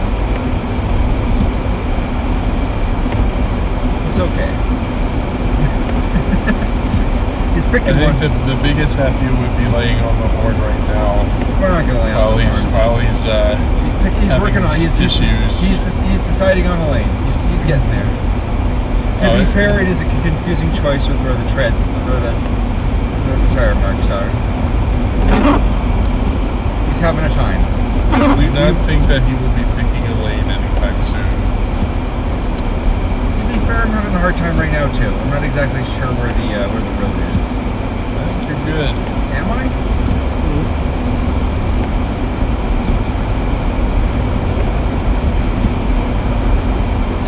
Back to the wide angle lens. There we go. I'm not exactly sure where the road is. You're in the middle lane now. Am I? Yep. Over now. Is this a lane? I'm not really Yeah. sure. I think so. We're just making our own lanes tonight, baby. That guy is not keeping up. He's going left, right, left, right. I don't like how fast I'm going through here right now. This feels bad. Slow our roll a little bit as we get up here. Like you just need to hit 88 miles per hour, baby, then we'll go back in time. Yeah, we just need to hit that 8 mile mark and we can turn around back. We'll hit the number of miles we need to get to absorb that fuel.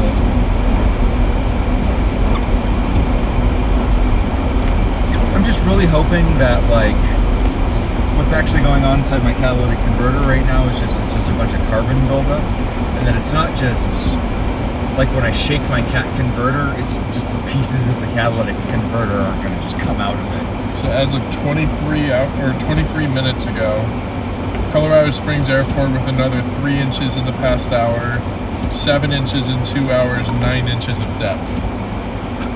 We're gonna go over a foot. Yeah, we're easily gonna go over a foot. Easily. See, yeah, it's building back in. You see how there's that new snow shield building in behind it? I can see that back here too. We may end up with like a solid 16 inches of snow. Yeah. It's very possible. The way this is already school's for sure out tomorrow. Oh yeah, 100%.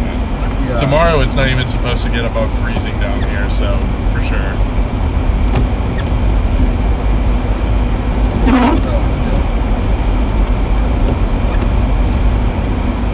Plug this into the battery. I've got a white cable that goes into this to charge it.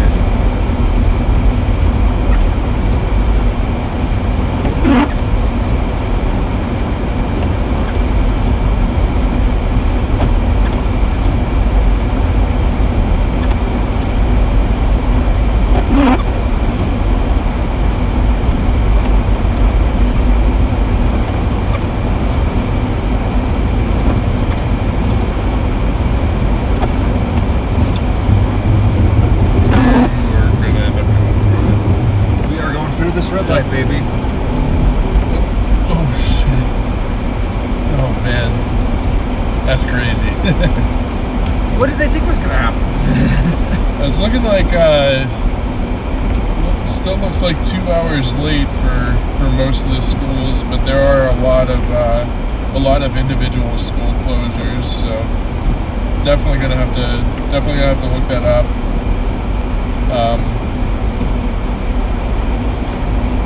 I have a feeling that those that are 2 hours late are probably gonna close. 178 regular at Valero. Are you kidding me? You saw it here first, guys. $1.78 gas. Well, you can't put it in now. No, I can't. No, I can't. I'm just gonna go check because then we're coming back here.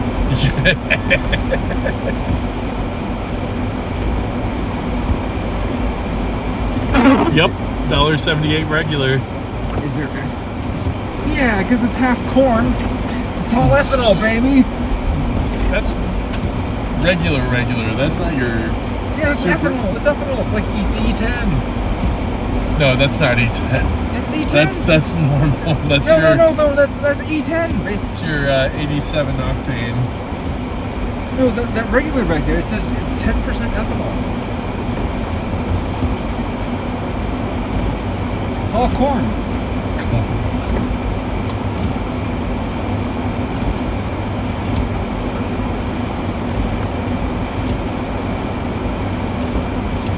This car drinks dinosaurs, not corn. You mean dinosaurs? Yeah, exactly.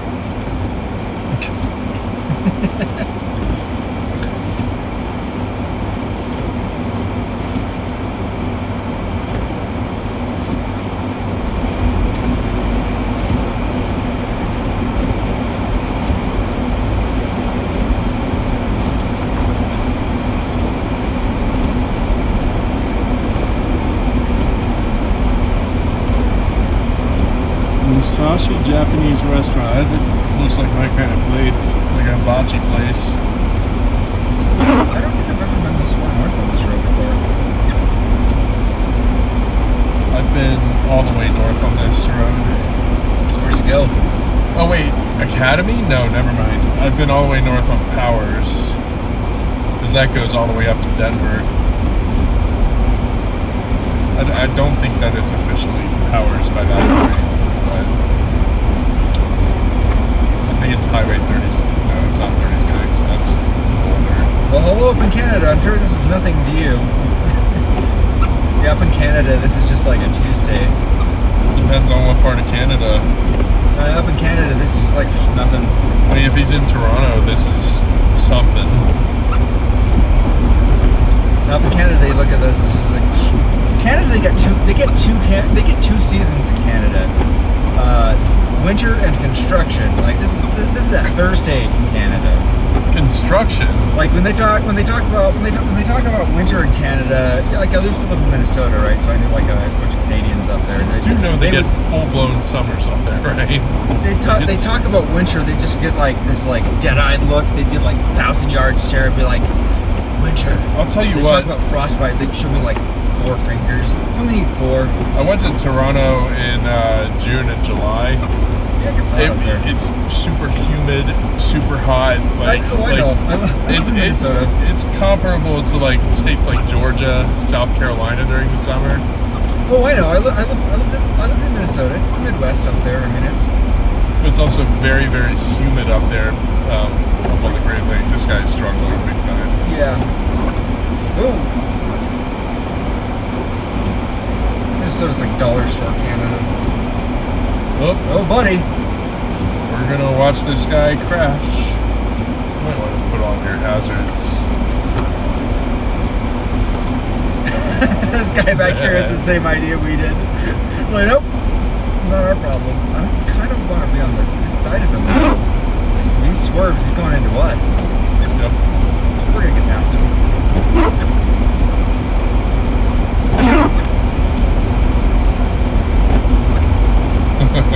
Yep. Gosh. Yup. Guilty.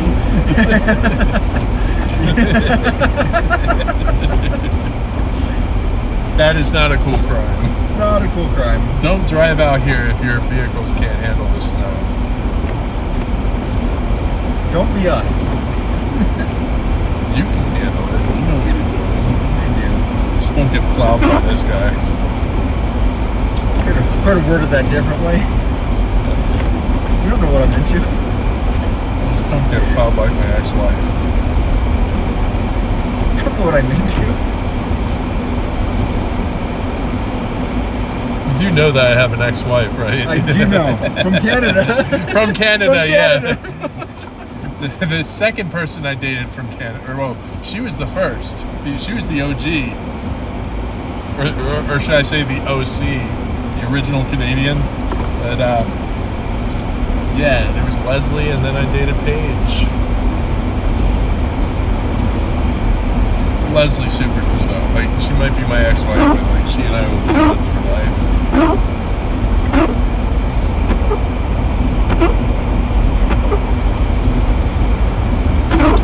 Anyways, my name's Patrick. I'm a storm chaser. We're currently in Hawaii. As you can see, I'm joined by storm chaser Mason Harris. We're currently brutalizing my vehicle to try to fix the catalytic converter. The next step after pouring a bunch of chemical additives into the fuel is going to be to take the catalytic converter out and put it in the dishwasher. So I'm not even joking about it. Apparently that works.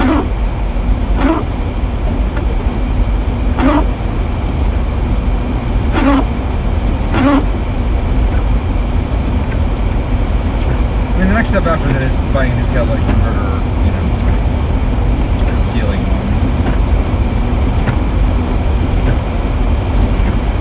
It actually really means the world to us that all you guys are here watching us and enjoying this nice little drive through Colorado Springs with us tonight. We are going to be wrapping up here soon, probably in the next, what do you say, however long it's going to take for us to get back. We're almost at that.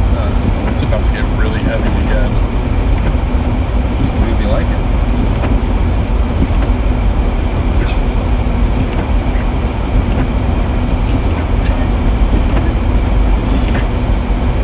Get plowed. Working on it. I can't tell you to touch grass because there's no grass to be seen. There's no grass to be seen.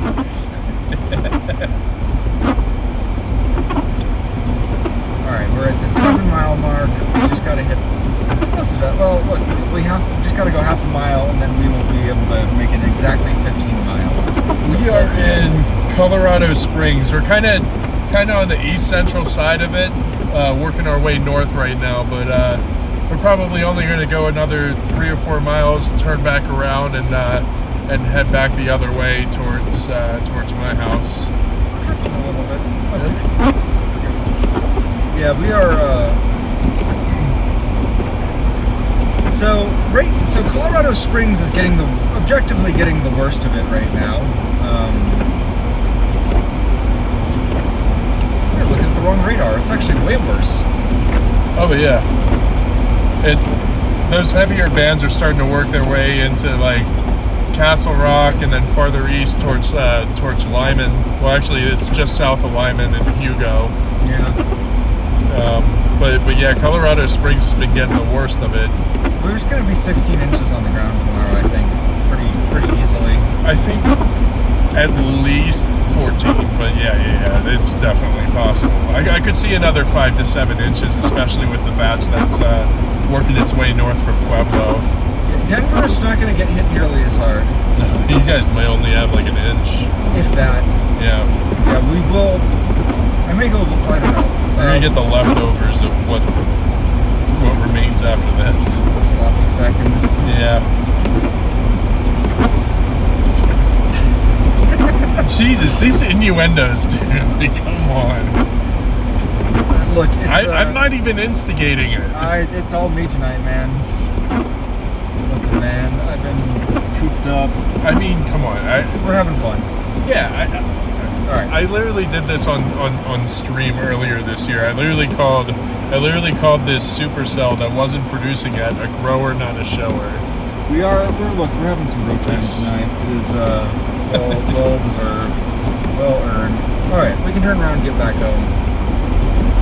Yeah. So, anyways, basically, long story short, is the Denver metro area is probably not gonna get hit anywhere near as hard as Colorado Springs is getting hit. And honestly, it's overperforming here in Colorado Springs. Honestly, we were not anticipating nearly this much.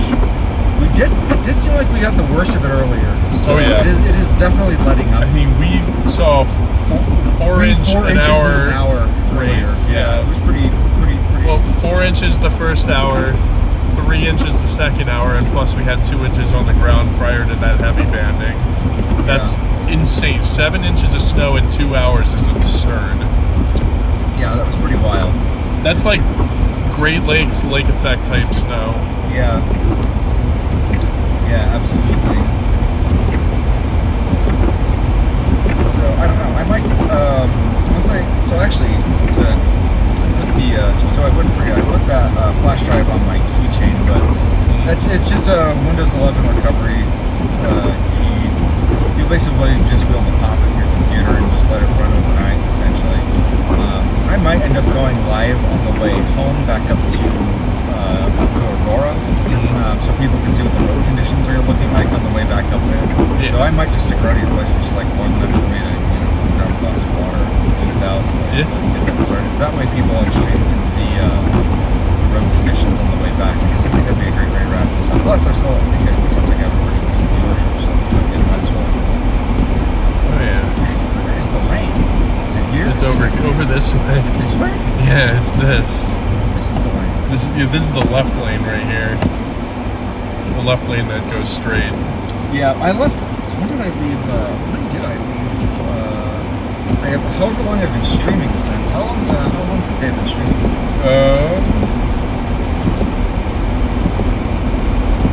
4 hours. It's been almost 5. Almost 5 hours. So 5 hours ago. So I left at 7. So it was perfectly dry at 7. So there was no snow on the roadways at 7 up in Denver. No, in Colorado Springs we didn't have any on the roadways, but it was like as you were pulling up was when it started accumulating on the roadways. Yeah, I was starting to see accumulation right as I got down here.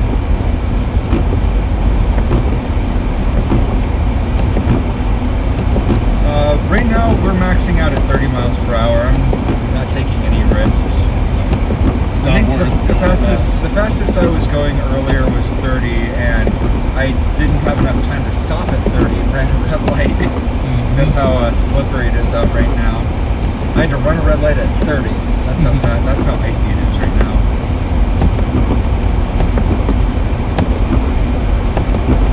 We're up at what, 9 inches now? Yeah, we're at 9 inches here in Colorado Springs. Probably a little bit more because it's been snowing consistently since that report came out roughly a half an hour ago. So we might actually be pushing double digits now. Actually, I think there's a way I can actually, if I remember correctly, there's a way that I can set Moblin to actually display what my current speed is. But yeah, my current speed is 30 miles per hour. We don't go faster than that in these kind of conditions. I'm not enabling that mode at all. Well, yeah, I was gonna say, in road conditions like this, 30 is as fast as I'll go. I'm not taking any chances. I just don't want people to see how fast I'm driving when I storm chase sometimes. Yeah, I was gonna say, I don't want people to know how fast I'm driving when I'm storm chasing. If I'm playing catch up with a tornado, don't say it on stream. I won't say it on stream. I'm just gonna leave it at that. Yeah. But I won't run red lights. Yeah. Right now, fastest I think we've gone tonight is 35, 40 miles per hour. But we're taking it real slow tonight because we've seen quite a few accidents on the road tonight. Yep. We don't want to end up being one of them. Don't be a statistic. Nope. I would, if you're planning on going from Pueblo to Denver tomorrow, I would definitely reconsider that. Well, tomorrow, the roads on I-25 will be clear. Yeah, I-25 will be clear, but I mean, it's it's still going to be a struggle. Like it's There's definitely going to be slick spots. You're not going to have shoulders to use at any point. Like you're definitely going to want to take it slow. Like 15, 20 under the speed limit. We're gonna don't what? What? Maverick's got it. $1.63. Look, when we get back, it's where The Circle K is just absurdly expensive. we'll find a gas station up there that's not great.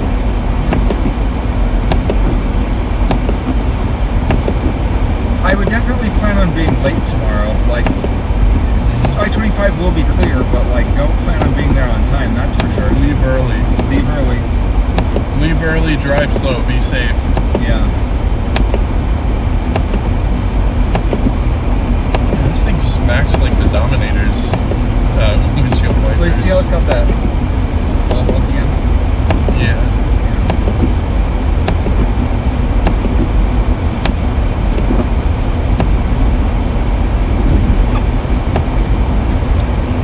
It's just hitting ice at the end, that's all.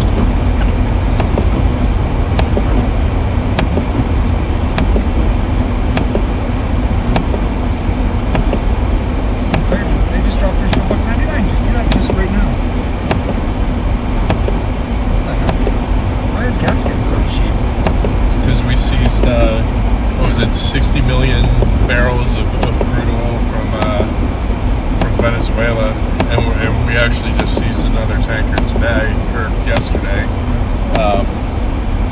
So that's, and the thing is we're reselling it, so it's driving down prices.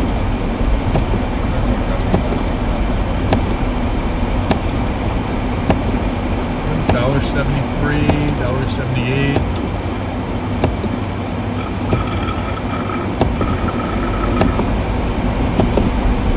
I don't really care what the content of that oil is with my car. As long as my car runs, that's fine. Oh, it's so bad for your engine, though. I used to. Well, my first the first 65,000 miles I put on my car, I was only putting in Plus or Premium. But recently I switched to regular, and it's running fine. Oh no, I mean, so like high octane gasolines do nothing for your car. It's just gasolines that contain ethanol are actively bad for your engine. So like the only people who need to care about using like high octane gas are people who are like running supercars. If you're using like you're driving like a Maserati or something, like using low grade gasoline will be actively bad for your car. Yeah. But like if you're driving a 13-year-old piece of crap like this, it doesn't matter if you're putting in premium fuel or not. Or ethanol. Ethanol is bad for your car. No, ethanol it literally causes your car Corn to knock. syrup. It's putting corn. You're putting corn syrup in your car. No, I mean ethanol. It's ethanol. It's just alcohol, right? Like alcohol works differently in your engine than we're not stopping for this. We are not stopping for this. Again, we're just going 30, but we're going downhill. There's no way we're stopping. We don't have brakes.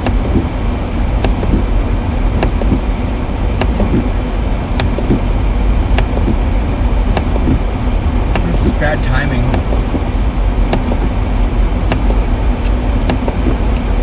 After all that talk, we did not need to drive by that.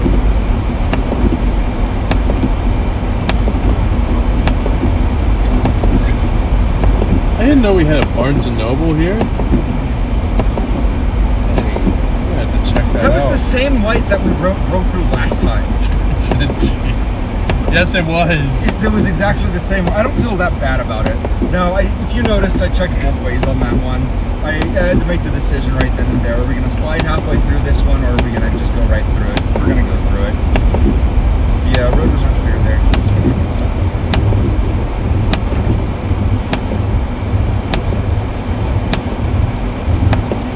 The way they come to a stop is you pump the brakes.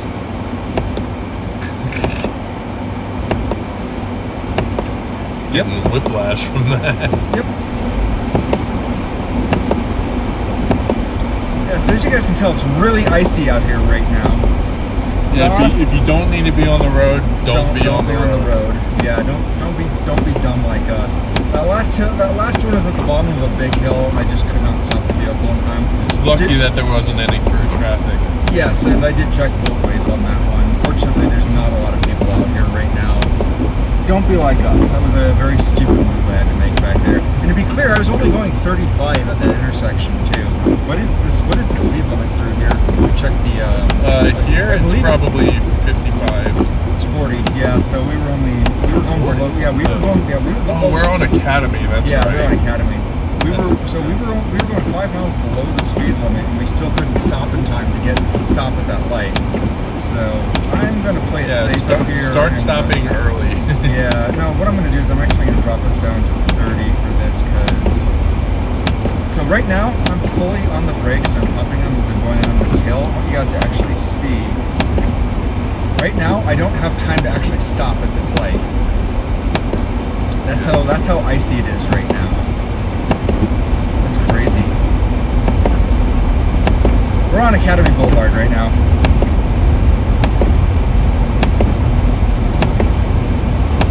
I'm on the brakes right now. That's crazy. Yeah, my brakes are just not braking on this ice. Your brakes are broken. My brakes are not broken. They are just my car is just sliding on this road. So yeah, I just wanted to say that phrase. Brakes are broken. It's the ultimate oxymoron when you say it out loud. Yeah. Oh, this is freezing. Like, wow. Yeah, you seen that? Yeah. Yeah.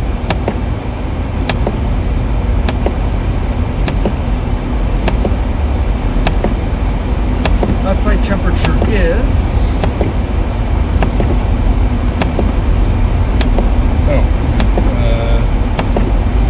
28 degrees. Yeah.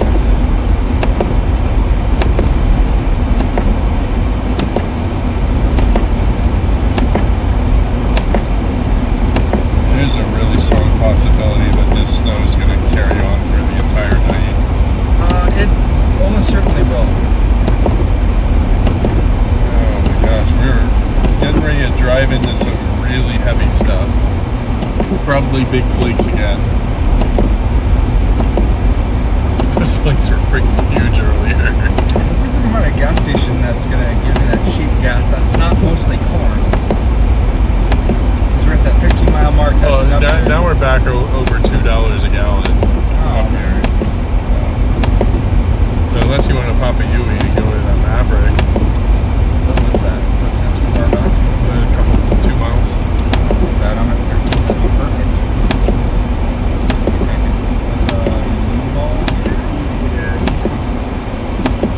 Just don't run over that because that's a median. That is a median, yes. Alright. All gas, no brakes. Literally no brakes. No brakes here. Yeah, we're gonna go hit that Maverick and put some gas in here, and so we're gonna head back to Mason's place. We're gonna do a drive-by computer repair, then we're gonna head up to Denver to take a look at the road conditions on I-25, and that'll be the end of the stream. So we'll probably be running for another hour and a half tonight, guys.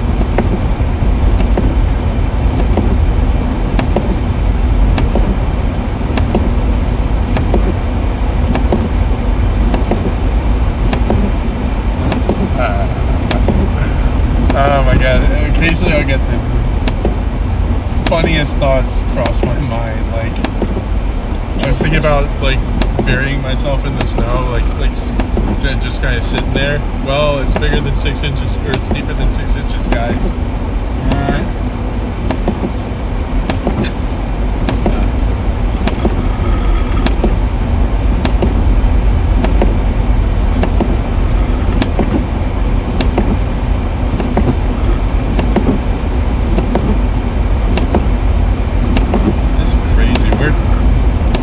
Probably pushing 10 inches of snow now. Yeah. It's been a while since I've seen a good,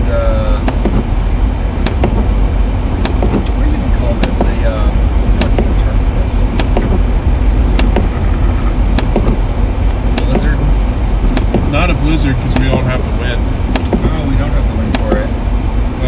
wind has to be over 45 miles an hour or something like that. In conjunction with low visibility and snowfall rates over 2 inches an hour.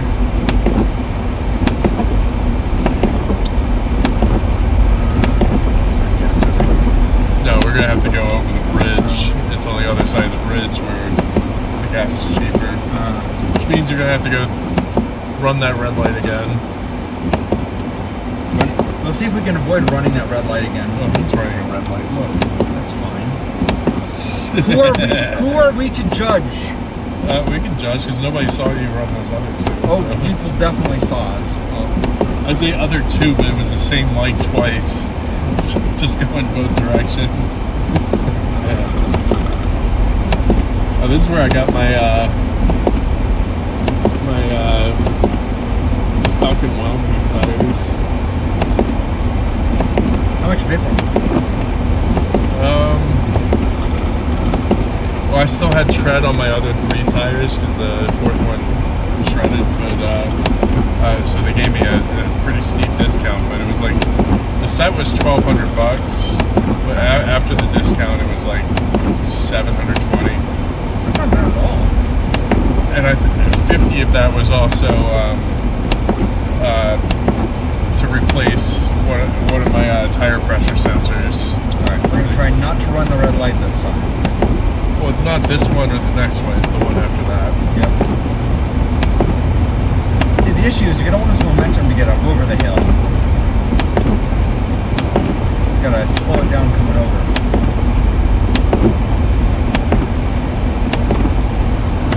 So I'm gonna try to not break 30 going over.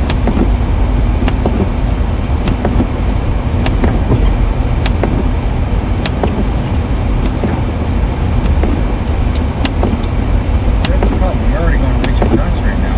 To get the speed we need to get to the top of this stupid hill.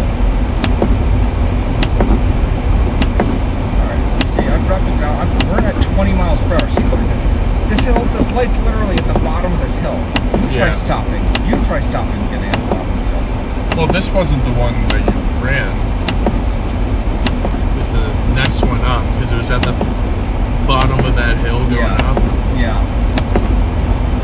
Oh, look, Hustler. So this is the last of the gas stations that's over $2, I think. I think you gotta go down like two more lights. Yeah, Circle K. Gas and Grass, Native Roots, 213. That's the last one. It's a gas station dispensary. Amazing. Only in Colorado, folks. I've been there a couple of times. Colorado Springs is awesome. There's a place up by where Molina lives. There's that machine gun rental place. It sounds like a great idea. I mean, it's like we didn't spray paint too on the sign. Apparently, it's been there for like 20 years or longer than that. So your cheaper gas stations should be on the other side of this line. Yeah, I remember that. Colorado Springs is a fascinating place. Don't run this one again. Nope. You got time. Not that there was anybody around this yet. Yes. Guns. It's the name of the company I used to work for. Used to work for a gun owner? Or Well, no, same acronym, different company. SDS.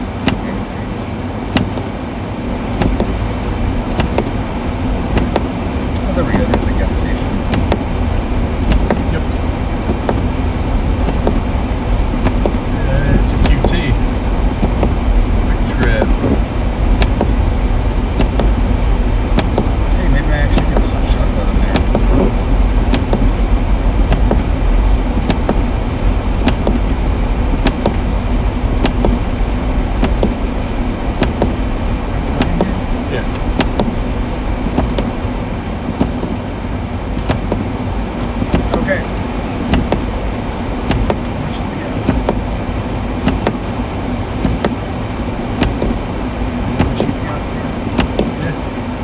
buck So this was 73. Okay, sweet. Mission accomplished. I'm gonna go grab something hot to eat. Any hot chocolate? Piggyback for it. Oh, you're fine.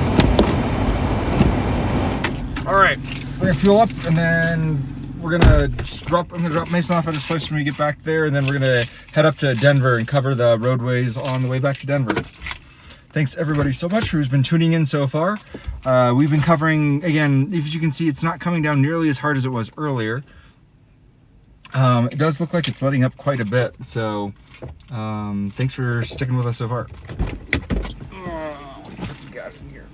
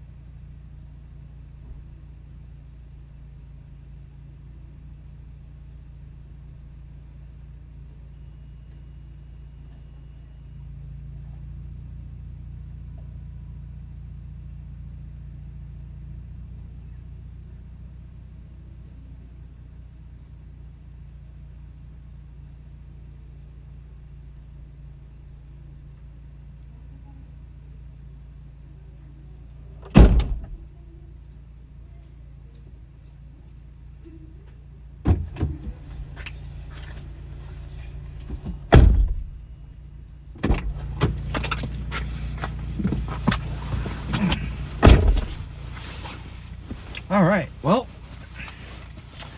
looks like everything's in working order. If anybody's still in the chat, make sure to subscribe. You guys know the drill. Do the YouTuber stuff. Subscribe to the channel, like the stream, all that good stuff.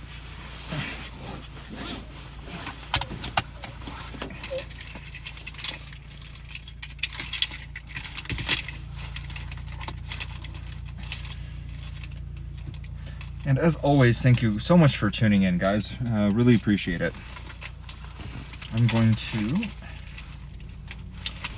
fire it up.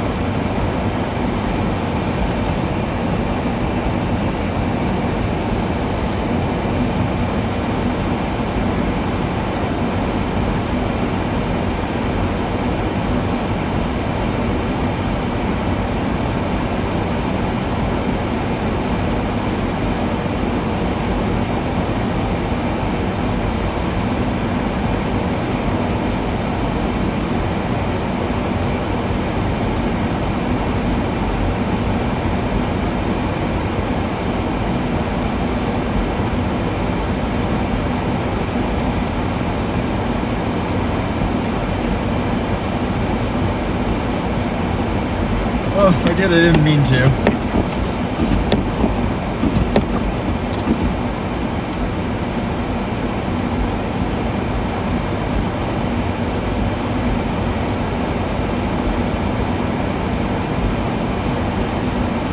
Probably just dug through the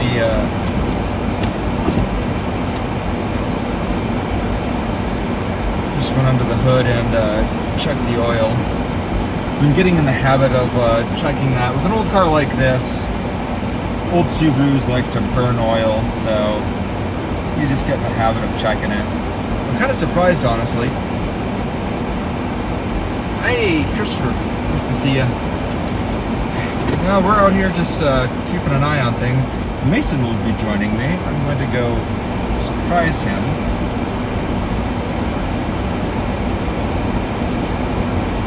By surprise him, I mean not surprise him.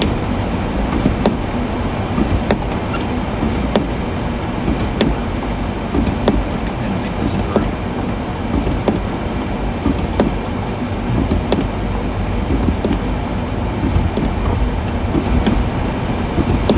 Yeah, you know, if there's any one thing I've learned about storm chasing is you have to be really, really diligent about. You have to be exceptionally diligent about the car maintenance. I destroyed too many cars this year to the point that destroyed a lot of cars this year doing all this storm chasing. Yeah, I saw that it's supposed to be back up to that. I can actually speak to that, actually. Over here, back on Pivotal. We can go to...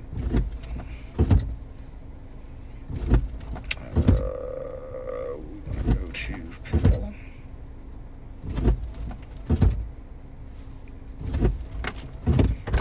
They no longer have hot cocoa. No! Well, not no longer, but like the machine is closed. Ah, that's what I was afraid of. I'm gonna That have was to at the hold last place.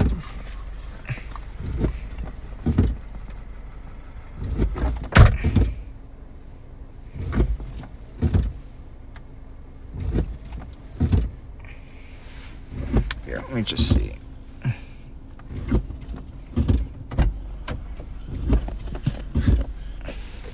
You want a spicy chicken taquito? I'm good.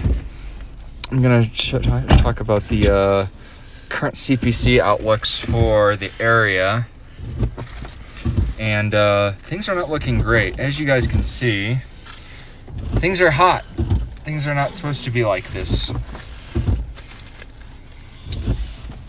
Nope. We are pretty consistently having year over year the hottest year on record, and it will continue to be the hottest year on record year over year.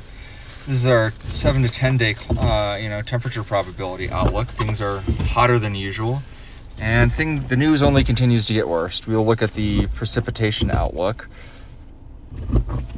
We're going to be, I think, probably, well, this is actually a better outlook than before. Things are going to be, well, drier than the orange indicates drier, green indicates wetter. So good news in some places, bad news in others, but it's a trend if you guys can't tell. But the climatological outlook is the one I wanted to find. I guess they don't have those on this site.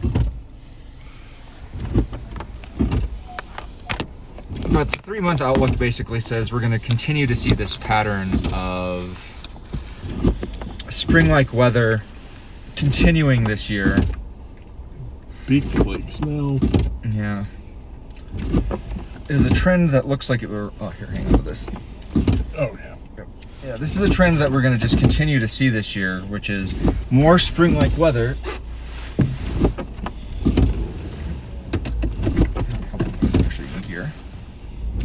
More spring-like weather in this winter, so it's looked like things are going to be... Other way. That's a one-way. Is it? Yeah. Oh, we gotta go that way? Oh. Yeah. We'll just circle. Yeah, we're going to be... But yeah, the bad news is that we're just kind of in a year where we have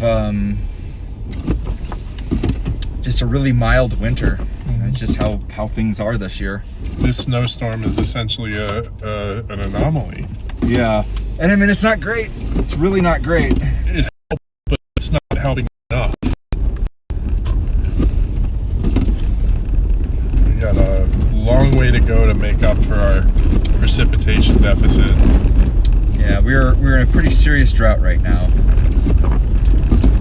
I can't quite overstate enough how bad things are right now. And with how hot our summers have been in recent years, it's definitely a point to worry about, because it's extremely concerning. Yes. Extremely concerning. I'm hoping that we get more and more of these patterns going through the winter and the spring, but like if we don't, then it's going to be a bad fire season this year. You're going to hear about more fires in Colorado than you're going to hear about in California. California is mostly green now, so I mean, even if they had a drought from here through the end of the year, it's not really going to impact their fire season this year. Like it's probably going to be. It's not going to be a big story this year in California, but out here between Colorado, Utah, northern Arizona, northern New Mexico, it's going to be a bad year. I mean, it could get as bad as 2020 or 2012. If any of you guys were in Colorado in 2012, it could get that bad again. So 2020 was a really bad one too. Yeah. Wait, 2021. Sorry. Yeah. The Marshall Fire. Well, 2020, we had a lot really bad wildfires that year. That's right. When I first got out here, October of 2020, and one of the first places I visited was Longmont, and there was so much haze. There was so much haze from the fires just west of the Front Range. And that whole area from the Palmer Divide north up towards the Wyoming border, that was a hot spot for a few years. Yeah, hopefully we don't get another 2012 again. That was it was Risk Canyon that year. That was a real bad year for wildfires. But that followed a really dry year. That was 2011. Yep. Very similar to this. So hopefully we don't see anything like that again. But these conditions are remarkably similar. Yeah. When I first got out here in 2020, there was a full-scale fire ban. You couldn't have any outdoor fires anywhere. And that stayed intact for a year and a half. I had a very severe drought leading up to the Marshall Fire. And then we just unprecedented winds for that area.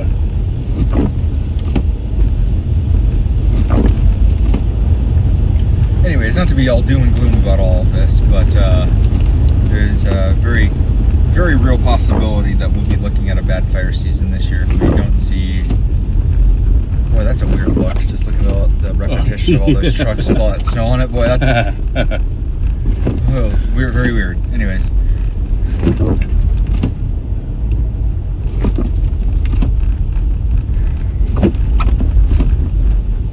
They're pushing up.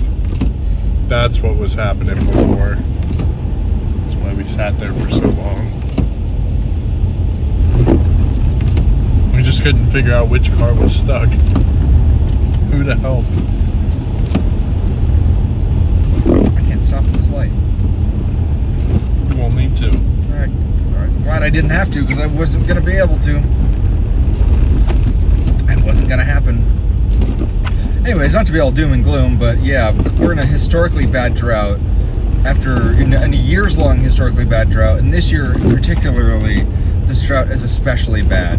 I don't want it to get bad. I hope it doesn't become bad, but things are not looking great right now. Nope. This snow is a much-needed respite, but it's nowhere near to make up for the gap we're having. Yep.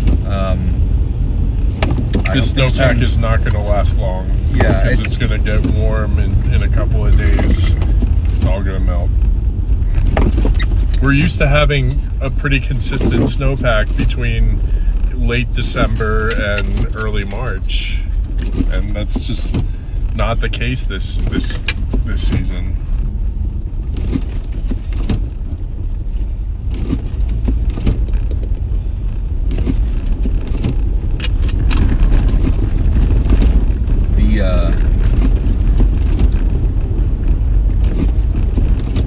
So anyways, something to keep an eye out for here in Colorado is it's going to be pretty wildfire season, unfortunately. You're going to take this all the way to the light on Fountain, and that's where you turn left. Okay. I think I have... Oh, I didn't realize you still had the directions up. I just noticed the radar. Yeah. Oh, it wants to take you the Academy Park loop by the police station. Yeah, we can take that. Laugh at all the buried cop cars. Mm-hmm.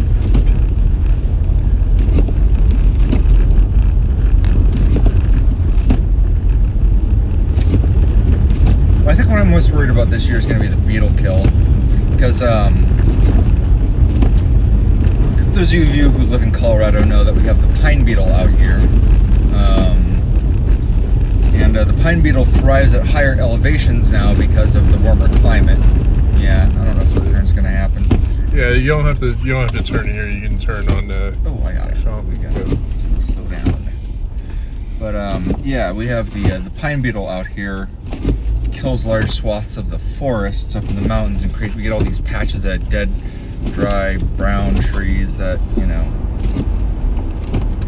become fuel for fires. Yeah, it just becomes a giant tinderbox, basically. Can you stop? Okay.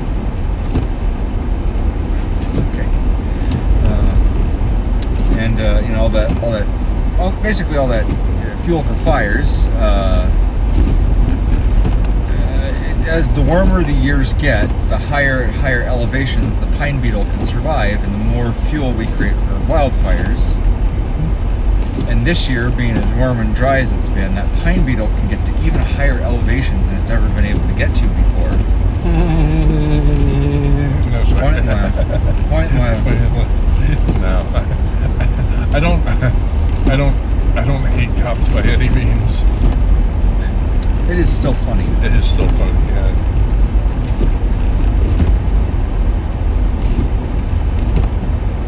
Stop it. Stop. You're stopped. You're solid both ways. Pretty good. Nice.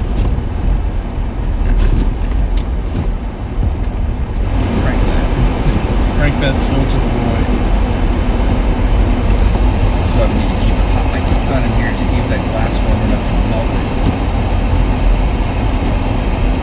Good boy, tell them. I haven't thought about that song There is a video when I was out at Weapons Tactics and Instructors course out in Amy stopping by.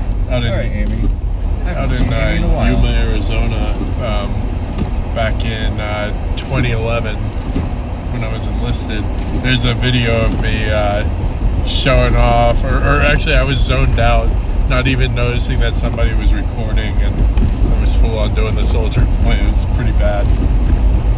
Thanks for stopping in, Amy. Nice to see you, as always. I feel like it's been a minute. We're just out here driving around in winter inclement weather conditions. Double digit snowfall. Yep. We are going to be taking a brief break here in a couple minutes to fix Mason's computer, let me drop him off, but then we'll be headed up to Denver area to cover the snowfall up there before we wrap it for the night. So, yeah.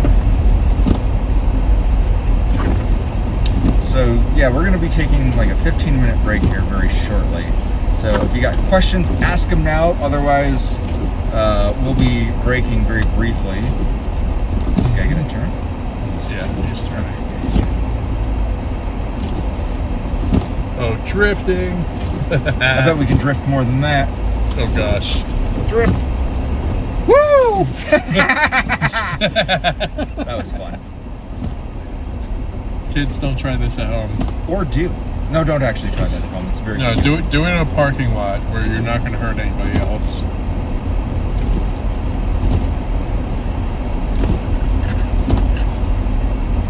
Was that a cool crime?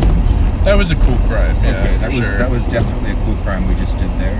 There's definitely over 10 inches. Yeah. What are we doing for commercial? It's got to have fallen off by now. 236. Really? That's been pretty stable, yeah. You're the only one that's live right now. I guess. You're the only storm chaser that's live right now. We've been having some fun, guys. All right. So we're gonna. Here's what we'll do. It'll only take us. You got everything backed up on their drive that you feel like you need to save? Oh shit! I didn't do that earlier. That's okay. I can tell you what to do. Because, well, in that case, actually, it's not that hard. I can basically just drop you off and give you that pen drive and then walk you through it tomorrow. Because in that case, I can just take off. I can just get you out of my car and go home. So put this stuff on my external drive. And then call me tomorrow whenever you're ready. As long as you have the flash drive, that's all you need. Gotcha. And do I run it while I'm online? No, it's I set it up so it runs offline. So Okay. It's literally just the Windows 11 reinstall. So it's Gotcha. I isolated it, so you don't need to be online for any of that. You'll need to be online for the very end part of the process, but when it starts, you don't need to be online, which is the key part. Gotcha. So I can just drop you off here in that case. I won't even have to break it. Just take these people. Yeah. We can play it on out. You hear that, guys? No break. No break. No break. You're stuck with All him for work. another. All work. No play. Stuck with him for another hour and a half or so. I don't turn here. I always. Yes, you do. I do. Yep. Okay, never mind. That's a weird place to put a snowbank. Did you Yeah, notice because that? there's another street over here. That's ridiculous. I think that's just a consequence of people turning into the gas station. I don't think that. No, that's a plow. Is that a plow? Yeah. I mean, you can tell because. Oh so yeah, much that's pushed off to the somebody plowed. sides. Oh wow, well, that got plowed since we last time we were in there. Yep. Okay. Kind of needed to. Yeah. Grab my We did get plowed. mother.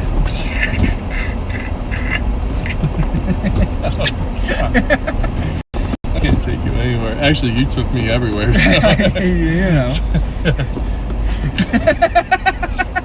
I did take you everywhere. Oh my god. I'm just not gonna speak anymore. Okay, what the heck is going on here? Don't block my street. Pity I the forget fools. this. Well, I could hop out here because it's literally 100 feet.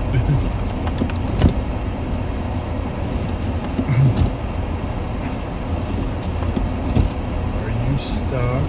What do you need? Do you need help? Do you need help? Oh. Do you need help?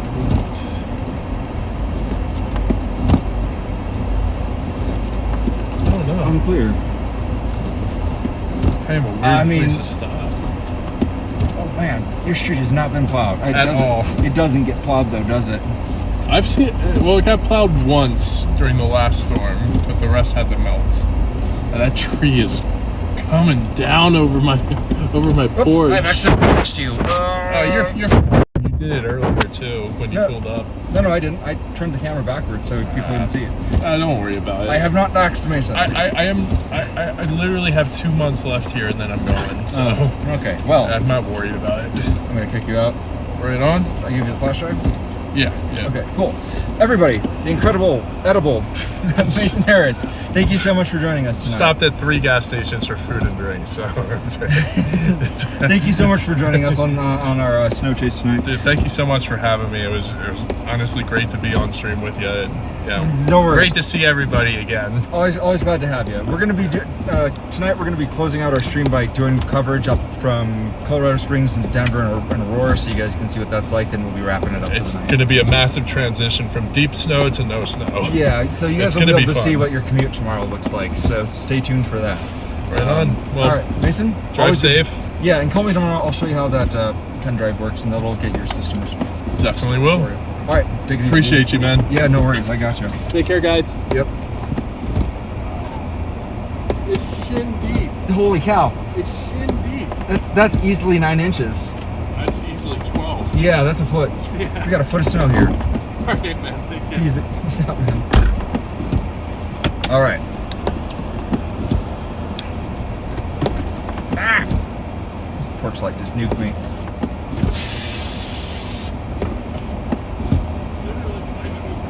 It's still marked on my shit how deep it is. Like, That's a lot of snow, dude. a lot of freaking snow. Yeah. We picked the right one to chase. Yeah, this was a good blizzard. This is a good snowstorm to go after for sure. Oh, I'm excited to see all that severe weather down in Arkansas tomorrow too. So yeah, I'm going to be. tuning into Justin and John's streams tomorrow. Yeah, I hope they get a chance to meet. All right, I'm going to get out of here before we. Yeah.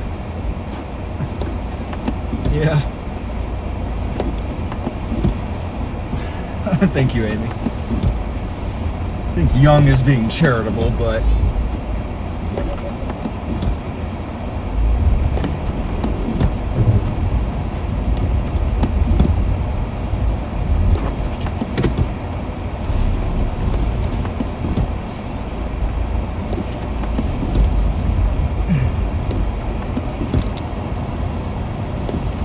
Okay, there we go.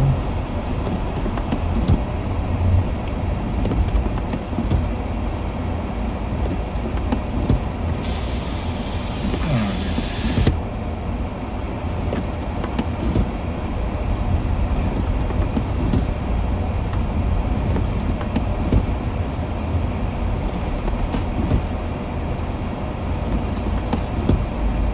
All right, so we are headed to Denver now, folks.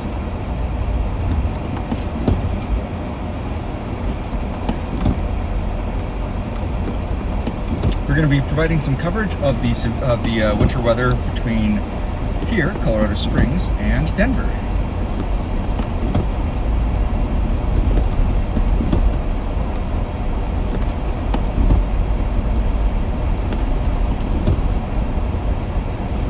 Once again, I want to thank everybody who tuned in for tonight's stream. I know we've been going for quite a while.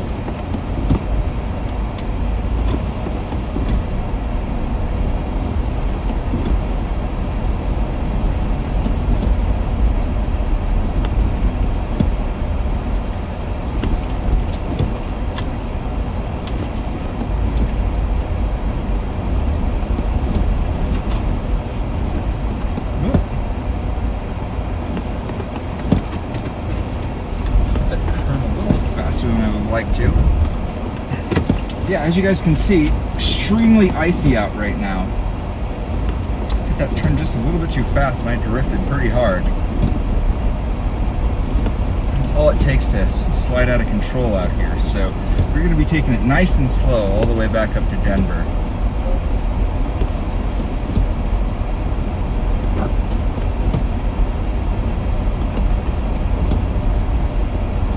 So yeah, as Mason pointed out, we had at least a foot of snow on the ground out here.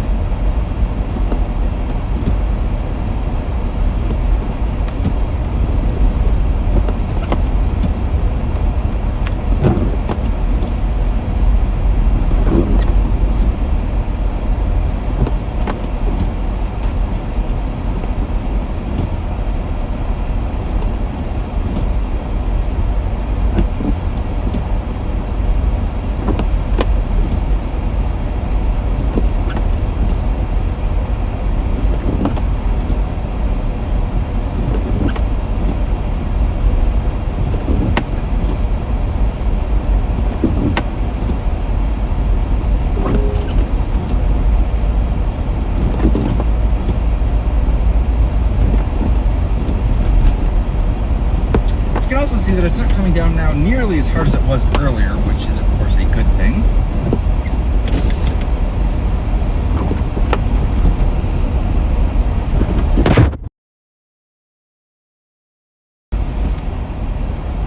Are you guys able to hear me now?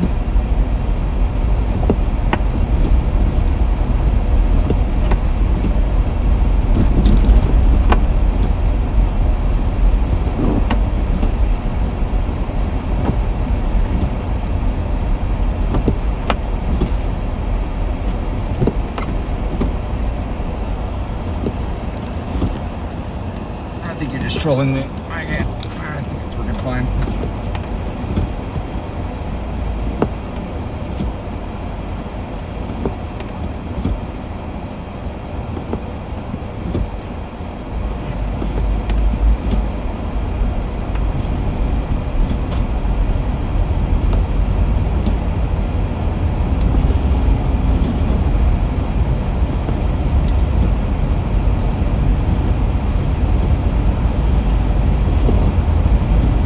So as you guys can see, conditions here are visibility here has definitely improved. When we came through here earlier, we had visibility was down less than about 1/8 of a mile. Seems like we got up to about a 1/4 mile visibility, but that is just here in town where it's well lit.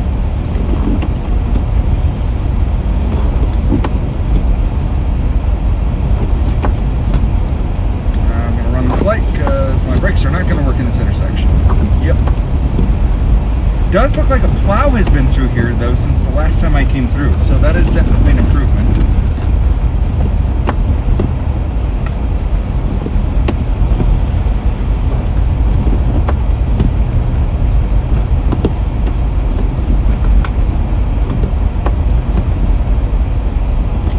As before, we are headed up to Denver right now, so I'll be able to give you guys updates on road conditions up to Denver from Colorado Springs. Should inform many of you guys that I have to make that commute tomorrow. And then also provide a look from Denver to Aurora. Like I said, weather conditions up in Denver and Aurora were definitely expected far less snow. We've got about a foot of snow on the ground here in Colorado Springs, so it definitely got looks like the heaviest winter weather impact. Looks like there is still an accident here with this truck. Looks like this guy's still off the road. He was here last time we came through this intersection. Yes, I'm going to be taking I-25 north.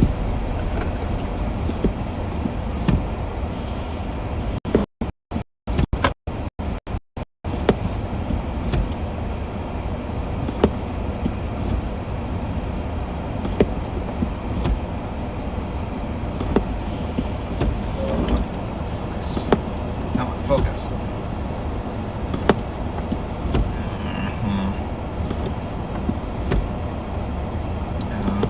Camera settings.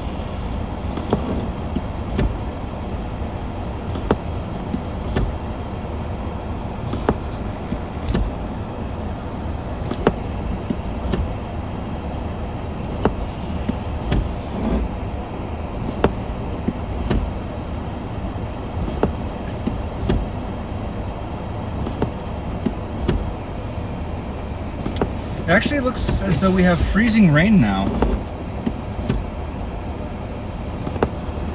I don't know if you guys can see that.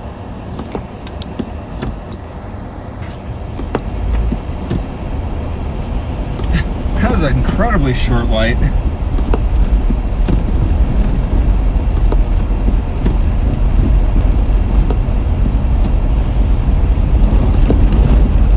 Used to drive an RTD bus.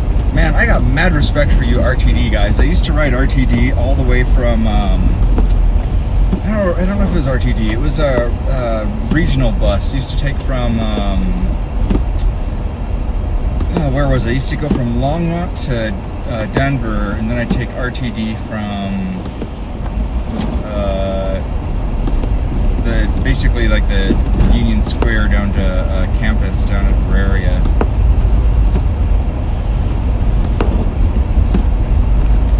Oh, we got another truck. Got multiple trucks off the road here. Oh, Jesus Christ.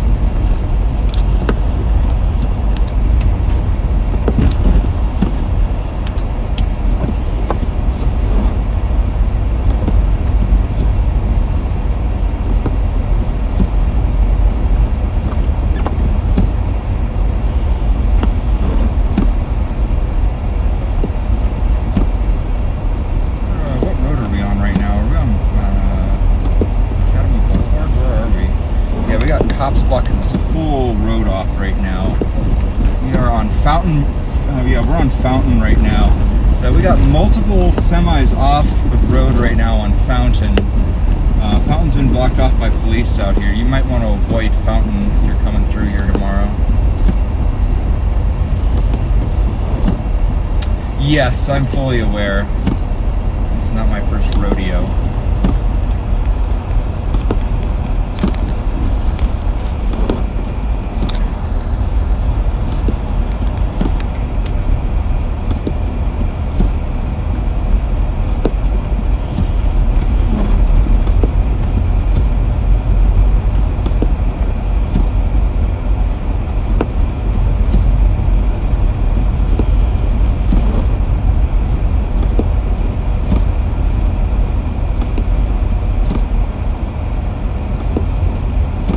Turning us down, my name is Patrick. I'm a storm chaser based out of Aurora, Colorado. Currently we're on Fountain Boulevard in Colorado Springs. What lane are you in, buddy?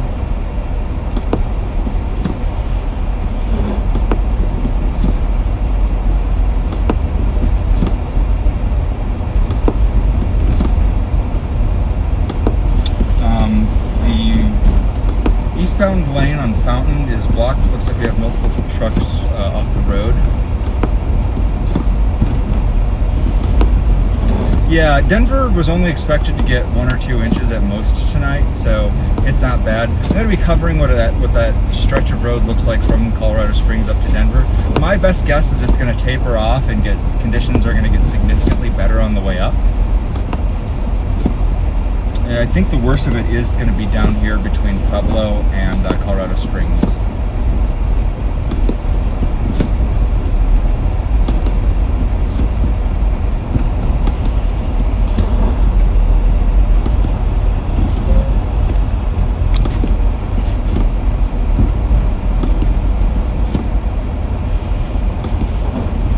This guy who's in front of me right now, I know that a lot of these drivers are passing him, going very quickly, but this guy in front of me has the right idea. He's a driver from Texas. He's driving very cautiously in the snow, but honestly, that's the right way to take it. I can't fault him for going as slow as he's going. He's taking about the same speed. He's going a little slower than I would, but that's fine. If you're not familiar with driving in these conditions, you shouldn't take it any faster than you feel comfortable with.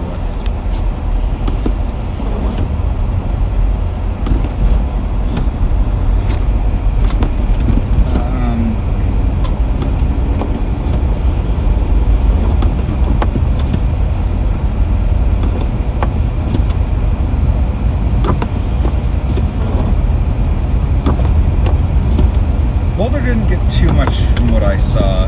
You're taking 36, I presume?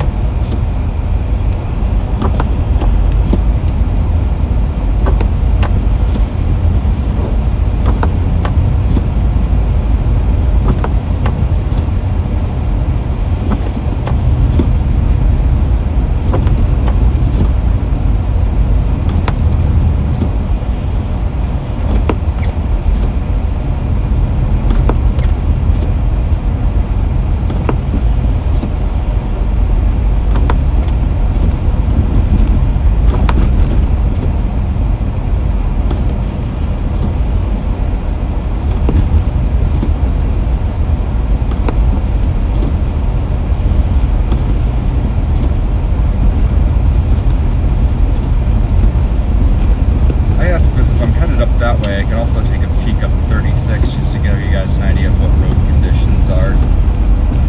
I assume it'll probably be plowed by then.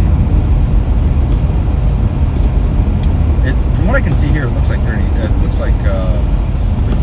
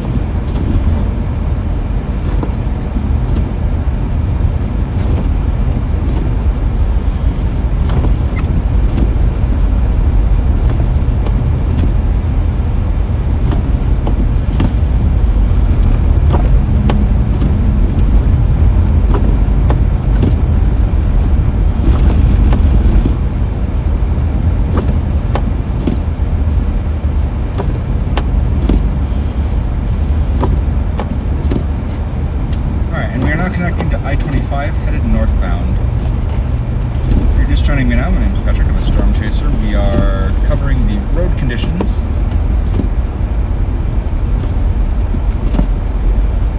Headed towards from Colorado Springs towards Denver and Aurora, Colorado. So we'll be connecting from I-25 onto 225 and to I-70. I basically live right next to the airport, so if you're somebody who's headed from Colorado Springs to the airport, you'll have a chance to see what that looks like.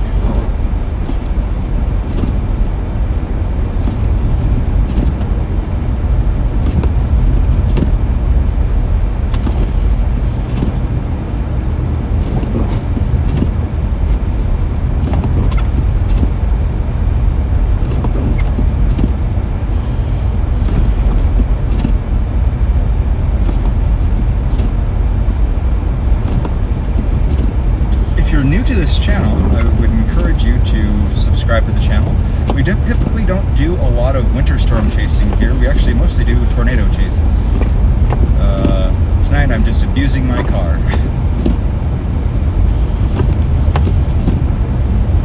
It had to be done.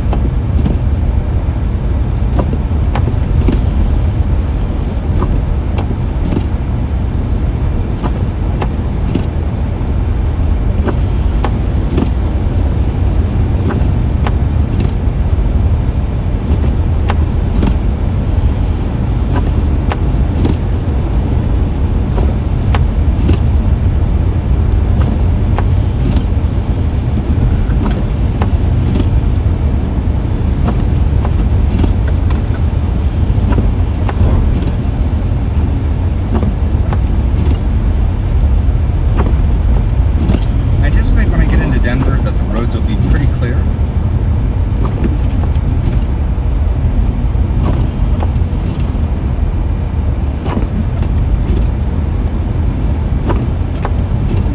I have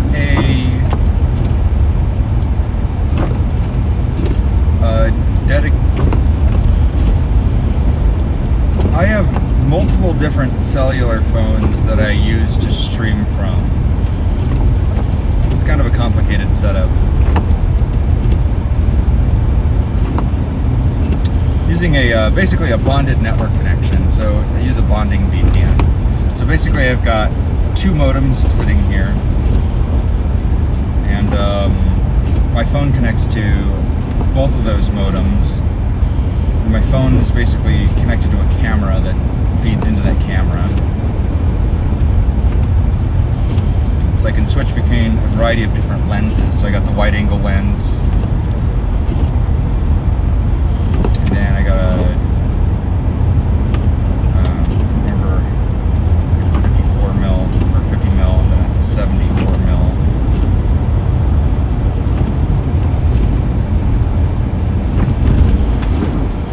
I'd like to get a PTZ camera for the roof, but can't afford that right now. I'd also like to get a Starlink connection because it'll also improve the stability of the network connection.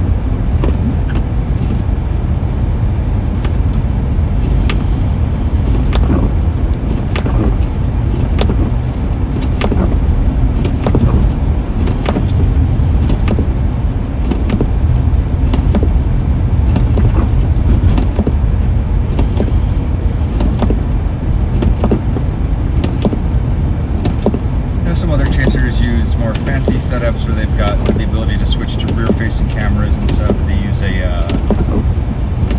what do they call that? Like a YOLO box or something to switch between that. They're using either like NDI or what do you call that? It's not NDI. It's the other NDI-like system.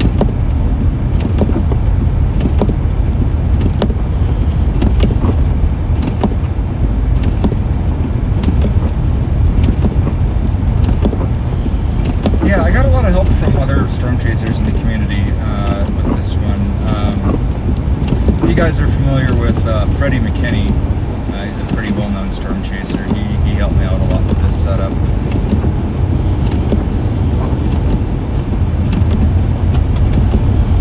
Connor Croft also helped me out quite a bit with this one too.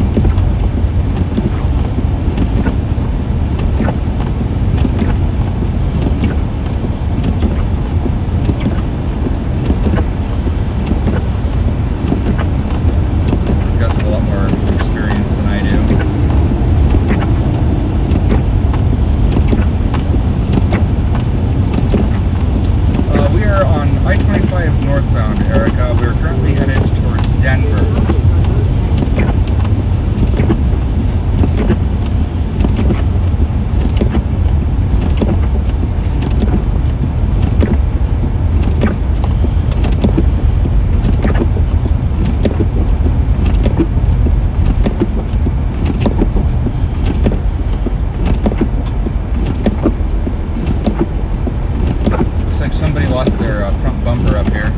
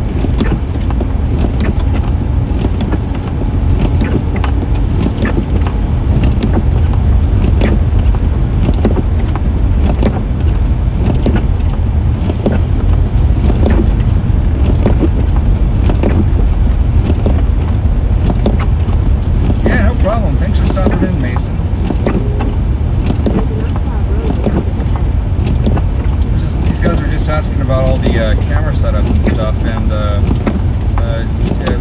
lot of the advice that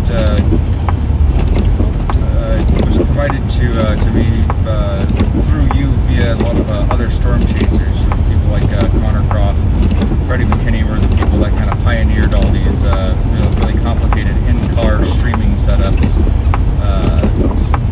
All these setups where we're using things like Moblin and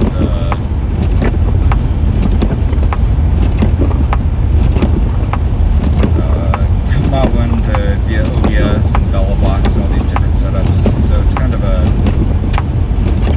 big community of people.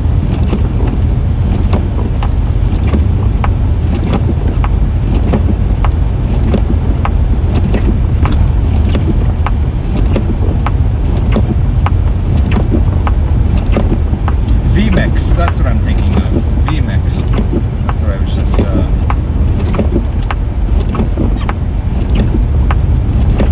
trying to remember.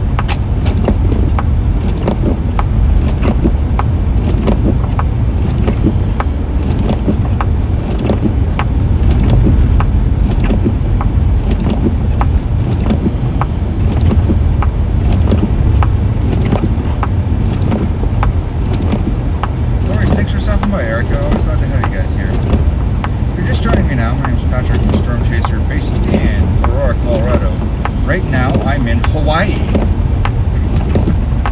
I'm in Colorado Springs, Colorado. I'm headed north on Interstate 25, I-25, up towards Denver, showing you guys the road conditions. Some of these areas are unplowed right now. It's about a foot of snow on the ground in Colorado Springs.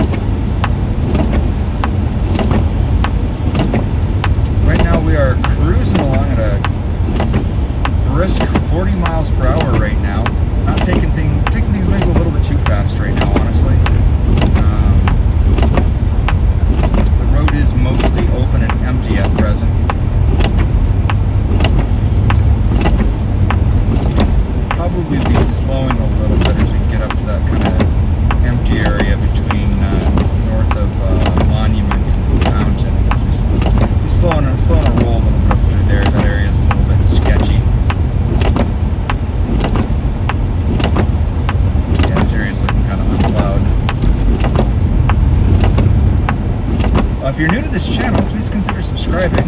This channel is funded by you. If you want to help support the channel, support what we do here. Again, we don't really do a whole lot of winter storm chasing here. Tonight's kind of a awkward, weird one-off. I wish I was out there in down south, down in Dixie. There's going to be a pretty substantial severe weather event there tomorrow. All hazards possible: tornadoes, hail, wind, mosquitoes probably. Nasty business.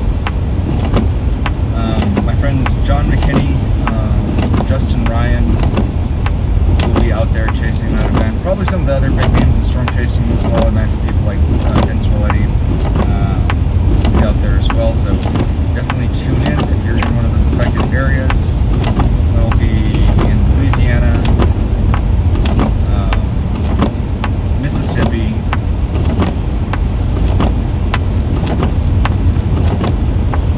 and Arkansas, possibly Tennessee, all the way up Illinois into Indiana, like as well. Looks like they actually extended the risk and affected area as well. So make sure if you're in any of those affected areas, please stay weather aware tomorrow.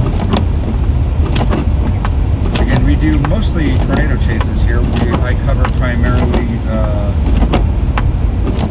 the Rocky Mountain West, so I primarily chase tornadoes in Colorado, Wyoming, Montana, New Mexico, western Nebraska, Kansas, and Oklahoma, sometimes the Texas Panhandle. But for significant severe weather events, I will drive out as far as Illinois.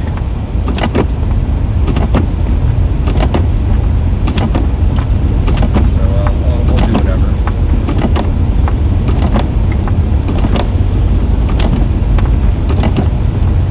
If you want to support this channel, channel memberships are available.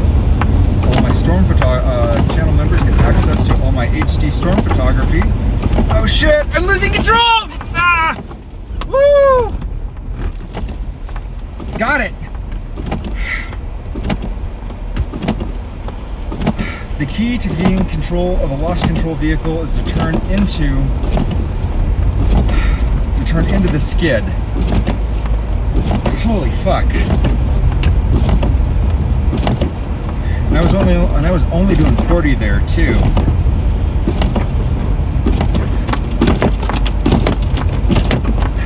So I'm gonna take this a little bit slower going out of there. There's a hot patch of ice there. Take that way slower.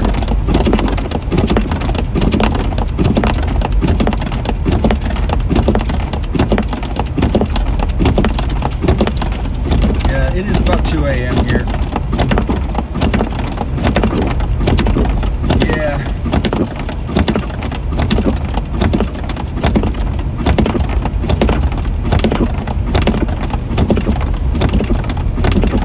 Yeah, you're bringing it down to, a bit slower than we were going before.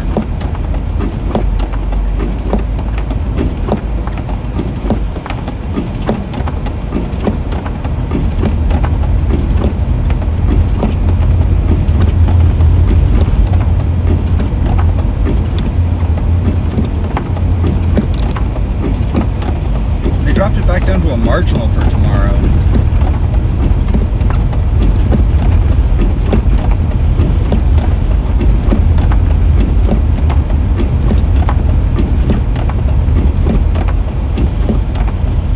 No, we are still in Fountain right now.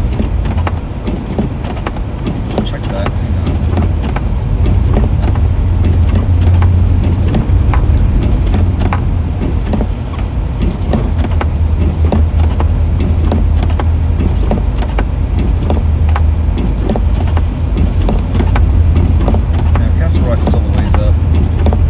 They did drop that back down to a marginal. You know, I figured they would have uptrended that to a 10% based on the last model runs I was seeing. Yeah. We got vehicle stoppage up here.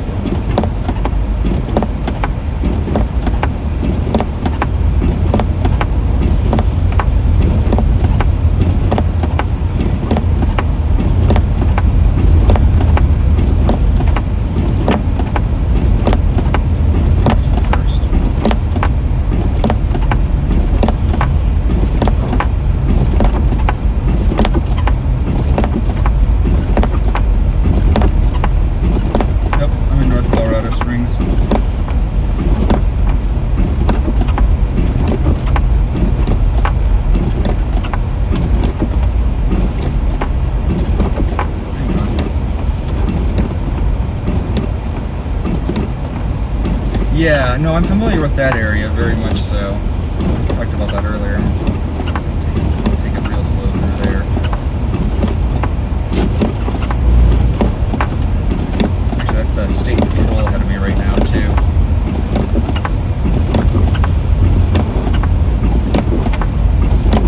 Let's take a look and see what yeah, they did downtrend. Downtrended tomorrow pretty significantly, actually. Well, I'm still seeing a 10% for that area.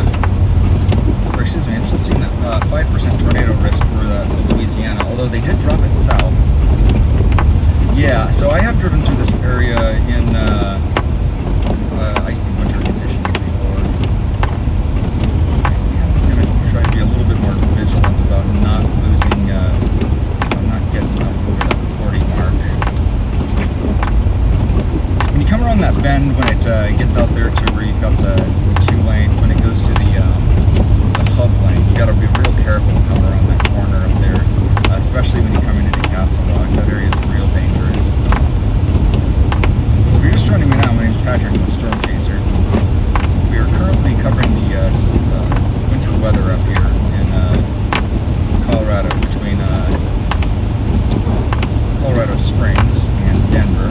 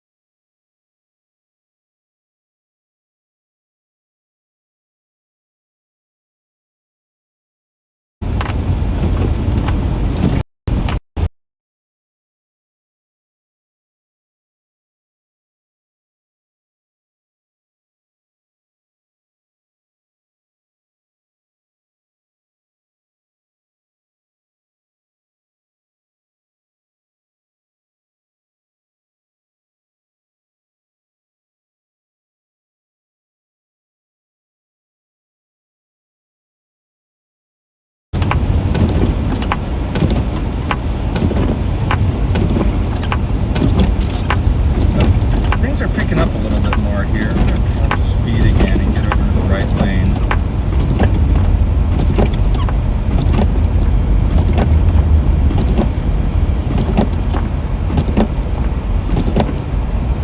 The snow headed towards Oklahoma, Nebraska.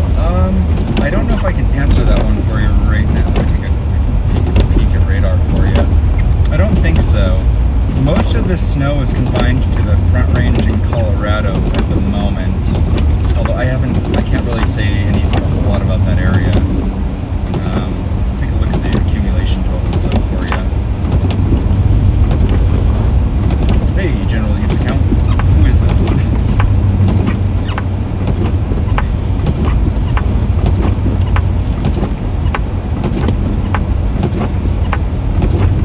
Oh, hey! Yes, as you can see, we getting some real snow finally. As I'm sure you're aware, we've had an awful drought this year. Not like an actual drought though, not just like not like a metaphorical drought, like a actual it's dangerously dry and everything could be on fire really easily kind of drought. That's good to see you.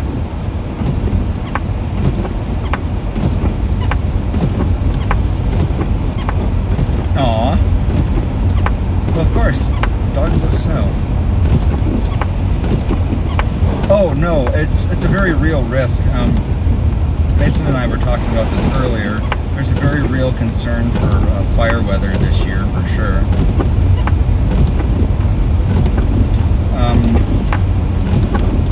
we don't have anywhere near the kind of, I know. Oh no, I know. My, you know this. My dad's he's an agricultural engineer. He's the one who's basically in charge of all the, or he used to be, but he's basically in charge of like how much water goes into all the like rivers and reservoirs in certain parts of Colorado. And like we're talking about allocations for the upcoming year, and it's not great.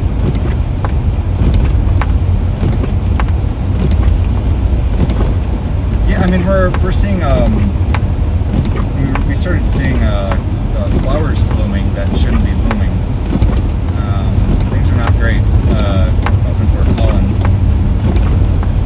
We had our first ever PDS red flag warning last month, so things are not ideal right now. And like, even though we're getting a lot of snow right now, we really need the snowpack up in the mountains. The fire risk this year is going to be through the roof. Stalled vehicle here.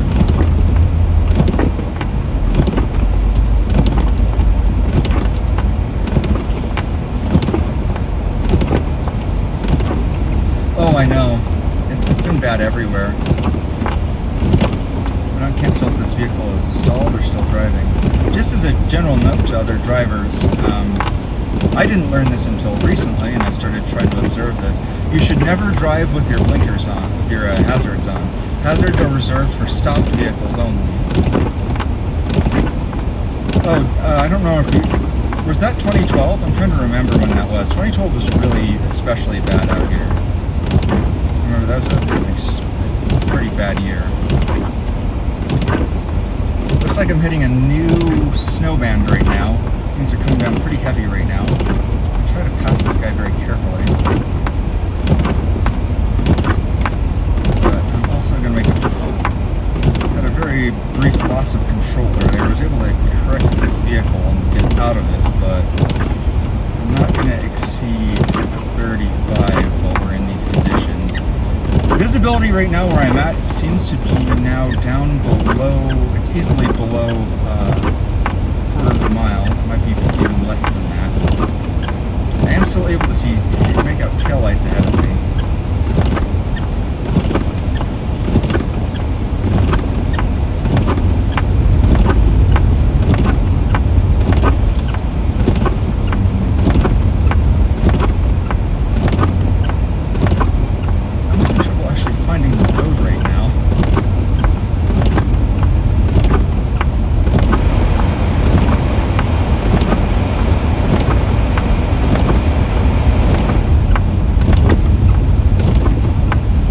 Yeah, I can't boost the brightness on it a whole lot more. Let me know if that does anything.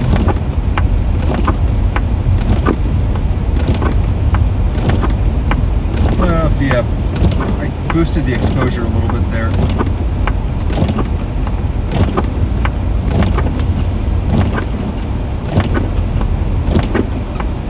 Another stalled vehicle.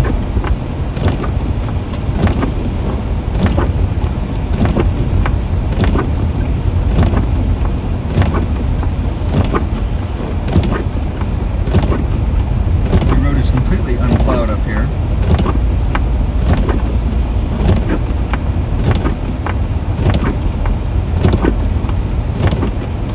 Cool. Yeah, I just switched to another camera and then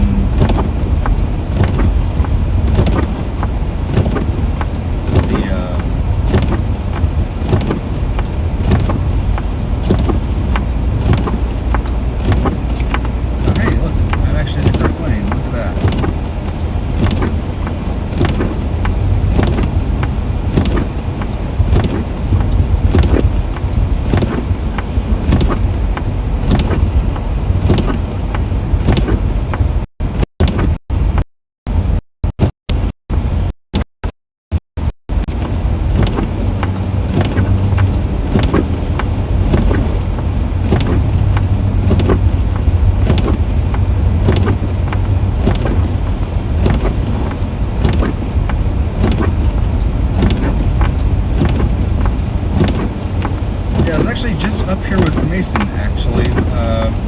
We just drove around Colorado Springs like a couple of idiots for about 2 hours.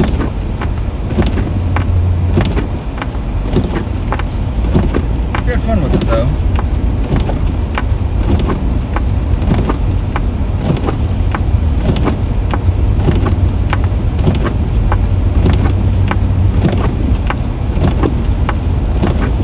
Headed back up to Aurora right now. I went out to, a couple days after Christmas, I went out to Illinois to go chase that tornado risk out there. Saw a ugly rain-wrapped tornado that was pretty gross and rainy and didn't see much, but it was fun. I got to meet Holly, which I'll tell you about off camera, but surprisingly different in person than online, and it's actually really cool. It was an interesting, fun and interesting experience.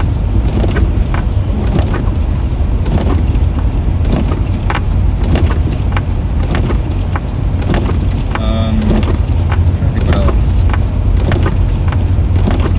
Kinda got a new job. Got hired by a forensic animation studio, so I'm doing like crime scene investigation, which is fine, I guess. I've done that type of work before. I don't love it, but I guess it'll pay the bills.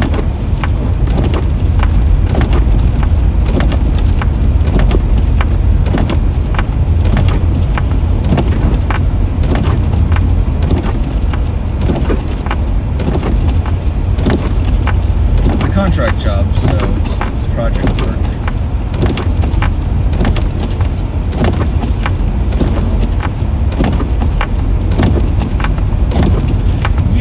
Yeah, and then I also kind of have been putting a lot of work into this car right now to just kind of get it up to par.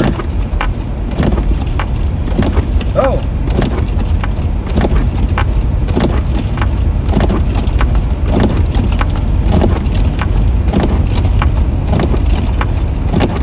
Yeah, we definitely should do that. We can offline it, we don't have to do it. I don't know how many people are watching right now. We don't have to do the catch up on stream. How many people are watching right now? Actually, I haven't checked in. I know we had a decent number watching earlier, like a 200 at some point.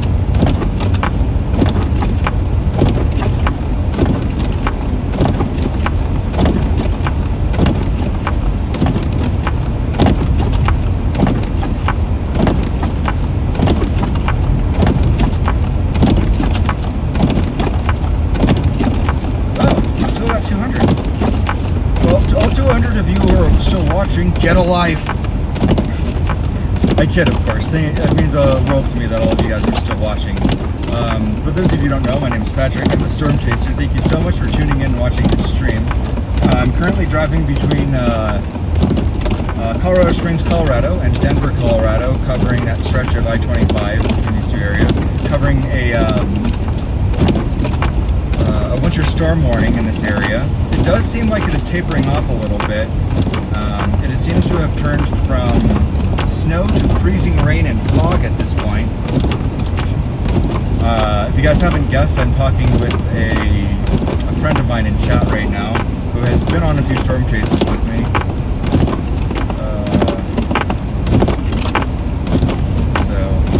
You guys might have seen her on some streams last year.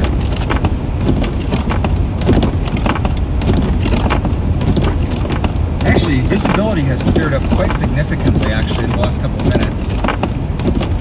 It looks like I've cleared most of these snow bands, actually, now looking at radar. Road conditions, too, seem to have improved pretty significantly here, too, over the last couple of miles as well. Taking a look at radar.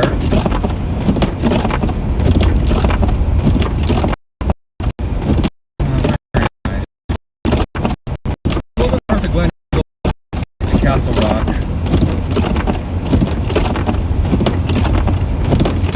Yes, I'm talking to my friend Melina, who's joined me on the end of 2024 on a storm chase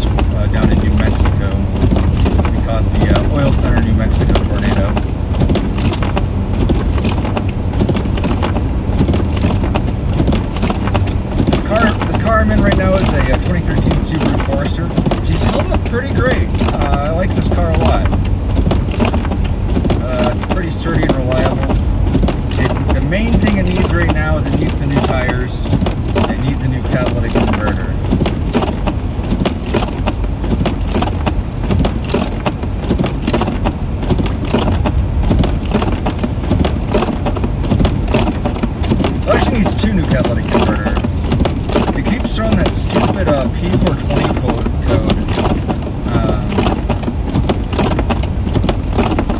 off the oxygen sensors, so I need to do something about that. And a new catalytic converter for this thing's expensive, very expensive.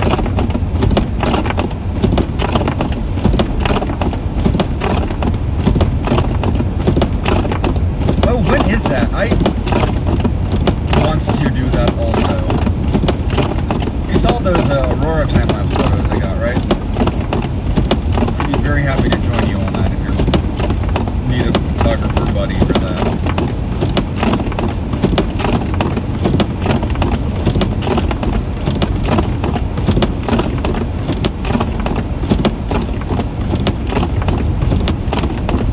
Also, did you know that there's a lantern festival in Colorado Springs?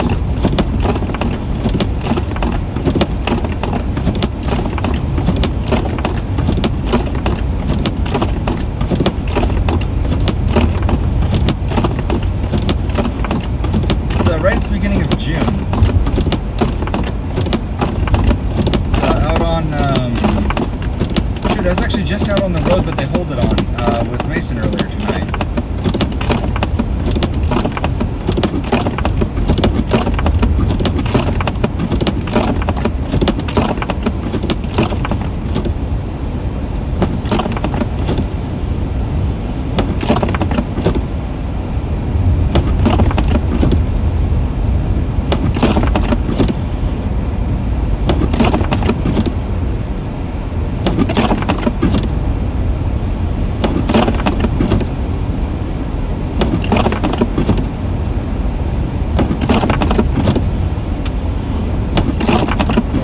Lights.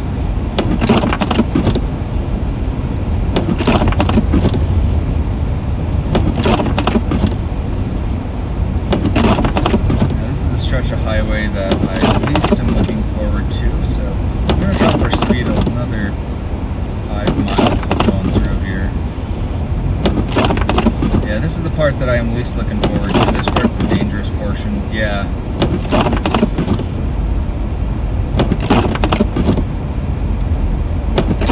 I got 2 tornadic supercells going through here this summer, actually.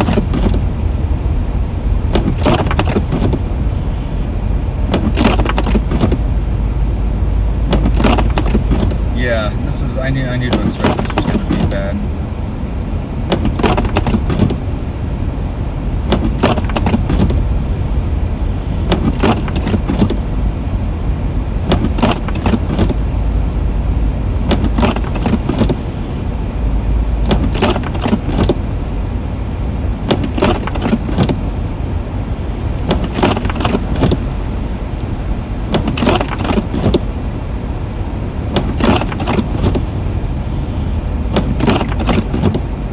Yep, the gap.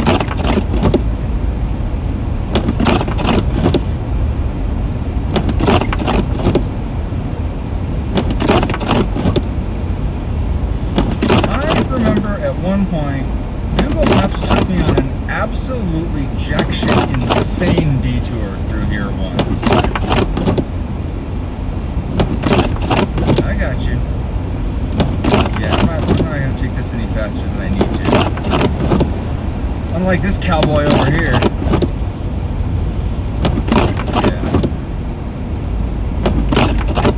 Making this way slow.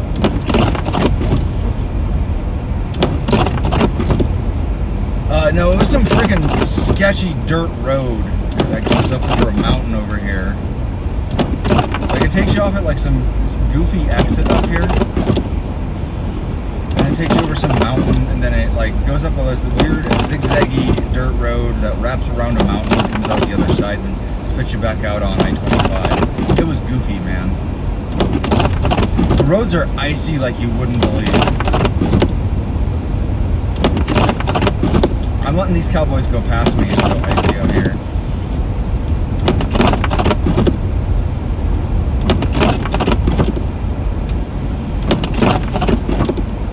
I have like no traction right now.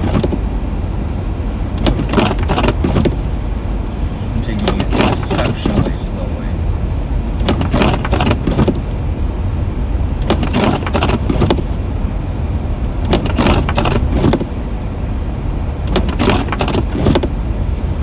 got an accident up here.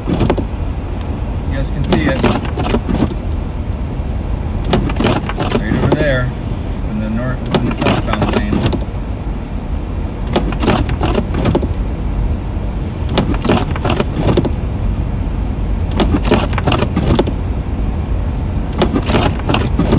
Oh, that's not good. Yeah, we'll get through this. Once we get up past Clarksburg and into Castle Rock, we'll be good.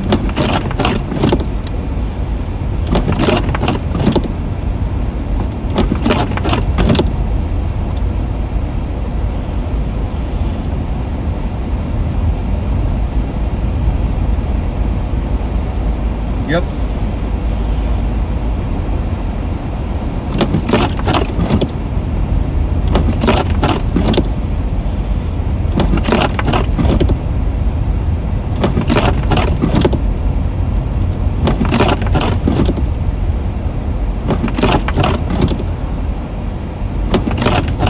Oh, man.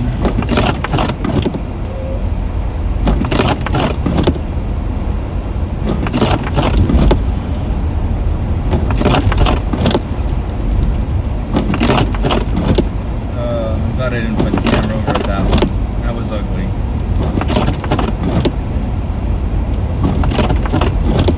Jesus. That was a bad one.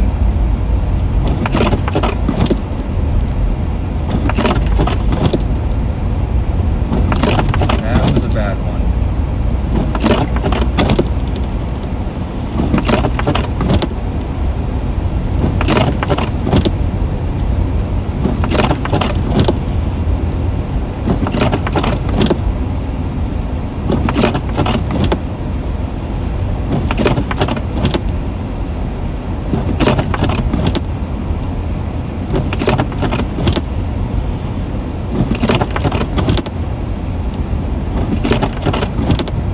Outside temperature right now is 24 degrees Fahrenheit. We are currently in around Larkspur, Colorado, headed north out of Colorado Springs towards Denver, Colorado, then to Aurora, Colorado, out by the airport. If you're just joining me now, my name is Patrick. I'm a storm chaser based out of Aurora, Colorado. If you want to support this channel, channel memberships are available. We don't typically do winter storm chasing here, mostly a tornado chaser. It's kind of a one-off that we're doing here tonight. This is a collaboration between myself and WX Chasing Mason, that's Storm Chaser Mason Harris. There's a significant severe weather outbreak, a severe weather event expected tomorrow in Louisiana. If you're in that area, make sure that you are weather aware tomorrow. I was hoping to chase that event actually. I was planning on traveling out there, but I did not get a chance to get out there. I'm headed towards Denver currently. I am headed northbound. The road conditions are gradually improving as I head north. I'm kind of ducking in and out of various snow bands as I continue to make my way northwards. Road conditions do seem to be improving.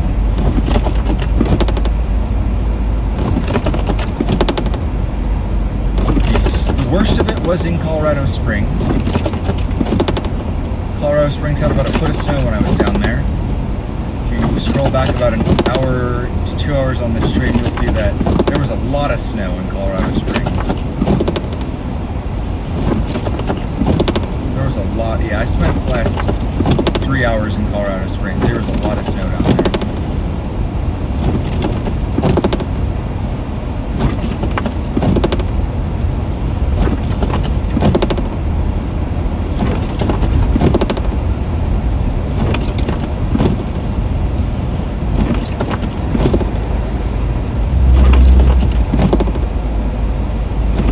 Yeah, there was a lot of snow down south. I spent quite a bit of time down that way earlier.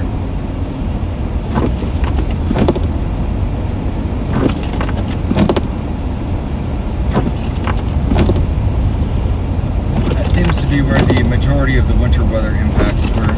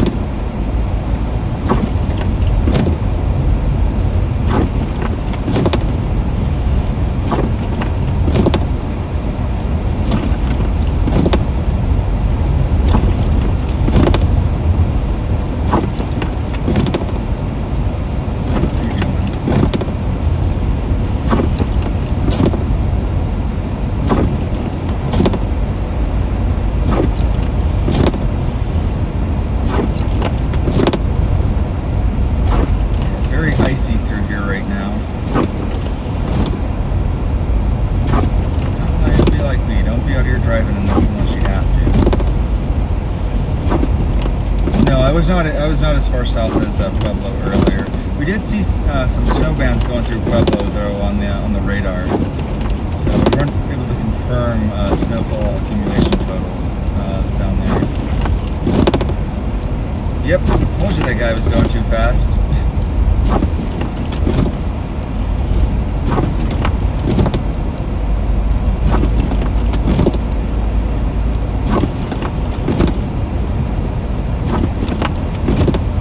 I wasn't able to. We didn't get out. We didn't get out to the Sterling area.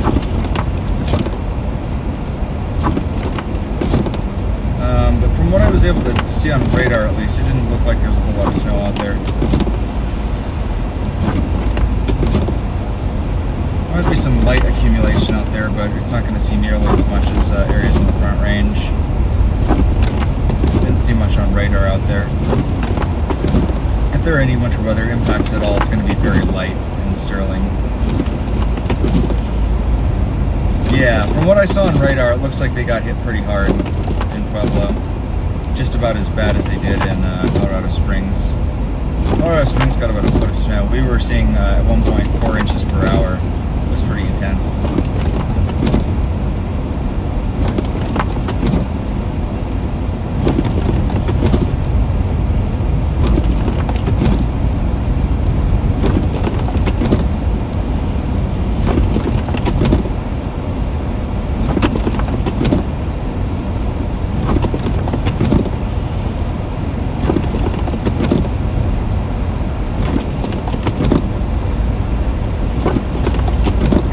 Slow and steady. Speed checked by aircraft. I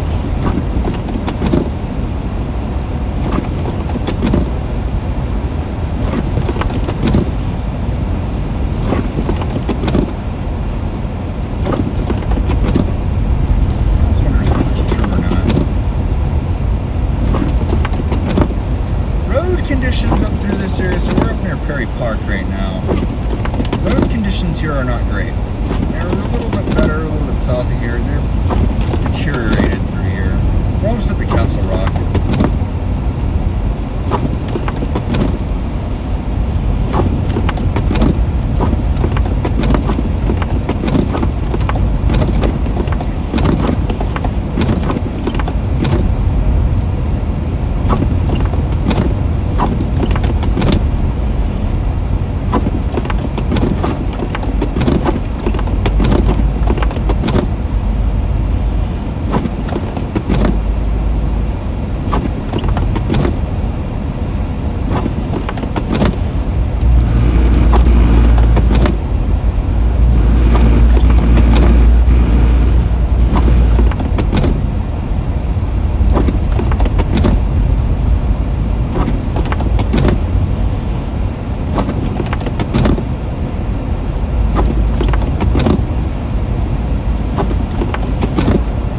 Everybody in Aurora's kind of got to deal with the airport traffic.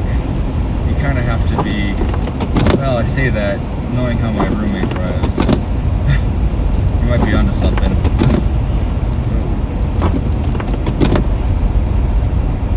No, there's nothing I can do to help this guy. To stall that vehicle. I'm going to call this one in. Alright, I'm going to call this one in, folks. That guy needs help. I'll be right back, y'all. I need to help this person.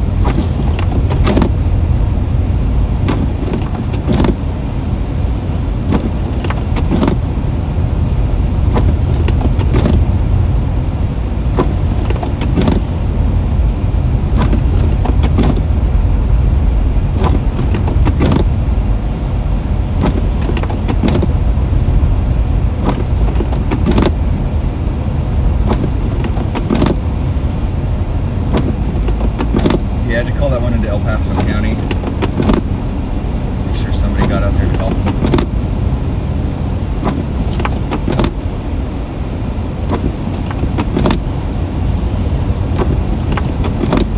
Vehicle spun out.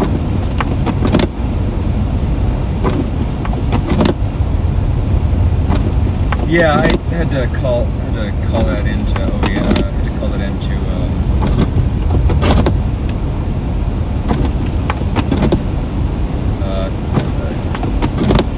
State Patrol, basically. It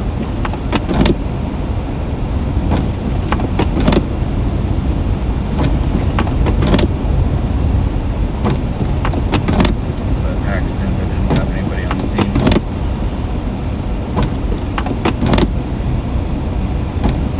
Fort Morgan, I haven't checked radar for that area yet. Looks like it, from what I recall, it looks like it was going to get some pretty light snow, but nowhere near as substantial as areas that are going to be hit hardest are in southern Colorado. So like areas that were slated to get the most snow were Colorado Springs, Pueblo, Trinidad, basically down to like northern New Mexico. We're going to get the most snow along the Front Range.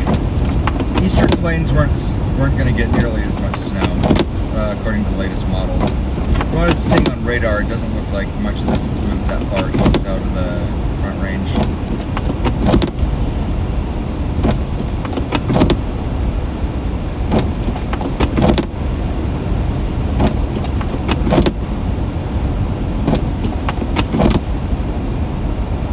I'm headed up to Aurora right now, towards the airport. I'm basically headed home for the night. That's where I live.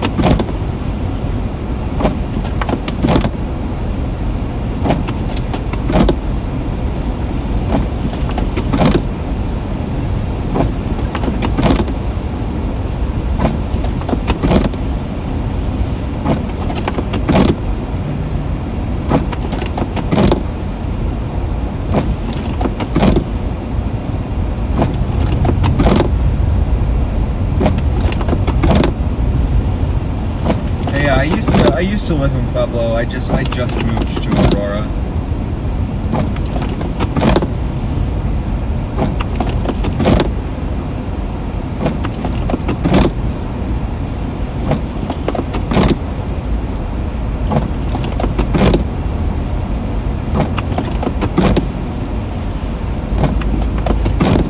I just moved to Aurora back in September.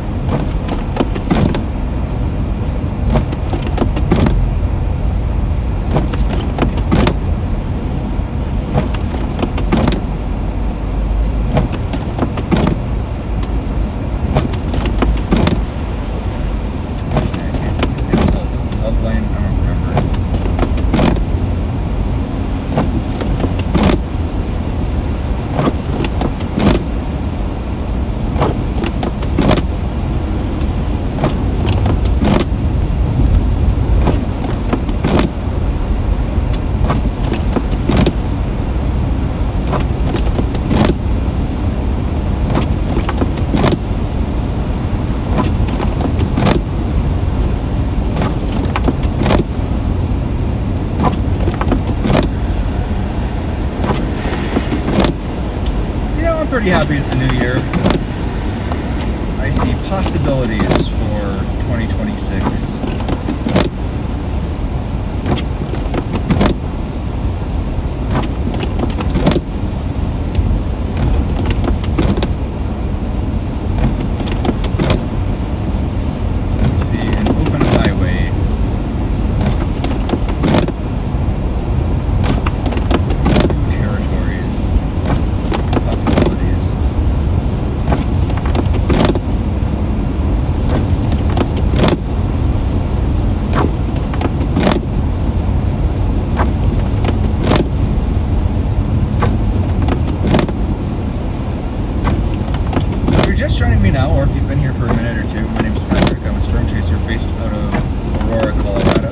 this channel is supported entirely by you guys. If you want to help support this channel, channel memberships are available.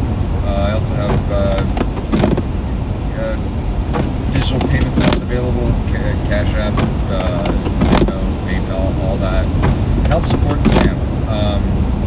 Channel members get access to nifty perks like pixel art, hand-drawn pixel art, emojis, and channel badges that show your support, and just the ability to say that you're cooler than everybody else. I also make a Google Drive folder available to channel members that's got all my photography from storm chases. I don't typically do these winter storm chases. I mostly do tornado chases. This is just kind of a one-off that I'm doing here tonight. Those of you who don't know, outside of storm chasing, my professional full-time career, I work in game development. I've published I've developed an indie game and worked on several other indie games. And I used to work for a mobile game studio that just recently went out of business. So if you are looking to hire an animator, get in touch. I'm looking for work right now. But outside of that, I'm just happy to have you guys here. Very glad that you guys are watching. We're going to be wrapping up this stream when I get to Aurora, Colorado. That's where I live. Right now I'm just showing you guys what road conditions are looking like. This car needs a new catalytic converter, so anything certainly helps.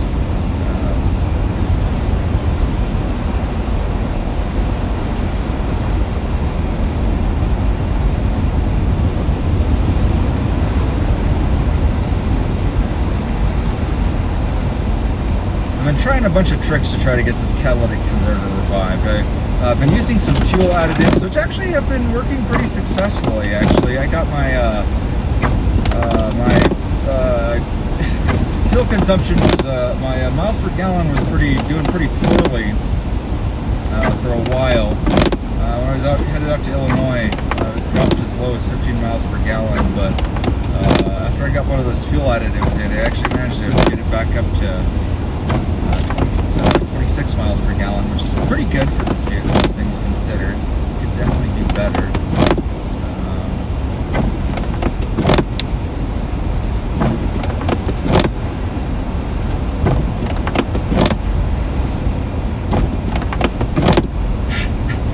I got a Honda CR-V with like 300,000 miles on it. You're willing to part with. Don't buy that car. It's a very bad car.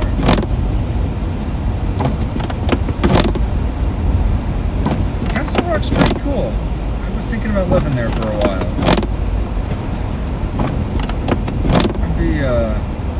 I'm definitely looking to move out to Omaha or Kansas City here pretty soon. I really found a real passion for the storm chasing. I love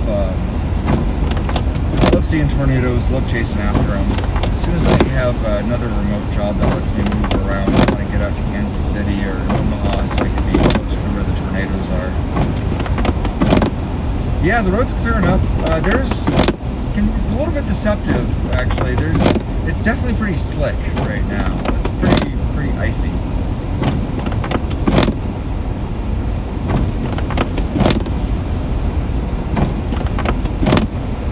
Although the storm seems to be letting... Yeah, I'm slipping and sliding all over the place right now.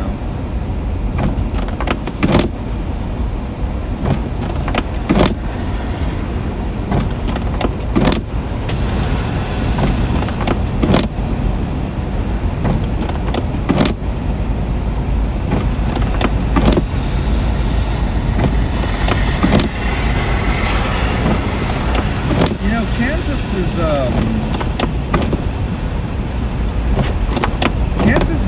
the best place for storm chasing, all things considered. Kansas doesn't get that many tornadoes.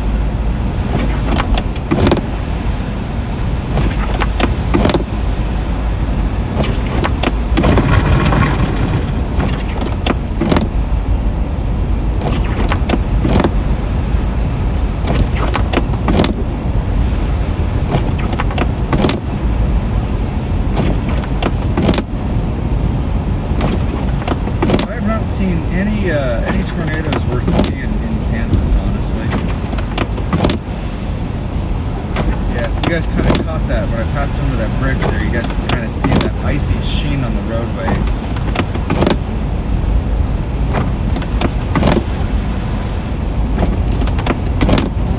Yeah, you guys can look back at past stream archives and see all the storm chasing I do on this channel. You can also see I produced some videos kind of detailing some of my past storm chases.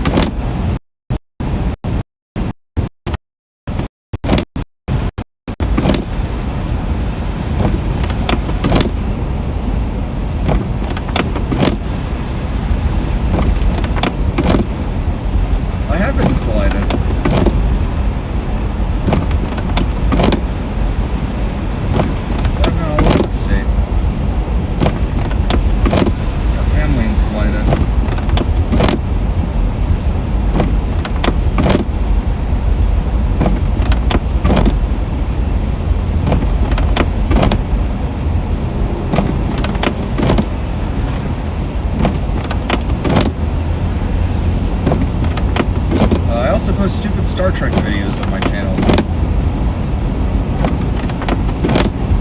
It's my channel. I do whatever I want.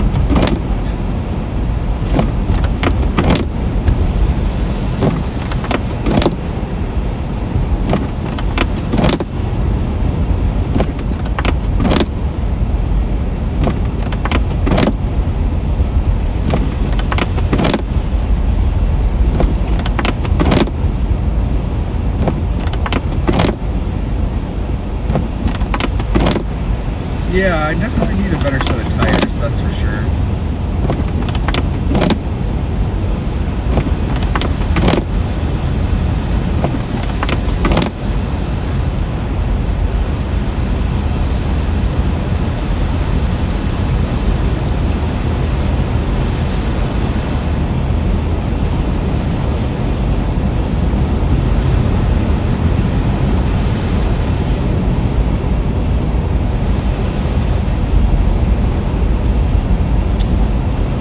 The roads here are much clearer. Also, there's not a whole lot of snowfall up here.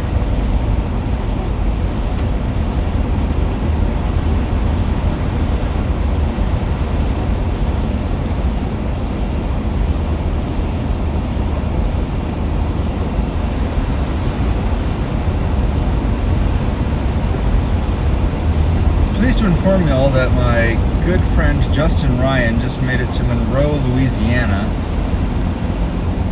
He's going to be chasing tornadoes down there in Louisiana tomorrow. Make sure to tune into Justin Ryan. That's Wind Dancer Media. He's a good friend.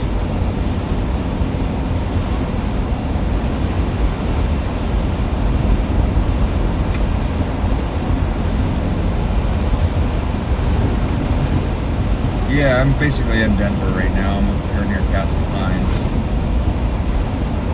And I can actually start to make out the markings on the roadway now too.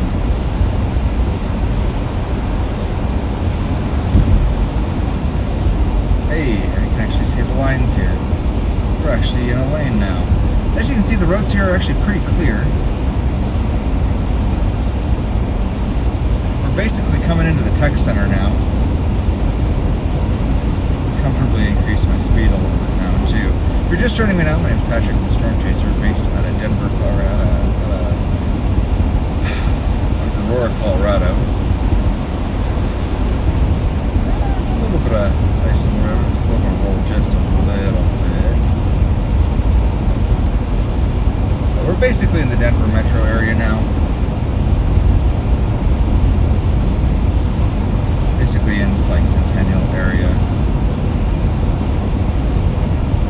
Coming up on the tech center, and then we'll be headed into Aurora.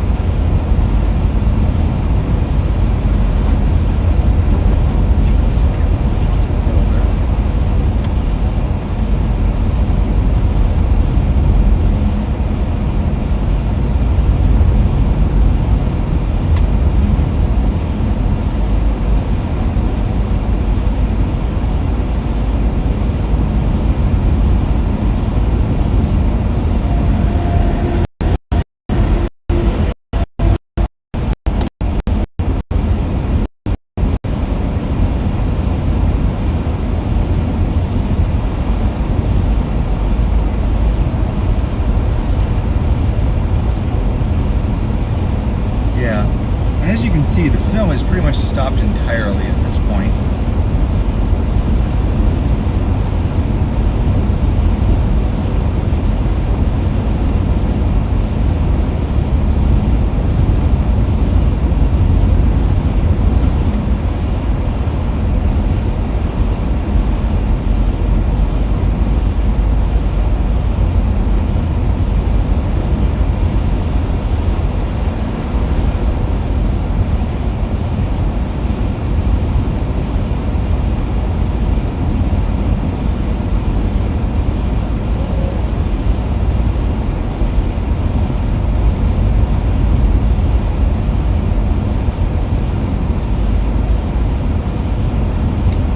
Close to when we're going to be wrapping up this stream here. So I just want to thank everybody who's taking the time to join me tonight, to join the stream.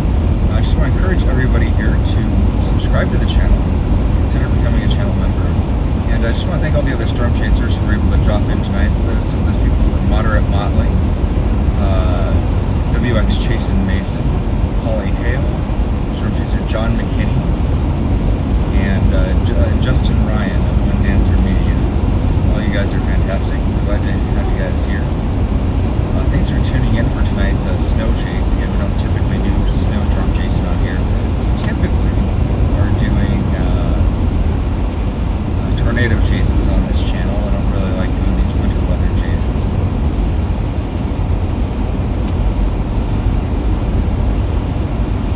We're getting into the Denver metro area now. Like I said, we'll be wrapping up as we get into Aurora.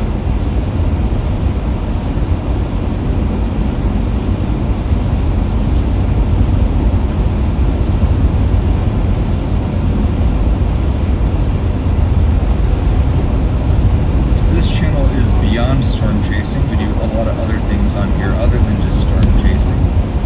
We do ghost town exploration, sometimes we do gold prospecting, sometimes we do crimes. So keep an eye out for other live streams that pop up.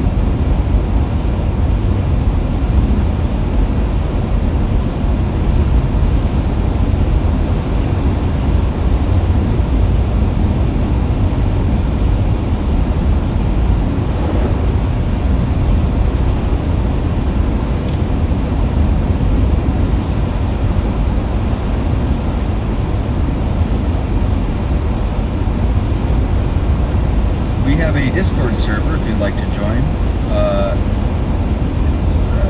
We do, some weather forecasting. There are a ton of other storm chasers on that Discord. It tends to be mostly a storm chaser chat, but if you want to hang out, see our weather forecasts, see us talk about storm chases and post photos, and we also do fun things like horror movies. Guys, I'm a big fan of horror movies, big fan of science fiction, so generally I use that as a forum to talk about those things. So we do movie nights and stuff in there. If you're interested in that kind of stuff, absolutely feel free to join the Discord server. There's a link in the description. Other than that, like I said, we'll be headed to Aurora, Colorado, so that is where we're headed currently. I do not keep a CB in here.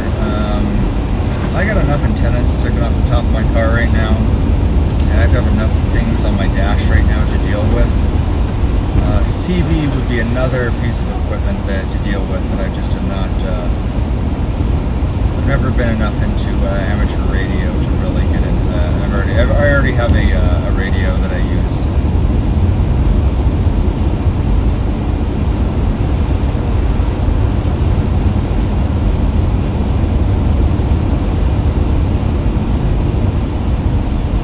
Two-way radio that I use with a couple other storm chasers I stay in contact with.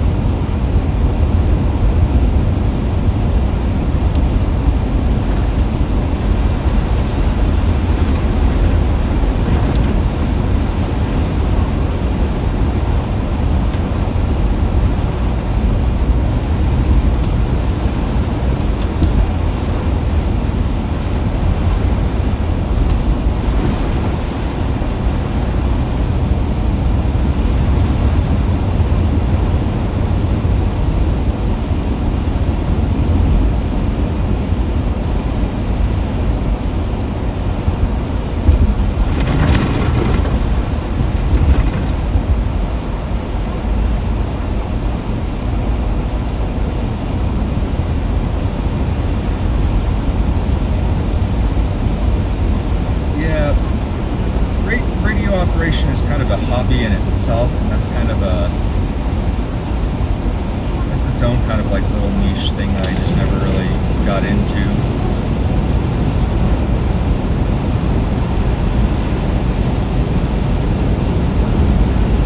Yeah, there's a lot of ice buildup down here too. You guys can kind of see up here.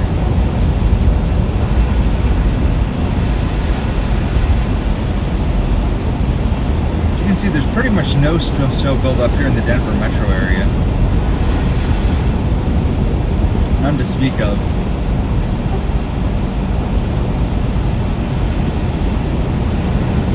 Now that I'm into Denver proper.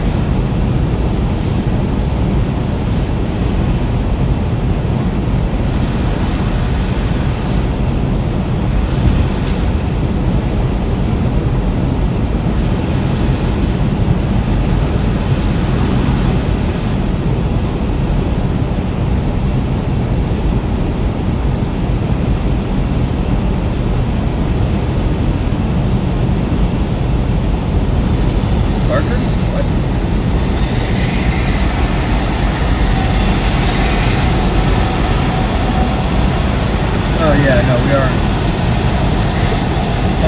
Parker land right now.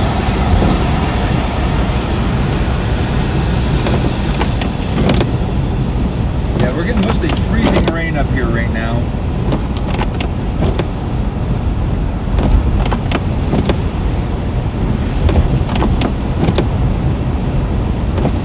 Parker land, the home of the horse people.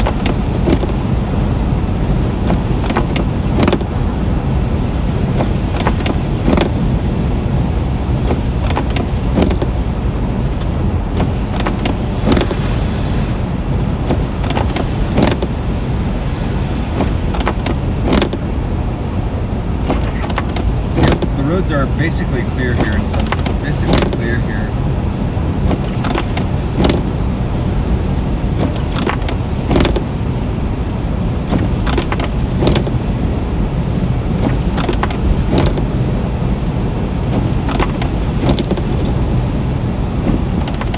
As you can see, visibility here is basically perfectly clear as well.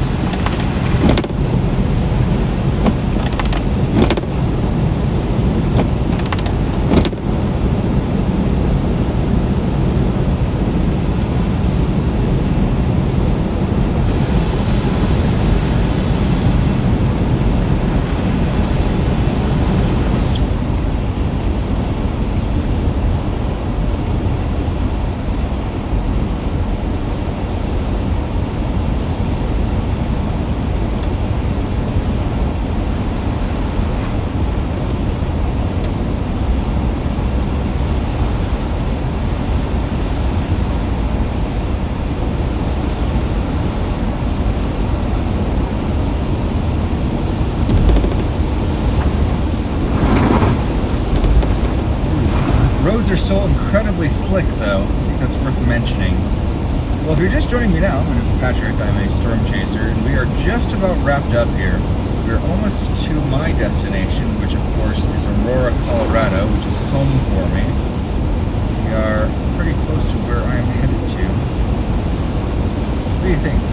stop at Waffle House to wrap it all up for the night.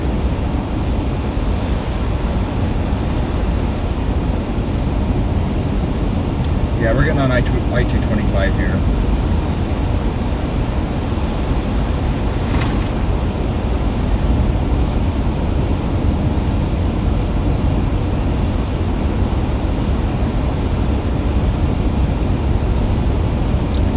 Where we're headed. I live out by the airport.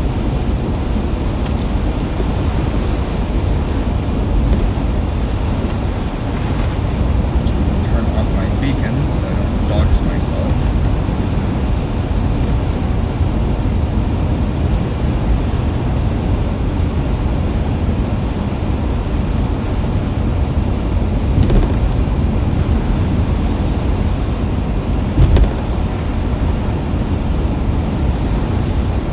Also on an elevated road, so generally means that these conditions are going to be icier.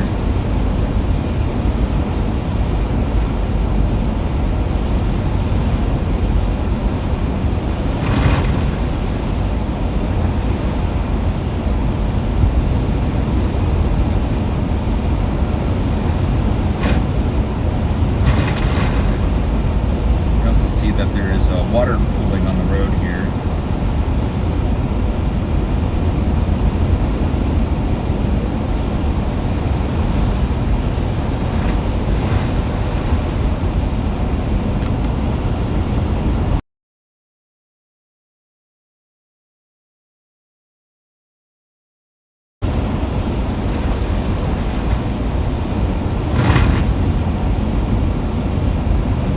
Yeah, we're in the tech center now.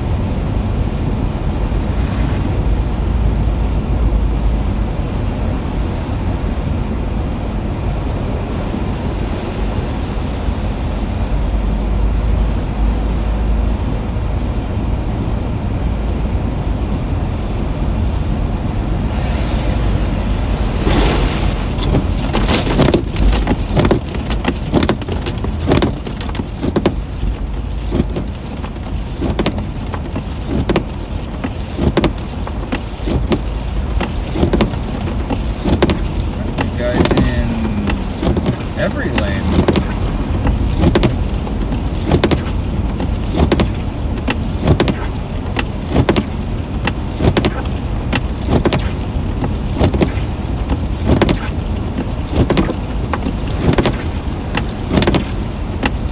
Man, I miss having directional tires.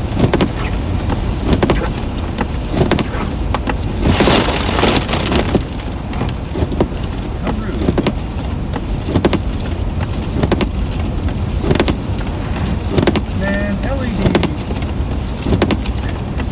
LED light bars should be illegal. I don't know why you could just buy those on Amazon.